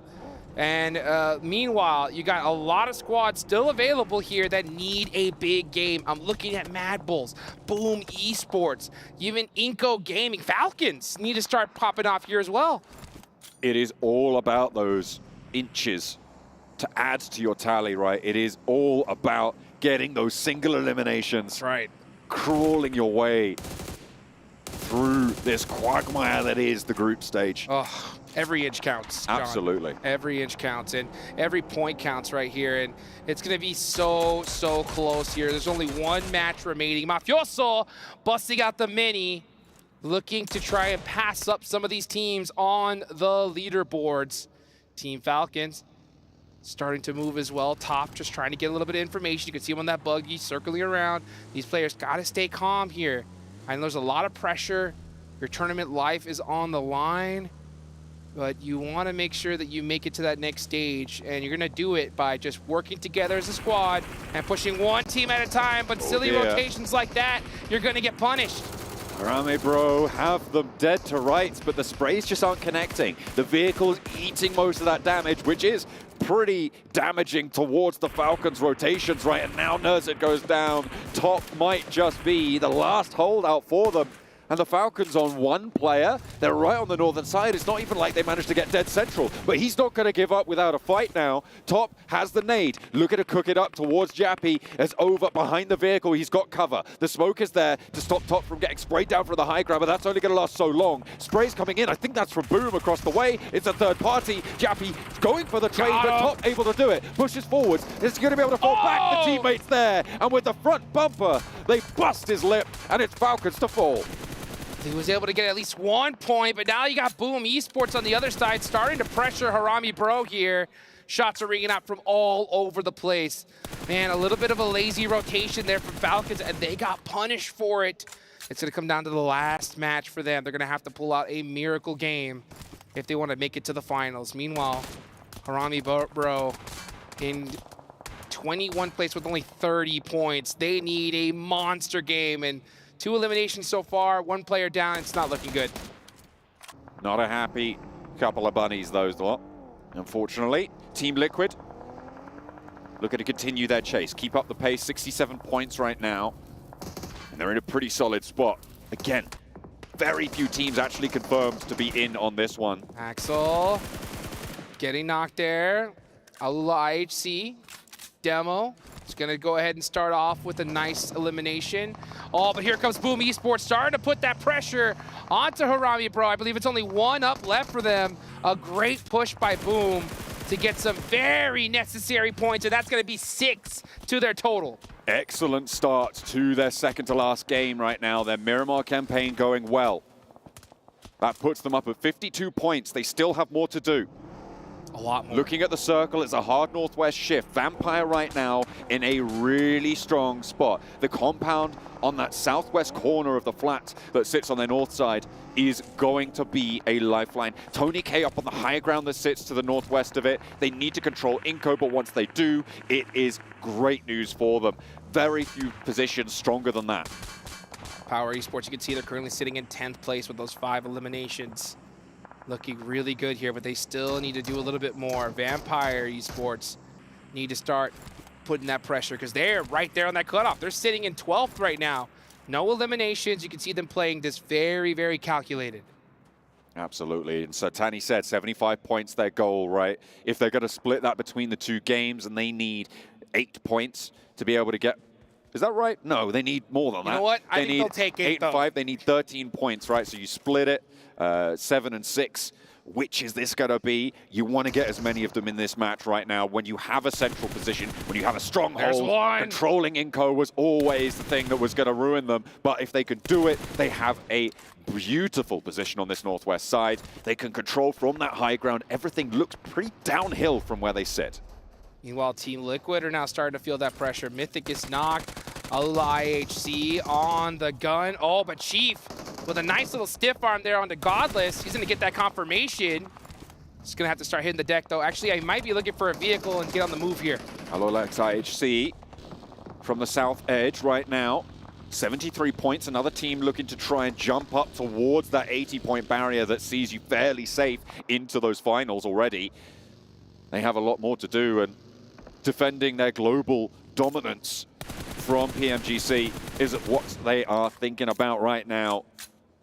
But it's all about squeaking their way through the door. That's right. I think with those 4 eliminations, I think that could have just done it for them, especially considering how these other teams are playing. Team Falcons out is going to leave it down to the last match for them. Vampire are still up with all 4 in a really solid position for this next zone. We're going to have to really see where this circle goes, and a lot of these teams could really use a blessing right now. This 2-2 split for Vampire looks strong, but Alpha 7 are going to challenge the south side. Nuzi, Schwep, both got to try and hold it, and Inco are going to suffer because of it. Revo now with the challenge. Has got that pump action. Steps out, finds one. Nuzi goes down, flushed quickly. There's an answer though. There's the knock in response. That came through from Stone in the vehicle, but Schweppes is now down as well. And there's only 2 players for Vampire. They're getting dismounted. Alpha 7 Summit. There was no backup. McGrellan on in, and the south side hold for Vampire crumbles. Stone getting caught with a nade in his hand. McGrellan's trying to go for the res here, but his teammate's moving just a little bit too much. But here comes Tony K, the last player up for Vampire Esports. They need this fight to win. Alpha 7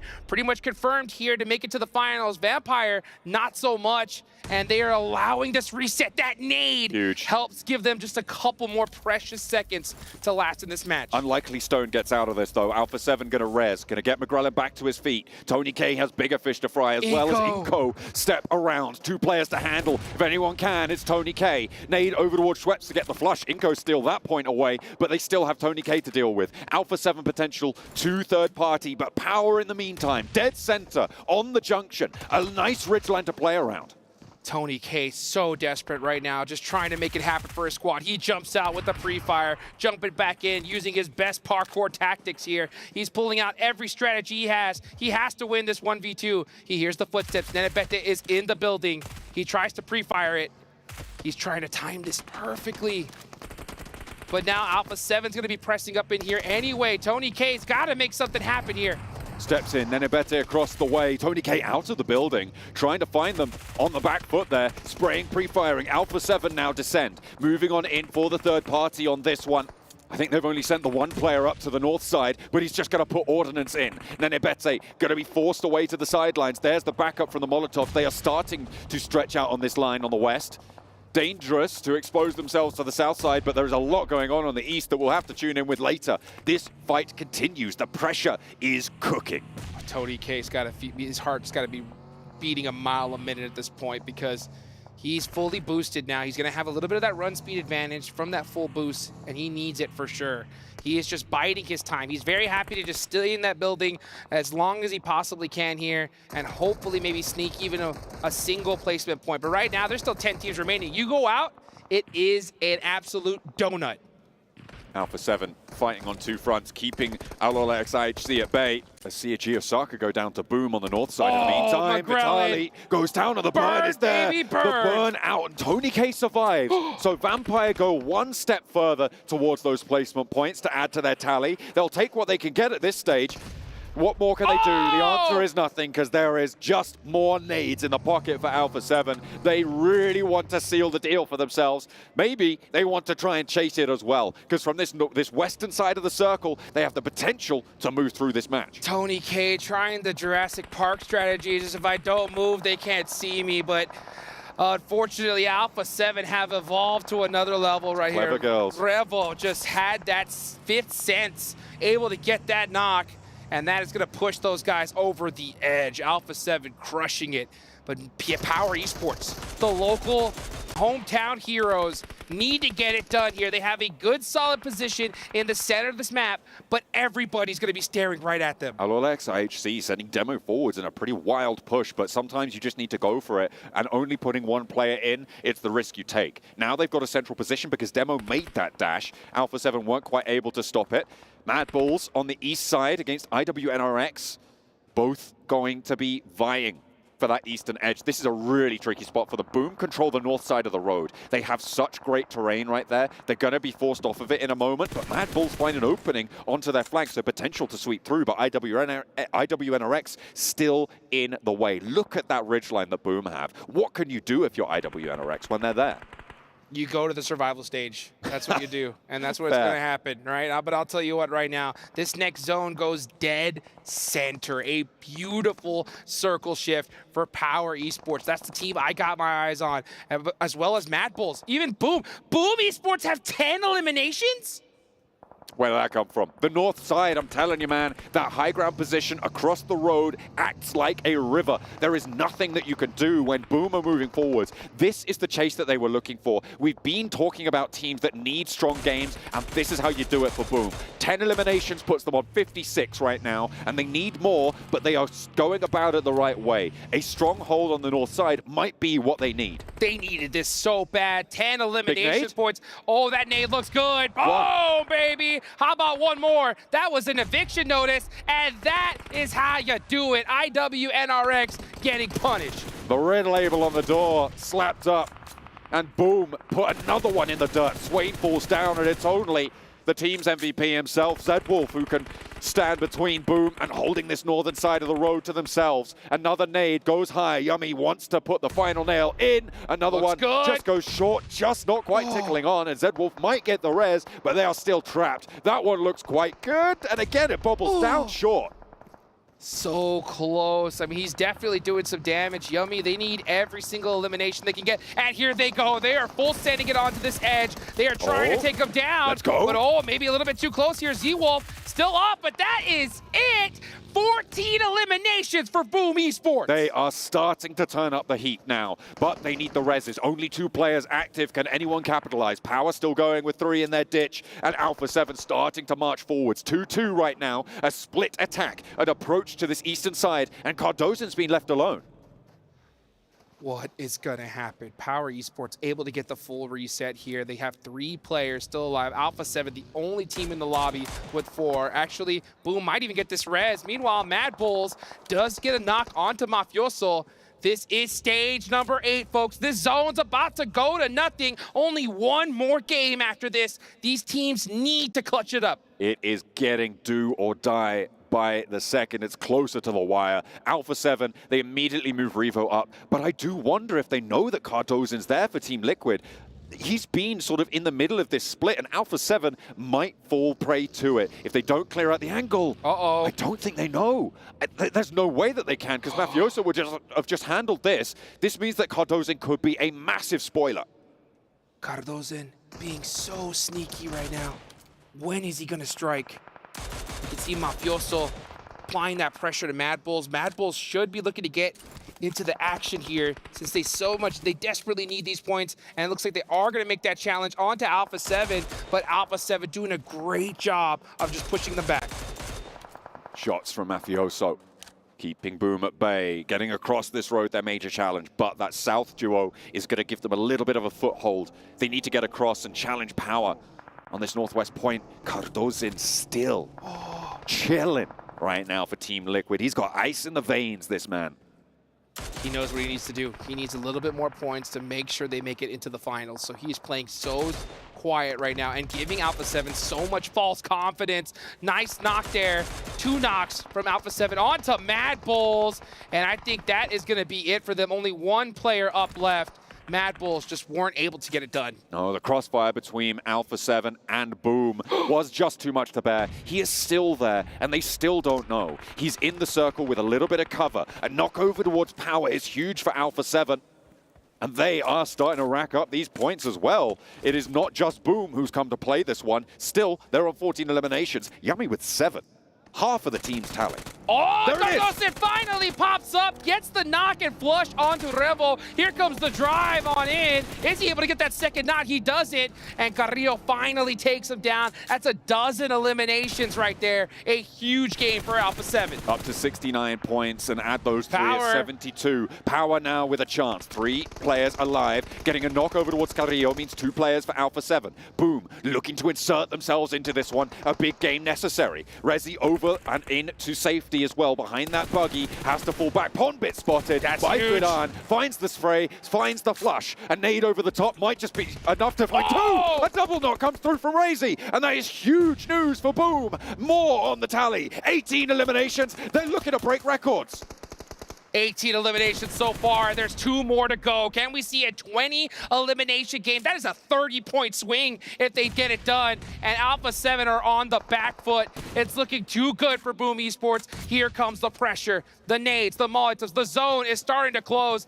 Alpha 7 know they're hurt. They have to hit an incredible shot if they want to make this happen. Mafioso down. Now it's McGrellin. The only thing that's going to stand between them and Boom rolling over the circle. It is bombastic. It is loud. The north side of the road rolls on down, and Boom's hopes stay alive. Boom goes the dynamite, baby. 20 eliminations and the chicken dinner? Are you kidding me? These guys are gonna fly up the leaderboards. That is an absolutely incredible result. What a beautiful way to start your campaign into the final game. Indonesia very happy with their team right now. Boom have put so much on the board. 30 points. Starting the match on 46 puts them at 76 points. That is where they want to be. Anything now is looking to be gravy in the final match. Whew, Boom Esport fans, get on your feet, mark your calendars, because I think you're going to be seeing these guys in the finals after a game like that. Are you kidding me? We talked about, having a good game, right? Oh, yeah. That wasn't even just a great game. That was an insane match from them. And so many other squads as well that desperately needed those points were able to get them right then and there. You know what? That gets the official Giga Banger match right there for Boom. From that northeast side, doing so much work, picking up the points where it matters, and they've got to be so, so proud of that performance. Power getting deep into it again as well, getting late into that game. That double nade was huge to take it down, by the way. And Alpha 7 very much sealing their position now with over 12 eliminations, I think, as we start to see these players start to run on over. Yummy for Boom, a huge elimination tally, and it did get a little bit hairy with that knock to the backlines, but that's the nade that did it. Double knock, there's nothing you can do. Beautiful nade right there, so clutch. And I mean, look at that, Yummy had 7 eliminations at that point. That is just absolutely insane. And the hardest thing when it comes to playing as a PUBG Mobile player at this level is that clutch factor. You can't, you can't train for it, right? You just have to be able to have it or you don't. And Boom Esports, after that game, they definitely got it. Certainly is, but they've almost, they got 46 points in the rest of the tournament. They just got 30 points in that one match. They almost doubled it. So, that's crazy. I mean, sure, you need that clutch factor, but what you also need is the backup, and that's what I'm looking for them for next match, right? That is what I'm going to be looking forward to. Oh, man, guys. One more match left to go. You guys know what to do. Don't go anywhere. We're going to be right back. Boom.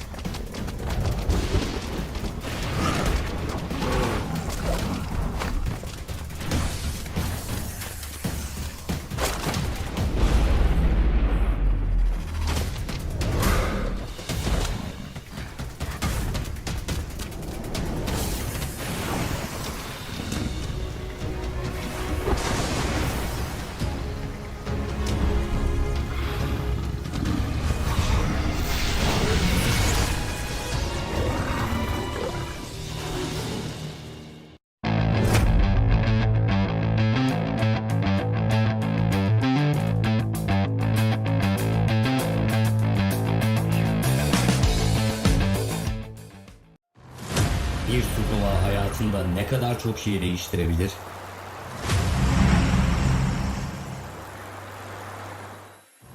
Bir hayali kaç kişi aynı anda paylaşabilir? Peki kaç kişi yükselen yıldızlarda savaşmaya cesaret edebilir? Parlamaya ve e-spor sahnesine adım atmaya hazır ol. Senin sıran geldi. Şimdi sen de takım arkadaşlarını bul. Turnuva adresine git ve kaydını tamamla. Bu heyecana ortak ol.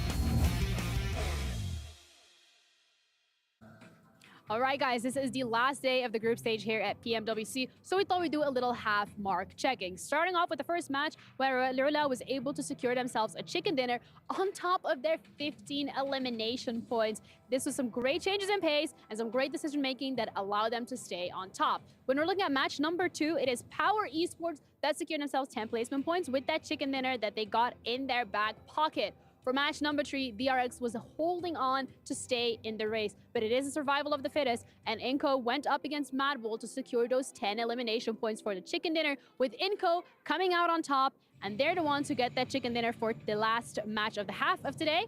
I'll see you guys later. The importance of one match, and our winner chicken dinner went to... Boom! He did the bicep. Again, do it again. Boom! They don't want the camera It's all bad. It's all gone wrong. We tried. It's fine. But you know what didn't go wrong? Boom's victory here. That was a massively needed game, considering I think they were the lowest ranked team from their region. And that should have put them high enough now in the overalls that they're going to qualify for the main event.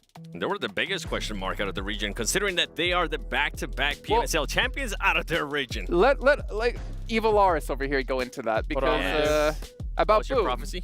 Oh, yeah. Well, no, nothing to do with No. prophecy. That was IHC. Well, Aloe will IHC, but yeah, they're going to be able to make it.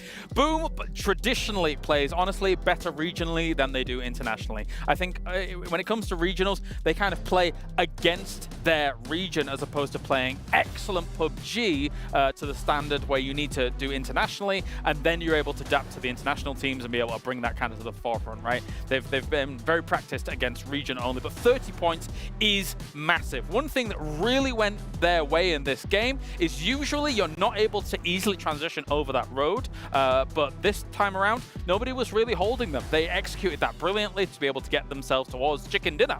I feel like after that game too, another team that needed the points to kind of, in a way, make it a little bit easier for them to secure their spot, don't have that much pressure on their shoulders going into the last match, is none other than Power Esports being able to get those 12 points. Now that is back-to-back good games out of them. Huge. Wait, let me check my notes. Back to back. Yeah, you're right. Big games. Go. 4 big games for them, and the perfect time to be able to pull it off too. Because I said to Callie, who walked by, I was like, I don't know if Power will be able to hold on to their spot. With the 12 points they did get, though, it should be very likely. But also Team Liquid getting themselves 6 points because they were a team on the cusp as well, potentially not making it. They need to just get something going in this final game. But teams who desperately need to make something happen here, Vampire, 2 points this last match. Inco, 1 point. Falcon, 0. Those 3 teams are outside the bubble right now and have 1 match left to go to be able to try to get in. Falcons is just not looking good, man. We even got a chance to look at the stats. I'm not sure if it was updated after this match as well, but most of their illness has come from top, and I feel like that's what we're getting, just such reactions out of him whenever they do get eliminated, whenever they do end up showing him on the face cam. Yeah. It's just not working out for him. And with the way they're currently playing, I don't think they're going to end up making it into survival stage. Yeah, if I recall correctly, you take a look at the numbers, it was, what, 15 elims compared to like 4, 3, 4. It's very, very difficult here. If only one player is able to kind of step up to that level. Again, technically speaking, even if you do go down to survival stage, it is not all said and done. And there is still one more game, but they would have to go big mode to be able to get things going. They'd have to go boom! Oh, boom. Oh, they got me on camera that one. I don't know, I got the muscles for it. The thing is, even if they do go in big mode, even if they do perform well, they have to hope that some of the teams that are above them, that are already secure within the top 12.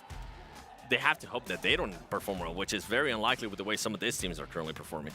I mean, the fact is as well that one team we haven't mentioned just yet, and it's still technically unlikely to happen, but still possible, is Reject. Yes. Currently at 69 points. They still can be pushed outside of the bubble, but also D+. I don't know if they've been pushed out now, but if they are still somehow in this, they're in it by like 1 or 2 points, if anything. D+? Yeah. I think D+. They're pushed out already? Yeah, I think D+ has to. Which, we were kind of talking about this. That might be the highest fall from grace that we have seen in PUBG Mobile from yeah, that's a today, good point, 7.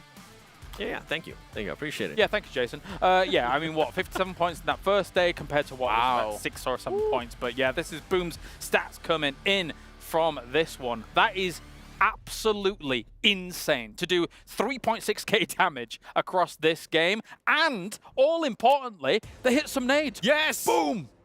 Oh! That's got to be the new profile picture. He's gonna be so happy looking at this bag and be like, I'm gonna screenshot this real quick. I think Tweet it out. contractually he has it where he has to be able to show off his biceps at least 1 or twice. I'm going to be real, guys, all right? I've never in my life had biceps. Okay. So, well, you do I'm, now. I'm You gotta taking show this them off moment now, whilst but I can, okay? I think Boom needs to show off the fact that they're in 7th place. 76 points. They are safe. They are in it. They have been able to make it into the main event, which they have to be extremely happy about. And we definitely know the Indo talent who are right next to us. We're very happy to see. But it's all about the second page, and we can move along here and see where the teams currently stand and at what point. 64 points. D+ have, in fact, been pushed out. And Inko at 60, Falcons at 60, and Vampire right now are the cutoff at 64. If you're Vampire, I feel like you have to adapt your play now. You have to play safe. Yes and no. Hold on a second. I'm looking at Reject, a team that we thought it was going to be one of the safest teams. Right now, they're not looking safe at all with those 69 points. You still need effectively 1 or 2 teams to get 10 points, yeah, and they need to be the specific teams, right? But they are teams who could. There's a world where TJB, if they get a big win, could also be the one to take over. But yeah, these teams, yeah, I'm a little bit divided in my head, guys, because as much as they're great teams to be able to potentially challenge for that spot, they've been kind of inconsistent. That's why they found themselves on this border position. Well, for Inko, too, if they do end up getting the enough points, if for some reason we end up in a tie, they do have at least 1 chicken dinner to their name, too. So I feel like they would be able to edge that out of Reject. Let me check that. Yeah, Reject does not have any chicken dinners. Inconsistent? Same with TJB. That was not bad. That wasn't bad. Yeah, TJB, I think TJB's kind of been of a letdown, as we did discuss before. Yes. Really not performing here today. I definitely thought they'd be a team that would make it through, but Besiktas, unfortunately, they're out. Brute Force, well, I say out, right? They're in the survival stage. Let me clarify that for you guys at home. When we do say out, it means making it directly to the main event right now, but they still have survival. Technically speaking, if my Bulls had a massive game, 50 points, like up to what, I mean, hey, we just saw a 30-point game. Yeah. Like, there is technically a world. Again, in terms of the inconsistency, I don't think it's tried, true, and proven. And 7, that also does mean DRX. If they have a big game, they still, unfortunately, would not qualify here into the main event. They still have to play survival. But we're going to head over to our commentators to the final game of the group stage is ready. John Allen and Hot Jukes, take it away. Let's go. Boom. Boom. Baby, let's Thank you go. so much to the guys in the cargo pants in the box. We are heading into our final match of the day, Jukes. It's all to play for on that bubble. Vampire hold it for now. Let's go. Let's go. They hold it for now. Are they going to continue to hold it after the end of this match? We don't know, guys. $1 million about to be paid out in just a few short minutes. It all comes down to this, guys. It's one of those moments that so many kids dream about, you know, just that hitting that three-pointer with only 1 second on the clock. That is the exact scenario right here, right now. Let's get it going live in Riyadh, Saudi Arabia. It's the PUBG Mobile World Cup at the ESPORTS World Cup, the final game of the group stage. With dual gaming chipsets and 144Hz AMOLED screens, the GT20 Pro will equip the teams with up to 120 FPS, which is, of course, the first batch of supported devices, offering esports level performance and visually stunning experiences in the 2024 PMWC. Over from the playing path, we're going from the Oasis down to Minas del Sur. Let's get it going. Oh, the playing path looking absolutely beautiful. Alpha 7's going to get their drop in El Boso, but my eyes are on these teams that desperately need these points. I'm looking at you, Vampire Esports. You are that cutoff. You are at that cutoff. So all these teams that desperately need these points here and now, they're going to be incentivized to try and take them out as quickly as possible. So if they do end up in engagement with Vampire, I would be shocked if we don't see them put a little extra urgency to take them out early.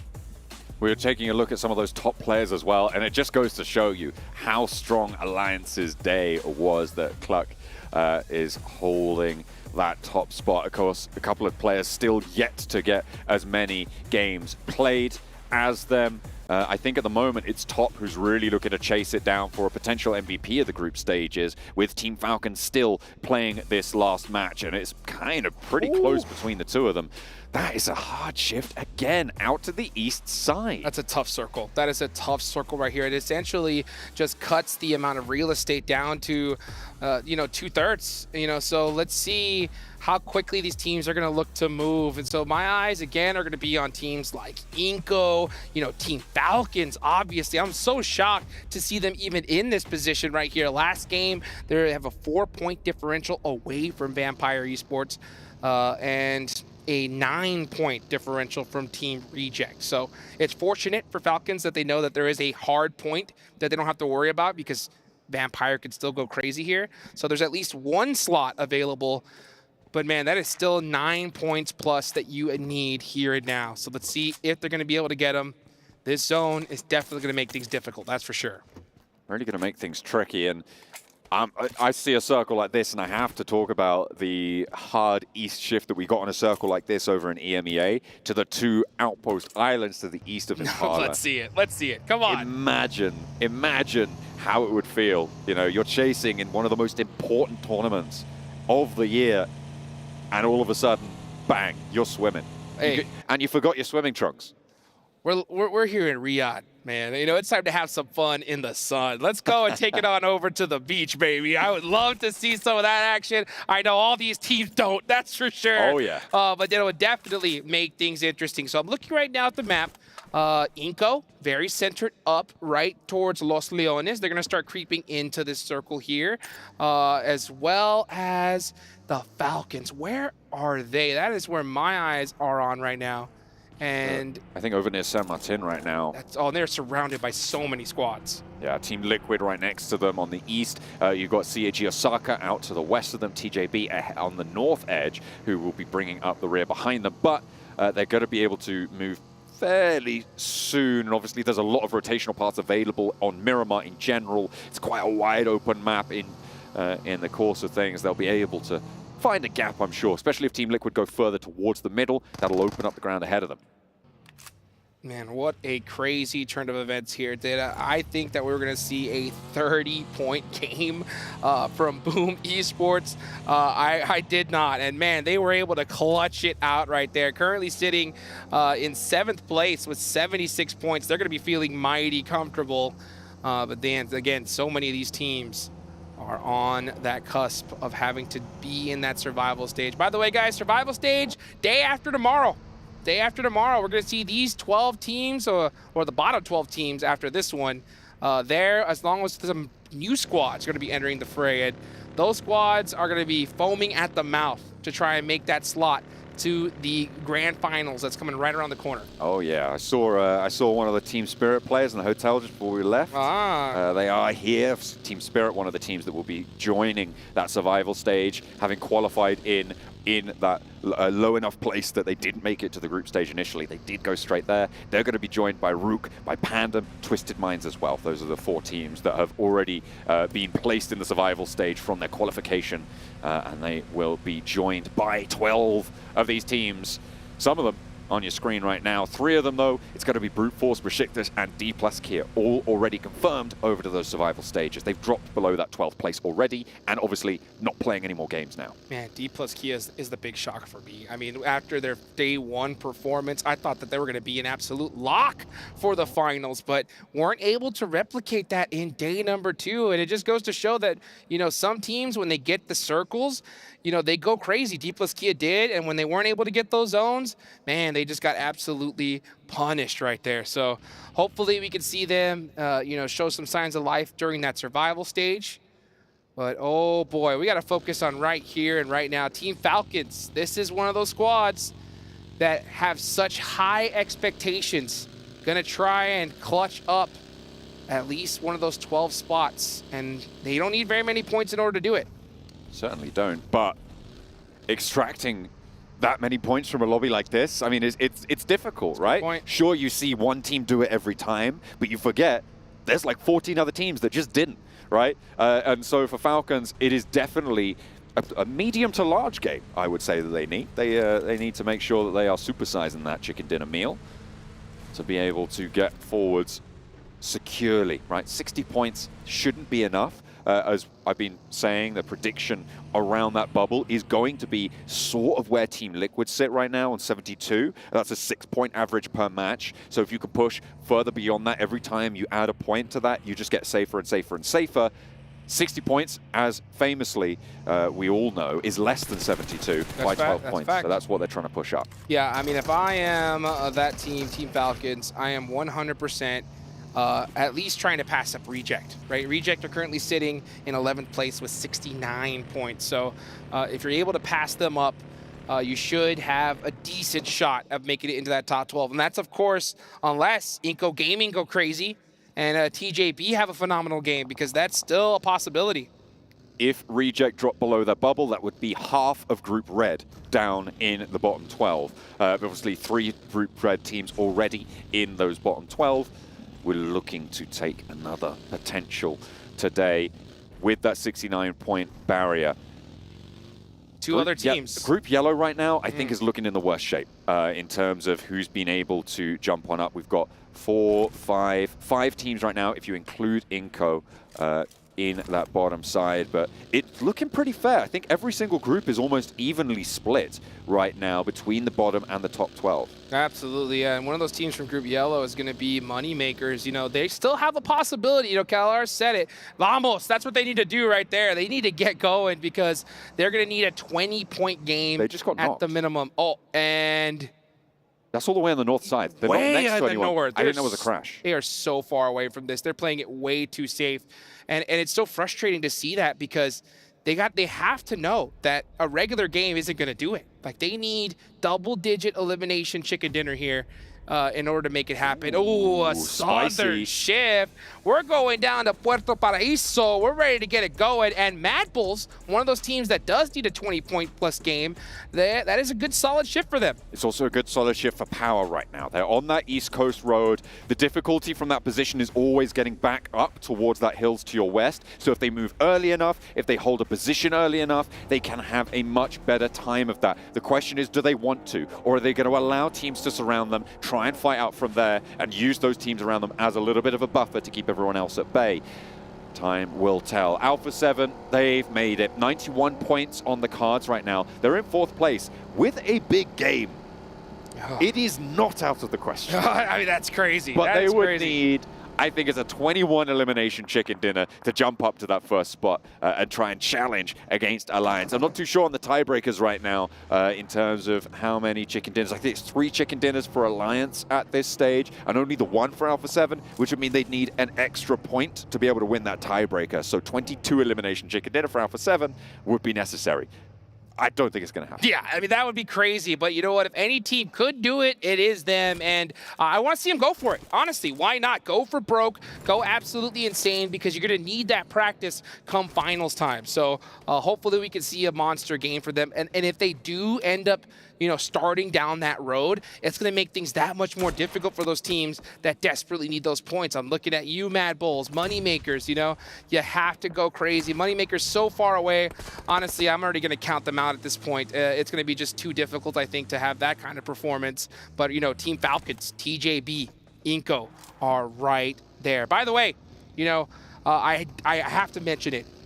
12th place, 13th place. The difference is one goes to the main event, the other one doesn't. But also, there's a big difference in prize pool. 12th place, $54,000 in the bank. 13th, gonna be 25 grand, but here goes Power Esports against Boom. This is huge. If they manage to extract any elimination points from this on either side, this is hugely valuable for them. They're right towards that bubble. 1 point either way could make all the difference now. So the fact that Power have just picked up that up is a great news. A knock over towards Easy for Boom might be able to do something for them as well, as there's still more bullets flying around the outside. As Verdun goes down, that's an off-angle third party. IWNRX getting involved on this east side, trying to put the pressure on. Now, with Boom just on 2 players alive, they want the points where they can get them. They're on 76. It might be enough, it might not. And they just want to secure that, jump up over that 80-point barrier. That's what they're looking for. Boom just said, you know what? We just go in the water at this point. We have to survive. We have to make something happen here.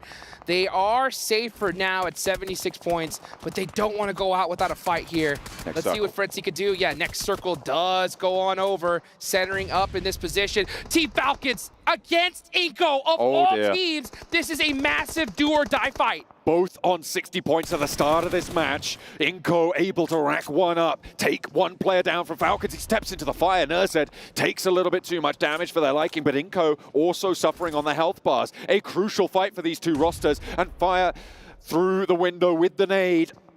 Not going to connect enough. Gary able to fold back in, and Falcons playing as 3. They've lost action, but Top is an MVP candidate, which is absolutely insane given the caliber of the other teams. This guy has been a standout performer for Falcons, but unfortunately, it may not be enough.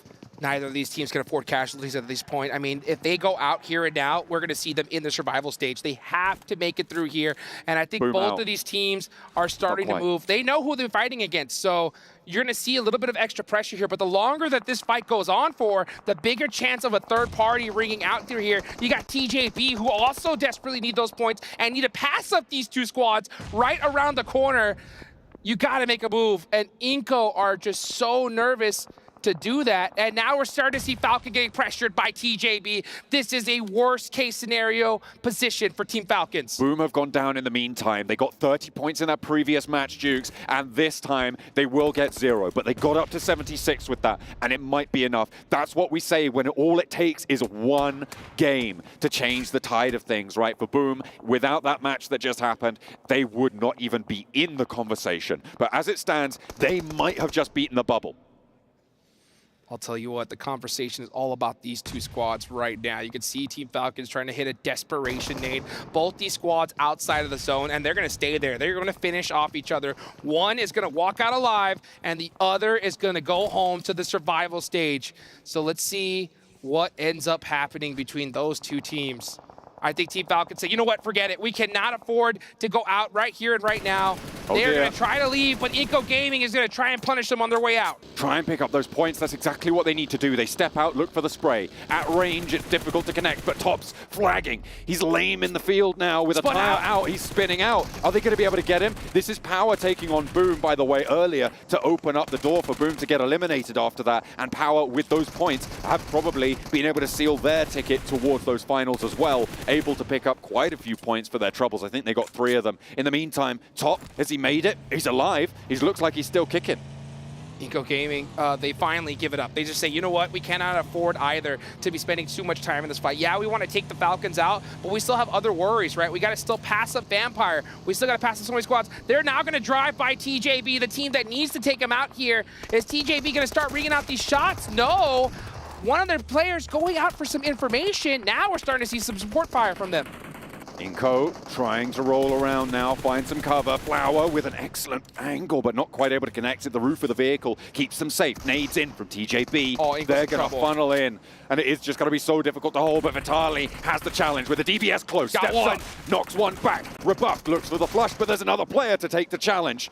Not going to find the shots this time around. GK first wants the spray. One knock over towards Inko, but that's all they'll find for now because Vitali's got more to say. They have an answer. The long-range help will find the shot, and the pump action not going to connect underneath. GK first with the heal, steps out wide, but there's an answer. The volley is back, and Inko are fighting for their lives. DJB want to try and mash into the fight as well, but with 56 points, they have not done enough if they go down here. Inko Gaming are in a death bowl right now, and they know it. They're going to try to get these reses off as soon as possible. Here comes Flower, the last remaining member for TJB. Is he going to go for the run over? He jumps down and gets shut down by Inko. What a clutch shot. 4 eliminations for Inko. They can get these reses now. Looking on the north side, Alolex IHC might try and flush them through, but it's unlikely. In the meantime, it is Talon to roll on over the Moneymakers, and their dreams are dashed of making it straight to the main event. Then the nade might change things a little bit, though, as IC wants to try and take a little bit out of Talon. But Talon looking good. 2 eliminations now. They're on 76, and again, they too may have beaten the bubble. Falcons are out. The Falcons are out, folks, and you can see the look on their faces. Absolute devastation. They're going to have to make it happen come survival stage. Moneymakers are done. That is it for them. Inko and Vampire still alive right here, trying to make something happen. And Mad Bulls going to have to do an absolute miracle run if they want to stand a chance of making it into the finals. It is all eyes on Inko, Vampire. And remember, Reject are still in this race as well with 69 points. That is the metric that they sit on. Team Liquid on 72 as well could be pushed down. Right now, on the map, Team Liquid have a great spot. Mad Bulls have a great spot if they can get rid of Easy from Power, a potential solo Snake to ruin their day. IWNRX, they're all the way out in the sticks. Harame Bro with a wide split, but they've got a lot of control here. Oh boy, right now my eyes are on 2 squads, Vampire and Inko, because one of these teams is going to make it into the finals, the other one is not. And another $20,000 plus difference in prize pool as well. Inko getting shot up by Talon. Talon with some great angles. Nunez desperately trying to be able to get out of this position. Inko are in big trouble. They need more, and this is not how it happens. Spray down from Linux, gets the flush, and then Ebete, the next victim. But there's an off angle, a third party, as is always going to be. Nunez trying to hold on for the team, as Misery just rolls straight past them, gives them a point there, and they're able to pick that one up. Talon go down. They should be safe into those finals, but Inko now up to 5 eliminations, and the placements points start to add up now. Oh boy, I think that may have tied Vampire. I think it is neck and neck between these 2 squads. Inko need more, and that shot right there is going to crush their dreams as Inko Gaming are now out. Vampire Esports only need a handful of points now to secure their position into the finals. Inko right now on the bubble, 66 points. If Vampire go down now, they might not make it over the top. They need this win. They need it. Nuzi goes down in the mix of it all, and it's all Seoul. Can he take Vampire down? No, and they get the points. They've done it. Vampire jump on up into 12th. They push Inko away, and now it's only Mad Bulls that can take them out. Stoned with a stone cold killer right there. That is how you do it. 1 DBS shot to rule them all. He's going to be able to get his squad up and make it happen. You talk about clutch factor. That was it right there. IWNRX have 10 eliminations, by the way, but it's useless. They're too late. They can't do anything with it. It's so frustrating. This team had so much potential moving in, and hopefully this is a sign of what's to come in the survival stage for this roster. But they will not be able to push up over. 26 points at the start of this match. They're on 36 now with these 10 eliminations.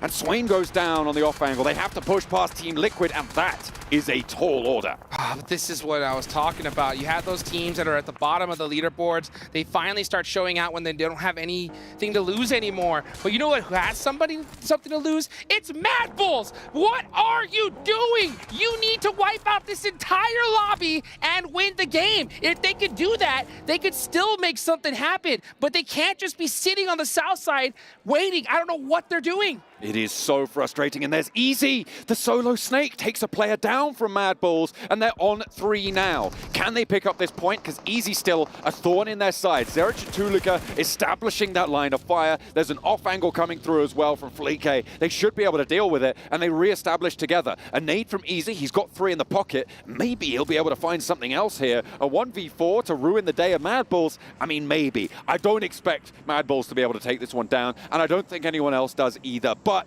there's always that glimmer of hope. Right now, at the moment, it's about Vampire securing that bubble. It's about Team Liquid staying alive into those finals as well. And Falcons dropping down. Inco 2. Oh. I mean, here's the thing, though. There's still 13 eliminations to get. If Mad Bulls were able to get every single one of them and the chicken 15. dinner, I mean, that is a 23-point swing. That'll put them at 73 points right there. So it's not impossible. But they're not going to do it. Just sitting back, watching every single elimination go away. With every point that they don't get, their chances just get reduced by a huge chunk. That's 1. They need every single one left if they want to stand a chance. They need to take Vampire out next as well, because these placement points will also move that boundary further and further and further, inexorably away from them. It will be so tough to make it through, and you know what? I don't expect them to do it. I just don't think they've got it in the tank right now. With 3 players alive, coming up against Team Liquid on this northeast position, they can look to maybe sweep through IWNRX, who frankly have been on a tear this match, but kind of overshadowed by their previous performances. Yeah, IWNRX are just doing this for kicks at this point. Just looking to crush some dreams. But Mad Bulls, that dream isn't dead yet. It's still alive and well. It's still possible, but they cannot afford to even see another team going into a team fight. They need to take out everybody. They got to start pushing here. It's time. It's time for it now. Team Liquid. They should be aware that they've done it at this stage. They've got a little bit more left to give, That's though. Vampire gone. Vampire out. This is the potential for the Mad Bulls to actually find something here. With Vampire finishing on 70, that is 5 points short of where Satani said he wanted to end up. But they are in 11th right now, and notably ahead of Reject, which means that even if Mad Bulls surpass them, they are guaranteed in the finals now. 69 points is the bubble. It sits on Reject, the Japanese team biting their nails. 11 eliminations available for the Mad Bulls. They need all of them. Let's see what they can do. Harami Bro is still on the other side of the map. They have some great angles. They're just big chillin'. They are too low on the leaderboards to make anything happen. We'll see something from them the day after tomorrow in the survival stage. But all eyes are on Mad Bulls, as now they're starting to put some pressure onto IWNRX. Have they finally woken up? They might just be able to make something magic happen here. If they can find it, it would be a miracle. Reject would be devastated to find that it's happened to them. IWNRX, their next challenge. Zed Wolf on the backlines. They're holding it out. Team Liquid have moved down from that north side, and Harami Bro have just been staying out of it all the while. Kine, low HP here. Mythic putting pressure on Ayala as well, lobbing these nades in. It's ducking their heads behind the headland as Zerich holds the angle. Mythic gets the first shot into Frozen, and IWNRX again. Less and less wind in their sails by the second. And less points that Mad Bulls can get, because that is one that's going to go towards the side of Team Liquid. They can't afford to even lose anyone. Okay, that's another elimination for Mad Bulls. They are on a run right now. They have to take down Team Liquid. Here comes Zerich in the front lines with the UMP. Can he hit these shots? Mythic he hits the going for the laydown. shots. Not going to be able to hit it. Goes down. Ayala wins the trade, but there's Fleeke with it back and forth again. But one player now for Mad Bulls. It's all up to Fleeke. The res not going to happen, I don't think, with Zed Wolf there to hunt it down. And Harami Bro moving across. These eliminations are just starting to fade, and the Mad Bulls, despite their run, might have fallen short. I think that is all she wrote right there. The opportunity was there, but Mad Bulls were just way too slow on the gas pedal right there. They needed to start seeing red just a little bit earlier. Instead, just trying to play a little bit too passive, and that's what happens here. The nerves start hitting in. You don't know what to do. You gotta move when the going gets tough. Fleeke, though, still with a small chance, but he's outside the blue zone, has to crest the ridgeline. Team Liquid bearing down upon you. What can you do? Knight will be happy with this, though, for Team Liquid. They have managed to secure their spot, but 2 sprays for Fleek. Okay, finds 1, maybe getting a flush there. Are Harame Bro gonna take the shots back? Slowing Team Liquid down here is absolutely huge, though. If they can rack up just a couple more eliminations for Mad Balls, it's still not out of the question, but we would still need to win it as well. We would need an absolute miracle. We would need to see PUBG Mobile history right here, right now. Fleek needs to just clutch it up for his squad. We're talking putting the backpack on and straight carrying them across to the finish line. He is going for a big rotation here. He does have enough room to breathe, so he should be able to get this rotation safely. He is starting to get peppered, though, on the way up the hill. Meanwhile, Harame Bro has so many different angles. And now Harame Bro is going to start setting their attention onto Team Liquid here. The nades are going to start ringing out. Mad Balls maybe going down here. There's a challenge over on the far side. Fleek, with a nade in hand, actually backs the player on the high ground for Harame Bro off and usurps him up onto this position. Interesting turn of events, but not going to be in the next circle. Has managed to get away from under the pressure. Eliminations needed for this team right now. With the 5 eliminations they got, there are 55 points. Remember, 69 is the bubble. If he wins it, and I grant you that is so unlikely to happen. But if he wins it, that would put them up at 65. 69 is the bubble, which means that he needs 4 more eliminations. And with a chicken dinner, they win the tiebreaker against Reject, which would put them over the top. But as I say, it is so unlikely. It's basically out of the question. But we know we've seen the impossible before. Can we see it here live in Riyadh, Saudi Arabia? The PUBG Mobile World Cup. Fleek down to 10% HP. That buggy is beat up. He has to jump out. Goes for the spray. And that is going to be the Mad Bulls miracle run ending right then and there. That is a little bit sad, but I didn't expect it to happen. He just kept teasing me with it all the way until the end, and that is unfortunate. Harame Bro going up against Team Liquid now to close down the final match as we're going to isolate our top 12 teams at the end of this. Dish out that fat Millie. Over the top, Harame Bro sending forwards a little bit. 1 player down. Can they get a trade? Doesn't look like it. Not just yet. Finding those shots, but not quite connecting. Another goes forward. Royale does fall. 2 players down now for either team. It looks like Team Liquid trying to stay alive with only 1 player remaining. Cardozen with a chance around the monster truck. Trying to give him the do-si-do, and he gets it done. Team Liquid close us down with the final chicken dinner of group stages. Our top 12 teams locked in. Reject, breathe, a sigh of relief. Woo! As Mad Bulls can't quite make it all the way. What an incredible game. I can't wait to see the leaderboards, to get those official scores in, see exactly who made it, who did it. Team Liquid, after that game, they know they're going to the finals. So just where did they end up, though? That's my question, because that was a huge one for them right here towards the end. Absolutely. It has been a story of real big performances at the end of today as well. Let's remember that boom chicken dinner, that 20 elimination game on the first Miramar. That alone saw them safe, right? They were on 46 points before that. They got nothing in that last match that we just saw. And it is a 1-game kind of tournament. When you play 12 matches, there is just that one spark of brilliance that you need, and it can change everything. Unfortunately, 12 of our teams were not quite able to get those sparks going. I mean, what was that, like 40% of their points in just 1 game? That is absolute insanity right there. Just take a look at the replay here. Mad Bulls, man, they had a shot, but I'm just so shocked that they played this so passive for so long. There was plenty of fights that they could have taken, but that's the way it goes. If you're just too late to pull the trigger, you ain't gonna get it done.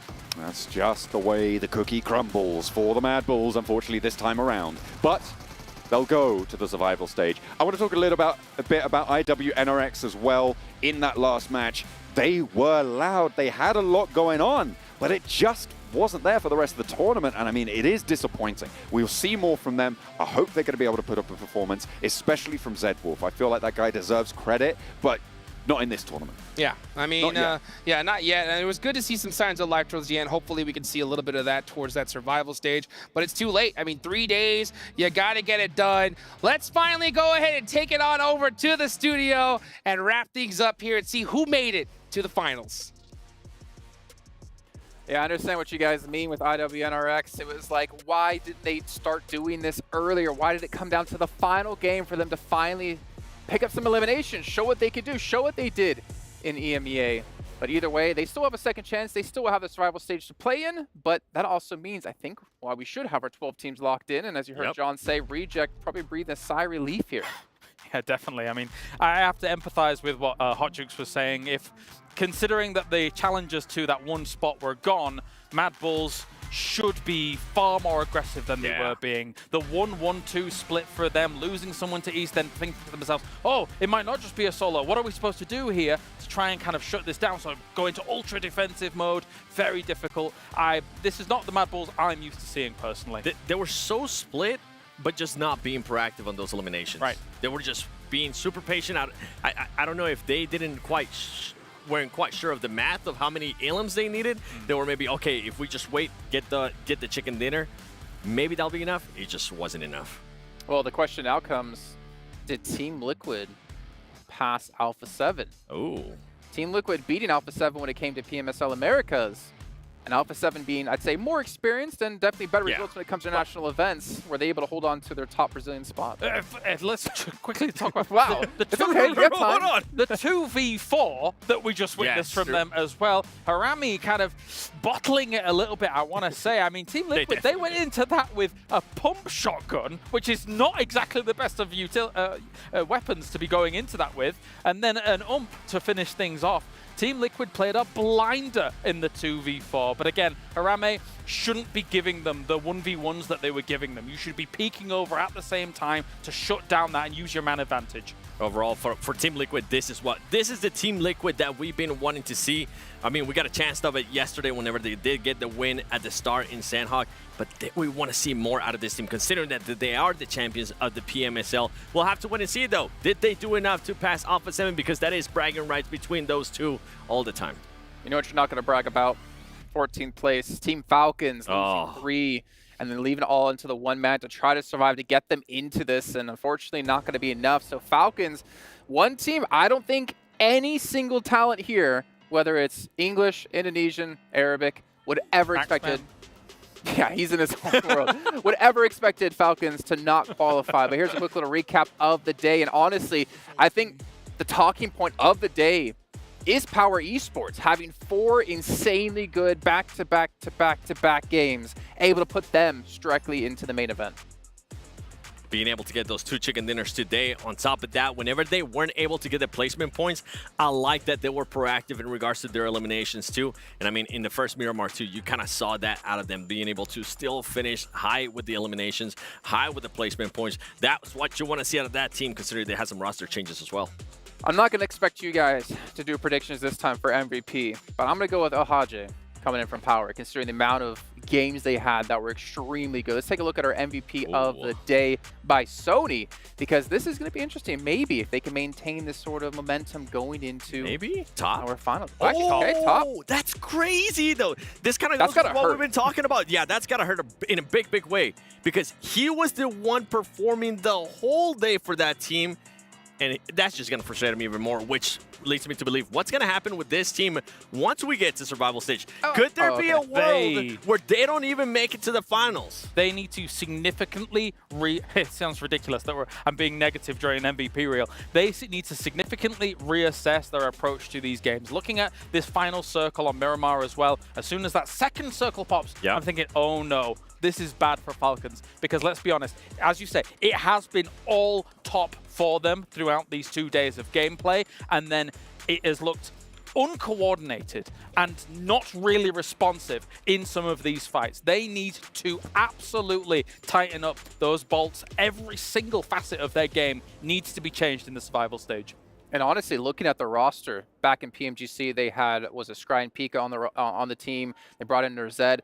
We were expecting with the signing of Falcons as well, not saying that Stalwart is a bad organization whatsoever, but the amount of comfiness they could feel within the organization of Falcons should have allowed them to be able to easily qualify in something like this. But now to have to go through survival stage with only 4 teams coming from there, who knows what's going to happen, gentlemen? That's the thing, right? We don't know what's happening currently with that team. We don't know if maybe there's some internal issues that might be happening or what the case might be. But the thing has to come down to, I'm so surprised that this team is looking like a team in survival state, going to survival stage, that they might not even make it to the finals. That's the big shocker for me. I can't believe I'm saying this, but right now I'm not hopeful for them. Survival stage is brutal. Regardless of what we think of the 4 teams that are coming in from survival stage that we haven't seen just yet, they're going to give them a run for their money as well. If this Falcons shows up, they're not getting to the main tournament. Well, let's take a look at our overall so you guys at home can see all the teams who did qualify, but I think we knew kind of towards the end of that game which ones are going to be there. But more importantly, I don't think any of us expected Alliance to be first place here, and Team Liquid in the head-to-head, because of the extra chicken dinner they got in the last game of the day here, did pass Alpha 7. Oh, that's going to feel so good to that team. That's going to give them, I feel like, even though that might not seem like much to a lot of the viewers, I feel like for that team, it's going to give them that little extra confidence boost going into the finals. There's been so many question marks about them saying Alpha 7 is still going to perform better than them in international events. Everybody's been saying that. Well, now they can say, hey, well, guess what? At group stage, we're above Alpha 7. I think for Team Liquid, as much as yesterday looked a bit hit and miss, I think they redeemed themselves definitely throughout today. For sure. Especially considering they just took a great 2v4 for themselves as well. It was crazy, the 1 through 8, though. I could name some great things every single one of those teams did. But anyway, that's by the by. Rejects just manages to squeak still in. Just barely. 3 points, right? It was 69 down to 66. They have to be happy about this one, but again, I mean, boom. Would they have qualified without those 30 points? Hell no. So with that one match for them, they were able to get into 10th place. But unfortunately, that means Inco, D+, Mad Bulls, Falcons, the teams down below this as well, will all be playing in our survival stage. And honestly, right now, I kind of have Team Spirit maybe licking their lips thinking, you know what? Top 4? It's doable. Very, I would say, doable for them. I think that if you look at EMEA as a whole, that team, for me, has the highest potential ceiling right now. So yes, as I say, even though they're in the survival, or only in the survival stage alone, there's wiggle room for them for sure. For me, I'm looking at Inco Gaming. This is a team that has been in survival stages before, thinking about PMWC a couple of years back, and they've been able to qualify out of that. And that's why I was kind of talking a little bit more about Team Falcons and why I'm a bit afraid that they might not even make it to the finals, because Inco Gaming, they can definitely step up to the plate whenever their backs is put against the wall. On top of that, you have D+ Kia, that we know if for some reason they do end up getting blessed by the circles, if they do end up in a situation that we had at a day 1 of group stages here at PMWC, that team could definitely be in the top 4. I'm glad you're hopeful for them. Yeah, I was going to say, like, if your condition of qualifying for the main event is getting zoned almost every time, then that's not a good sign. But I get what you mean, right? If they have the advantage, we've seen they can secure wins off of that. I'm actually thinking about survival stage of, there's a major advantage of coming from the group stage right now. You're warmed up, you've seen how the games are playing out, and you're going into the games warm and ready to go. Whereas if you're coming from the survival stage, all you can really do is just sit here and watch these games, but not experience them firsthand, and you're coming in cold, which makes your job even that much harder considering you have 2 days of games. Yeah, you can't even use the excuse of, oh, well, at least we're able to sit back and assimilate the information from these teams, because coming in warm will almost always trump that. It is so important. 17th through 24th. Are there any Team 7 that you think might have a pretty decent shot at top 4? Honestly, TJB, if we get TJB from their day 1, I feel like they were being so aggressive. They were actually winning those fights. But today, we just saw none of that. But then TJB reminds me a lot of D+ Kia. Agreed. If they are given this zone, yeah, they're going to excel with it. They're going to take full advantage of it. But that's a big if they get given this. I think, yeah, I like your kind of comparison against D+. I do think that TJB is able to flex out of compounds a little bit better than D+, so it doesn't quite require them as much, despite them being lower in terms of the points overall. But yeah, I would actually give TJB a little bit more of a chance than D+ Kia. Yeah, the other side, right? Now, if I'm one of the possibly favorite teams in survival stage, I'm going to be looking at some of the other teams. I'm going to be looking at DRX. I'm going to be staring at them. Okay, let's see what they did wrong whenever they were split. Instead of taking advantage of a great place, you know what? Let's go hunt them down. Let's take that space away from them, and let's get the winning position for the games. Well, you can see here the teams, if you didn't catch on the overalls, who will be qualifying into the main event. We've got 12 of our teams right here. Again, Reject coming at the very end. Alliance leading the charge. Again, a team we didn't really expect to be the top team from SEA. For MV, I'm still hopeful for them. I had them predicted to be the team to win the whole event. We saw the nades. I made a believer out of 7. I'm curious if they can bring it back again. But again, they're going to be coming to the main event cold. So there is a slight advantage going through survival, the fact that you can win more money, but you also are going to be warmed up going into the main.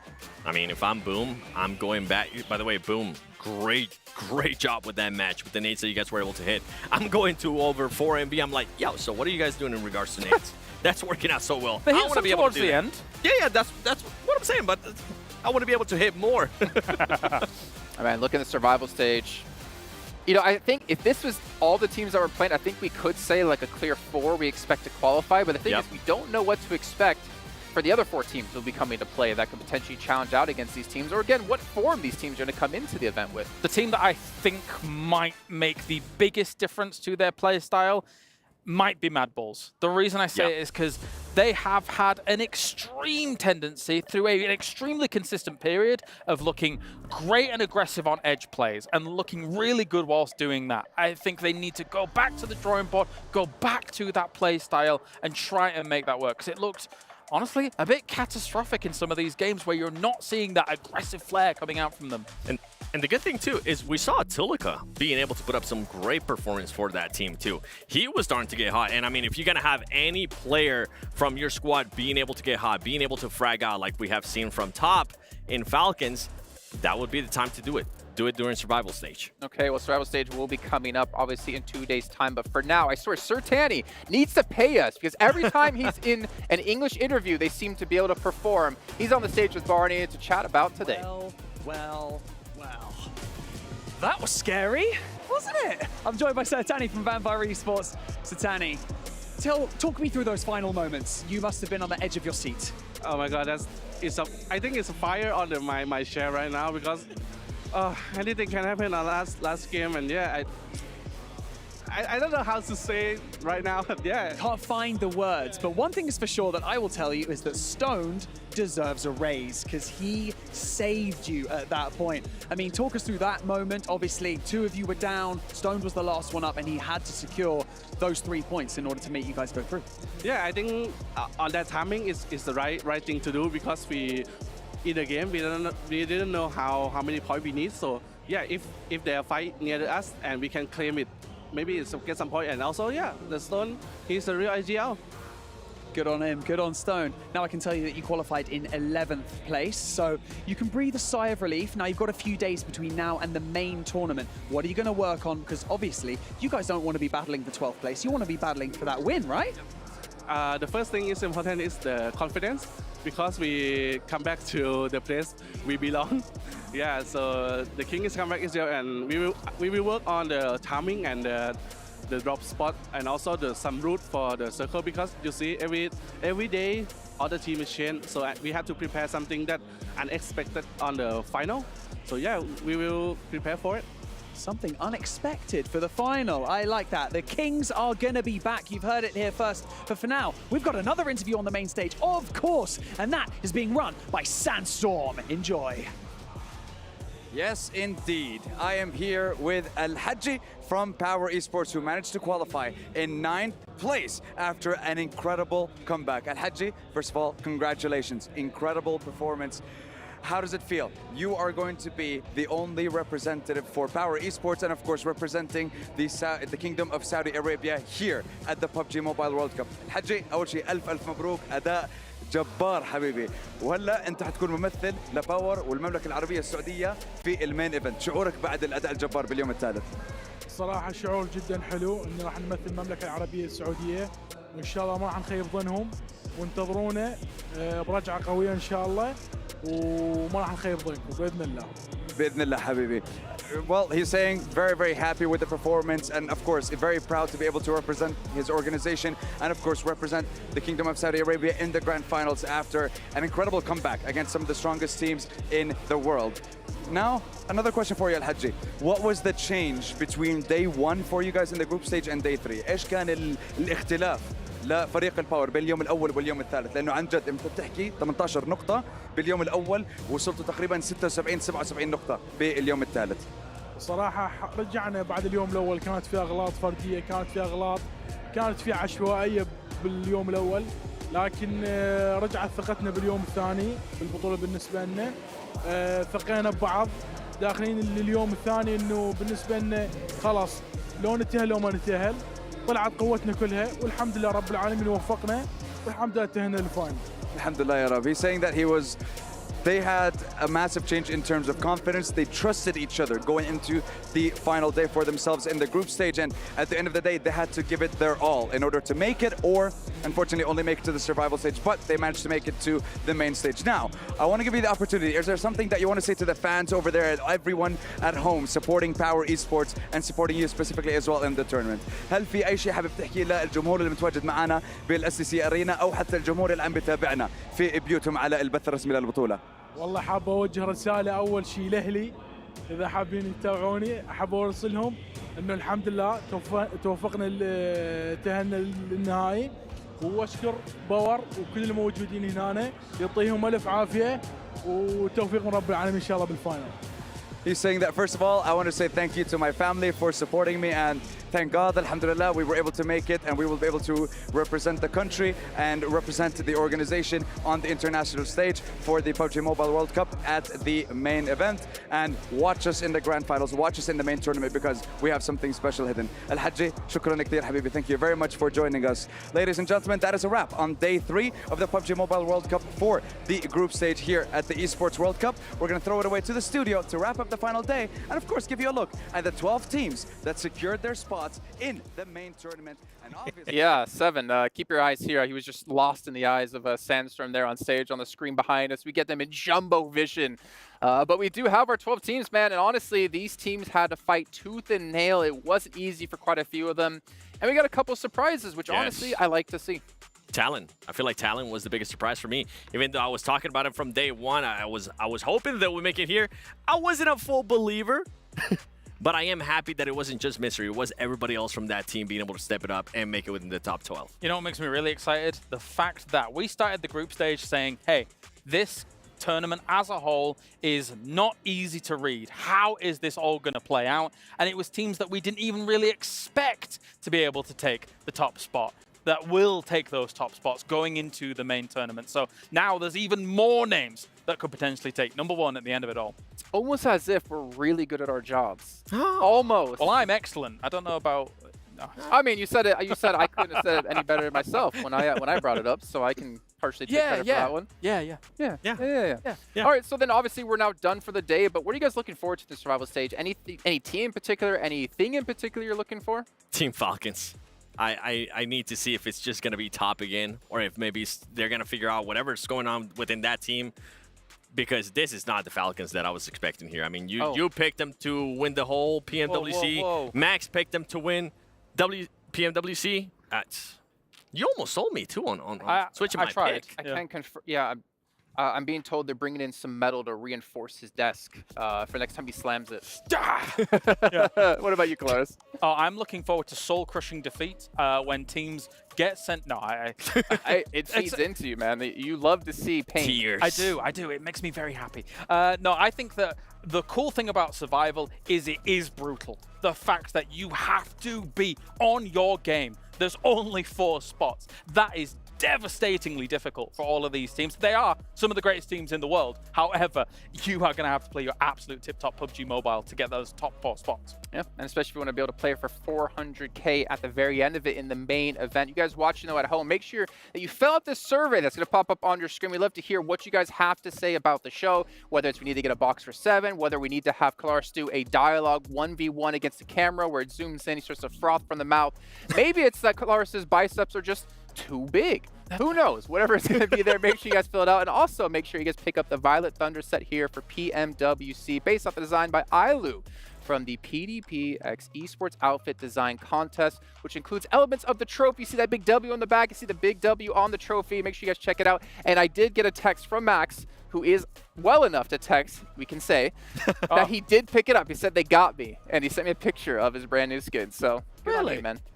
Oh, do you reckon he'll be back for the survival stage? I hope do you reckon he'll survive? I can either confirm or deny if that's going to happen. But I hope so, because we do, you know, we joke with Max, but we do miss Max. He's a great attribute to the show, and he brings, Yes. I do. Yes, we do. I do. I mean, because then we get to stop bullying each other, and we get to focus all our bullying on one person. Oh, it's going to be a great time. It's going to be great. Max is sitting there watching this at home like, I don't know if I want to come anymore. I don't want to bring back to the show.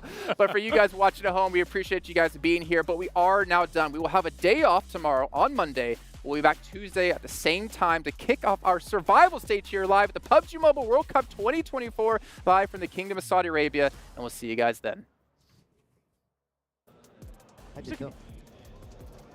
امسك يا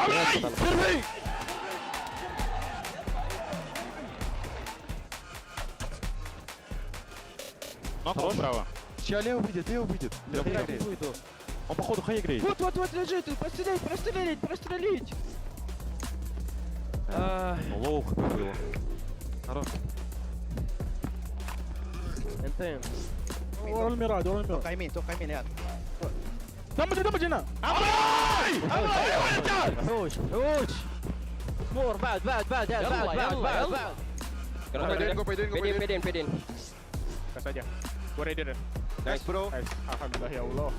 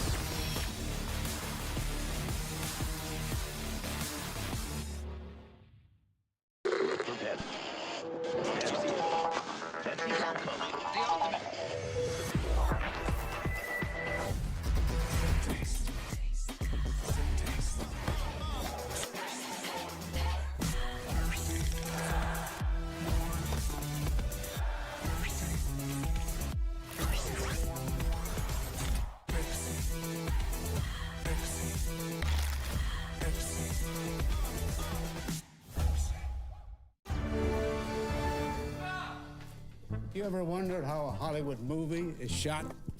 On a Sony. You review it on a Sony. And how do you make that sound epic? You record it on a Sony. Lunch break on a Sony. So why wouldn't you watch it on a Bravia by Sony?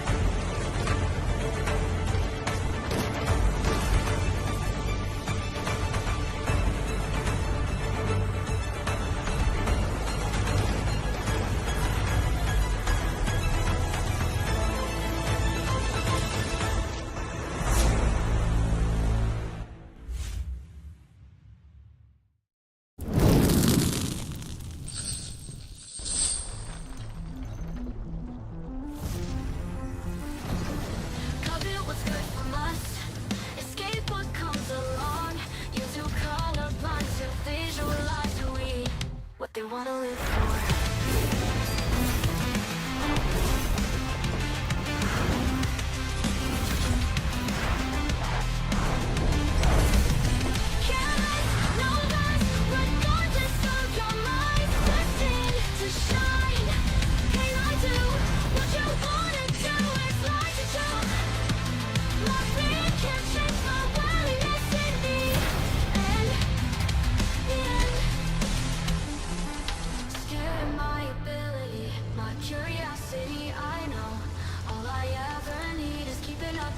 Why'd you prison me instead?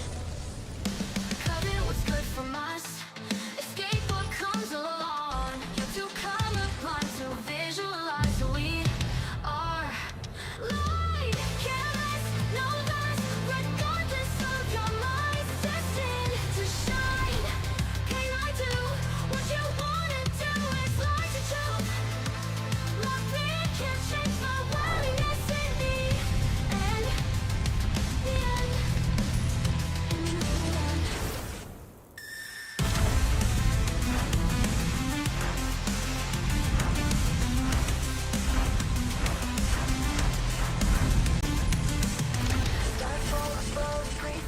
wonder what they wish for, what they wanna live for.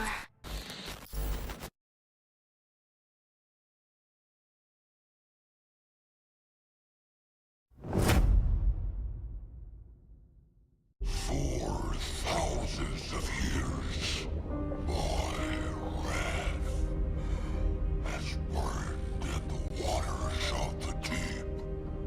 Its power awakens me.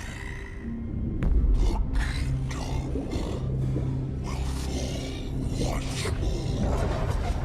The sea will consume all yet